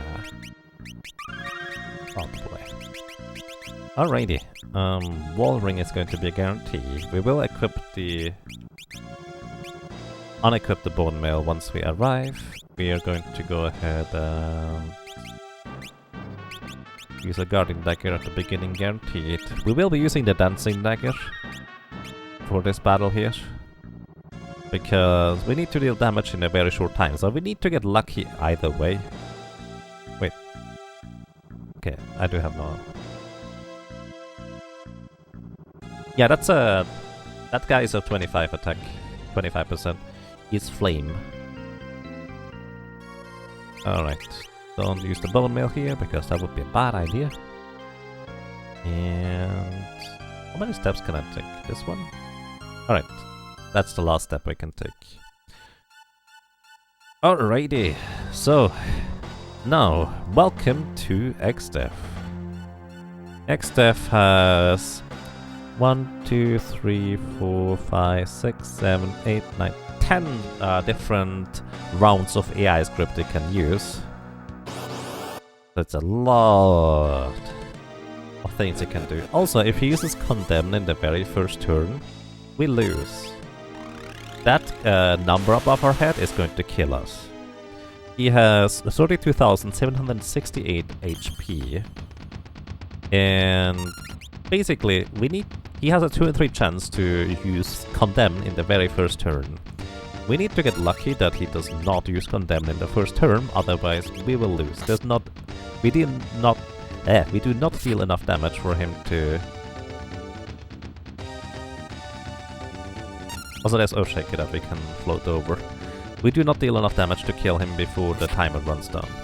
And even with Bone Mail, in case you're curious, this is not Final Fantasy VI. It will not protect us from the timer, it will kill us. So, welcome to the lottery, where only 1 in 3 battles we will be able to, well, even try fighting. And then we need to get lucky enough, because our goal is to push him below 16,000 health total. Because once he is below 16,000 health, which is slightly more than half HP, or well, half damage, half HP gone, whatever, he will switch into his second AI script where he no longer will use Condemn, but he gets 2 turns per attack. And those 2 turns are pretty mean, all things considered.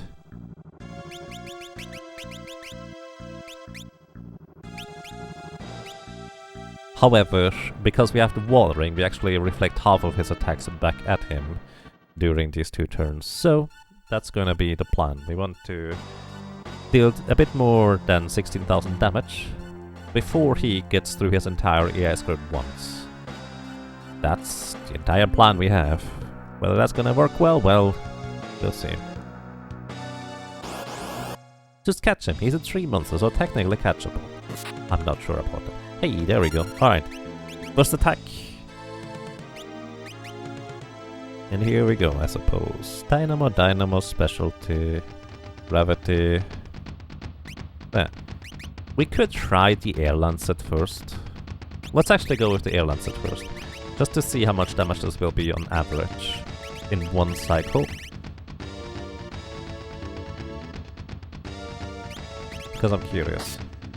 816, so that's gonna be reasonably consistently 816 damage per attack. Vacuum Wave inflicts HP leak. We actually survive another one, don't we? Oh yeah. Gravity, Dynamo, fight. Yes, we just attack. Oh yeah, he has evasion. I forgot about that part. Demi is one of the better versions here. Next he will attack us with physical attacks. 792.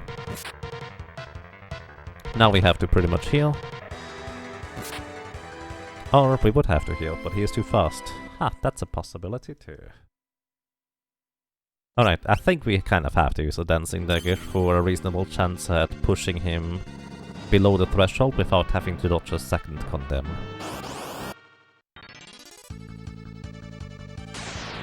Welcome to you, Bill Bobix. I hope you're doing well.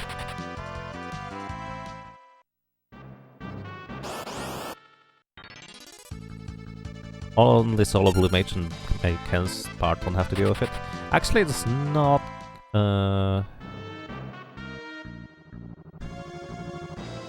So, the thing is, we are never fast enough to outpace Xdef. He has 50 speed. Actually, it's not true. Technically, a thief can be faster. Actually, I guess a ninja with Ferris has 51 speed. But actually, yeah, ninja can technically be faster.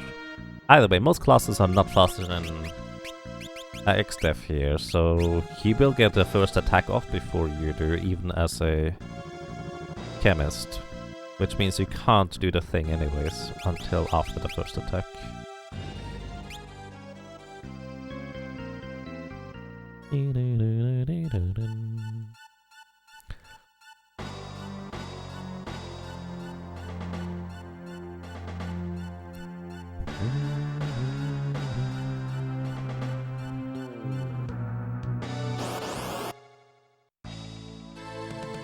I mean, that's if you...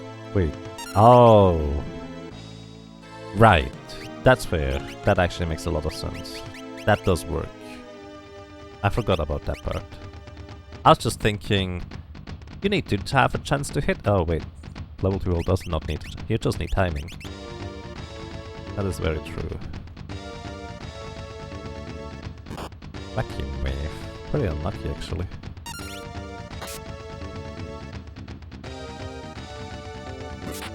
Another hit.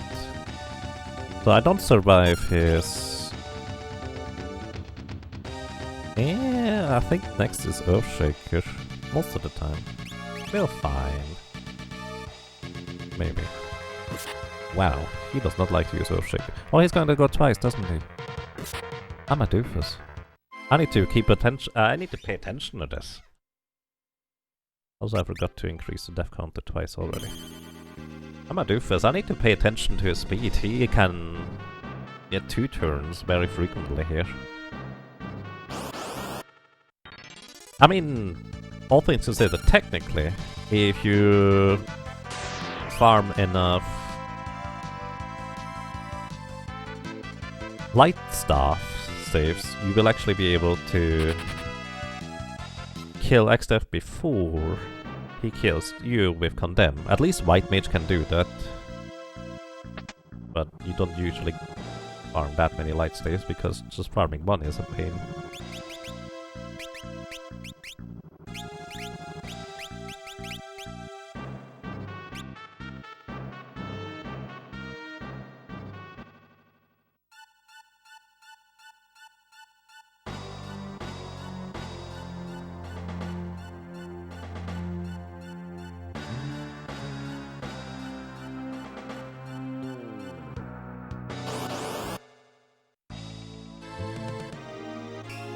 Wow, we even blocked the first attack. Good job, Ferris. And we missed our first attack. Well, Dynamo, now we have to go back into the front row. You might think this is better than getting hit, but that's not true actually. Getting hit is actually better on average for timing. Next is attack. So his next move is going to be an attack. So... let's just fight. I was considering releasing the bird or the thing right now, so we have a chance to block with a Guardian Dagger, but this is fine. Oh, Shaker. Hey. Survived that one actually for once. Flame Fight and Specialty. Specialty is Vacuum Wave in this case. Next is... Hurricane. I actually have to wait.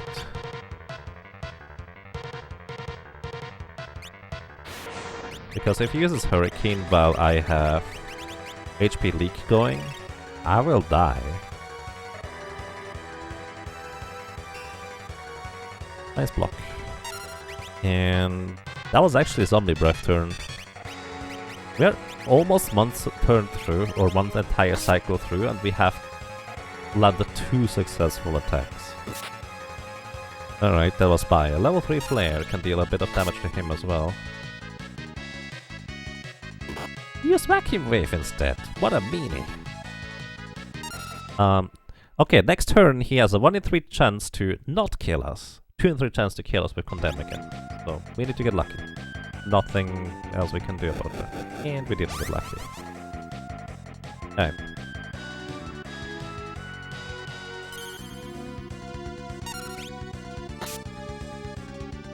So yeah, we landed 2 successful attacks. 2 misses. And no sword dances. So that really doesn't help our case here. Wait, where's the Condemn timer? Pretty sure the Condemn timer... yeah, there it is. It's mainly not there because we are floating while we have control of the character. It's weird.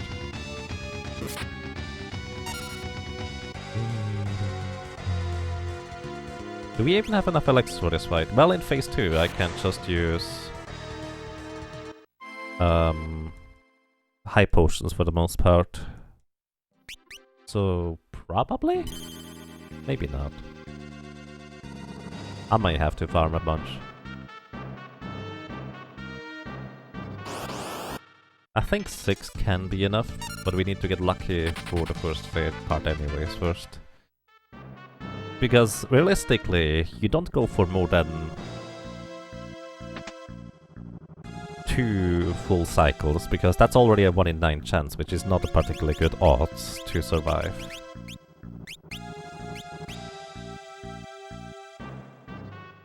Also, in case you're wondering, we could use the whip from the back row, but the whip is like 400 damage, so that's even worse. And we kind of need a bit of luck with sword dances to have a good shot at this. And Condemn.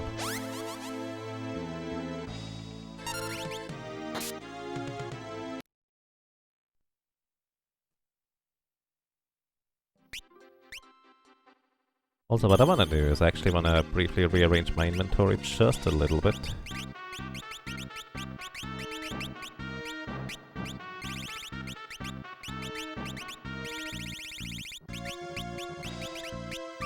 Because doing this is going to change whether I get an encounter or not before encountering XDev.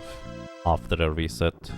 So basically, I'm trying to just kind of randomly guess what kind of item arrangement I have to have in my inventory in order to not get an encounter before X death. I'm not gonna know whether it worked or not until after I reset again, but hey. Good morning to you, Respect 5. Thank you for the good luck. I will need it here. But yeah, elixirs have been a concern. I hope I have enough, but I don't know.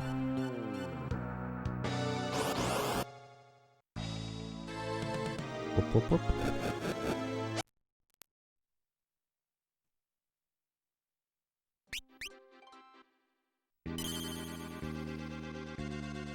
So I'm going to go ahead and reset my capture card real quick, because the timer goes behind. So I'll have to rearrange my items again, because we did get an encounter. That sounds like deep wizardry. It's basically just realizing that the first like 50 items in your inventory somewhat affect on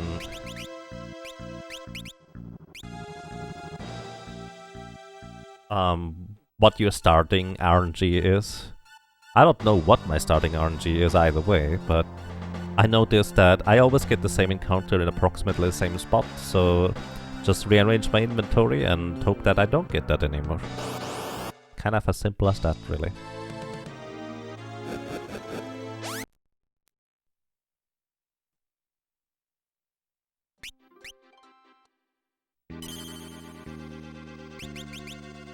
So... this is actually pretty annoying. Because my capture just falls behind on sound whenever I do this, it seems like. But yeah, just moving stuff a little bit around is going to change my initial values. Again, I don't know what it's going to be until the next reset anyways. So let's see.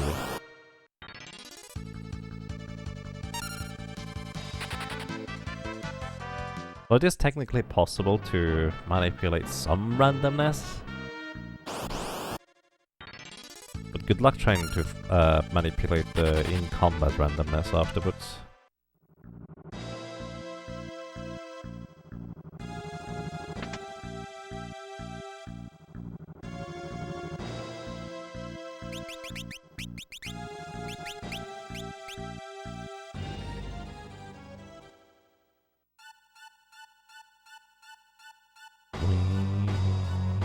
I think I'm gonna try like until 60 deaths and then I'm gonna be done for today, just as a heads up. Because this is probably going to take quite a bit of a longer session unless we happen to get a bit luckier earlier than this. But let's see, maybe we get lucky now. Who knows?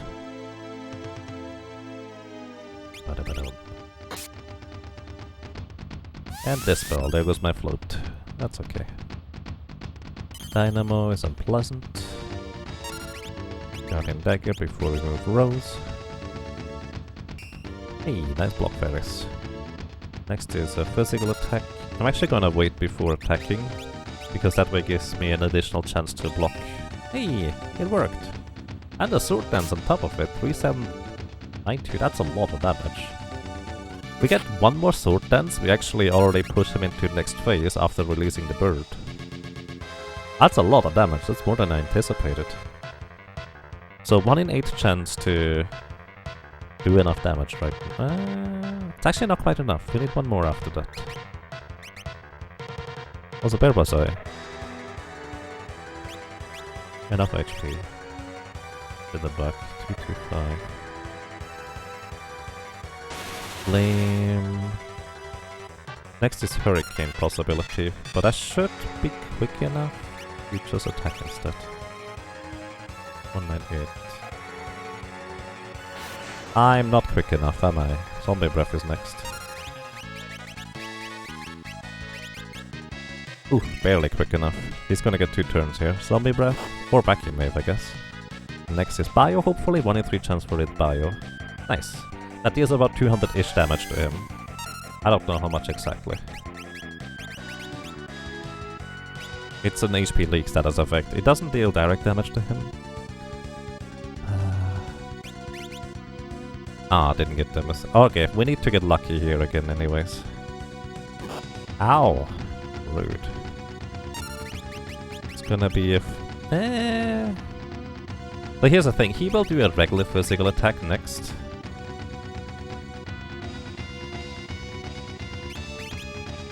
If we survive. Ooh, sword dance. 3, 9, 6, 9. There's the condemn. So the thing is, we managed to push him into the next phase right now if 8192.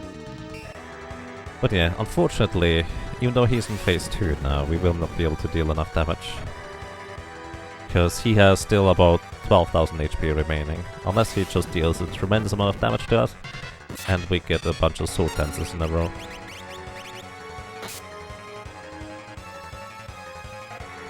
We need like 2 sword dances, and he just needs to only use spells that will reflect it. Nope. Pretty good though. 20,000 damage so far.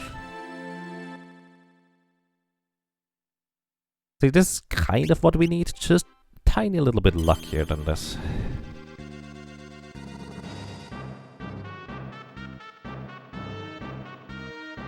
World 2X Def is by far the worst part of a solo game. It can be. Doesn't have to. I'd have to say it really depends on which solo character you're playing at the point. But it's true for a lot of them. It's very true.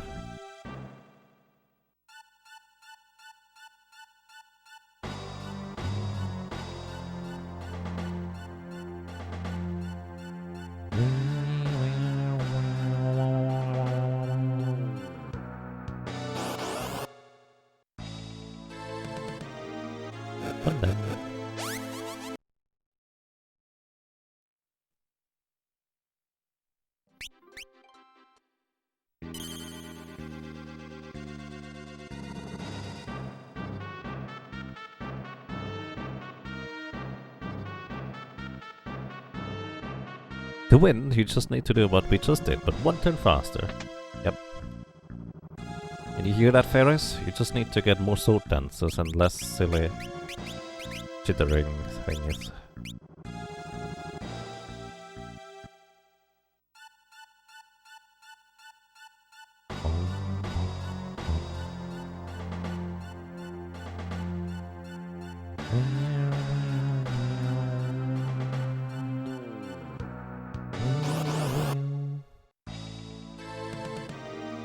Hey! Get another chance here. Nice. Alright.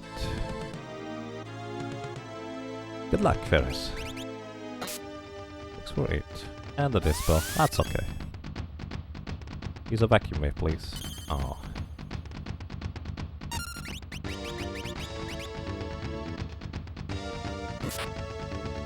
20.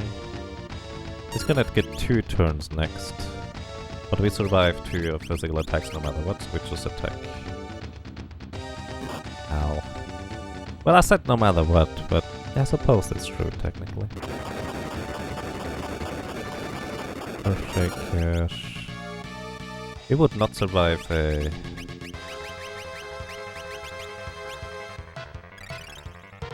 thing. Vacuum wave. There we go. Good block, Farius. Good job. Alright, next is a possible hurricane, but we should get a turn before he gets 2 turns, so we should be mostly fine. There's the hurricane. Here I am.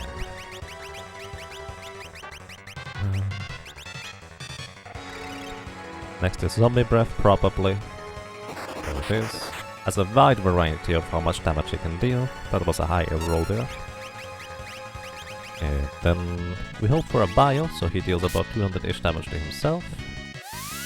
But yeah, we will need to survive another condemned turn here, pretty much no matter what. Hey, there's a bio. Also level 3 flare, please. Ah, come on! You haven't used level 3 flare once so far. Okay, next he has to do a fight, otherwise we lose, because next is the condemned turn. Let's see. Okay, condemn. That was only 2,700-ish damage. Pretty good overall, but not quite. Alright, one more attempt where we don't get the condemned first turn, and I think that's gonna be that for now. We'll see. Also, you see we don't get encounters anymore, so I got lucky enough to rearrange my inventory appropriately.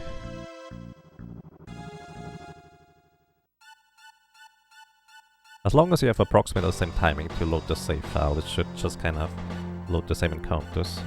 What it does not actually guarantee is the same randomness or luck you get in battle.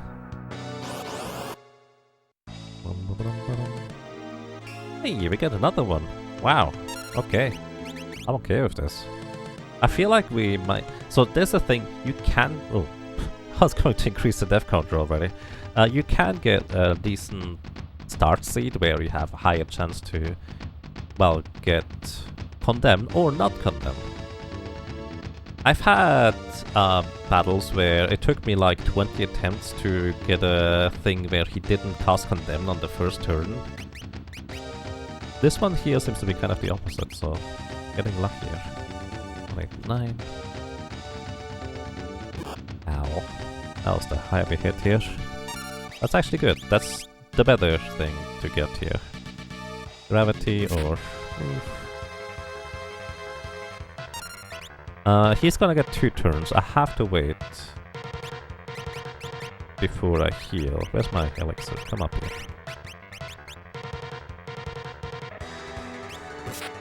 You would have gotten 2 turns, and I do not survive 2 turns in a row, unless he uses Earthshaker here. Which he didn't. Next is a Hurricane, but I get a turn before he gets a second one, so we should be mostly fine.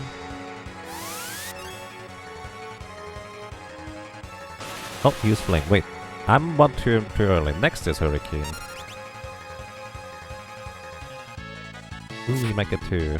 But he didn't use Hurricane, so we're fine. Zombie Breath specialty. No matter what he uses... Well, actually, he's gonna get 2 turns. I have to wait and heal.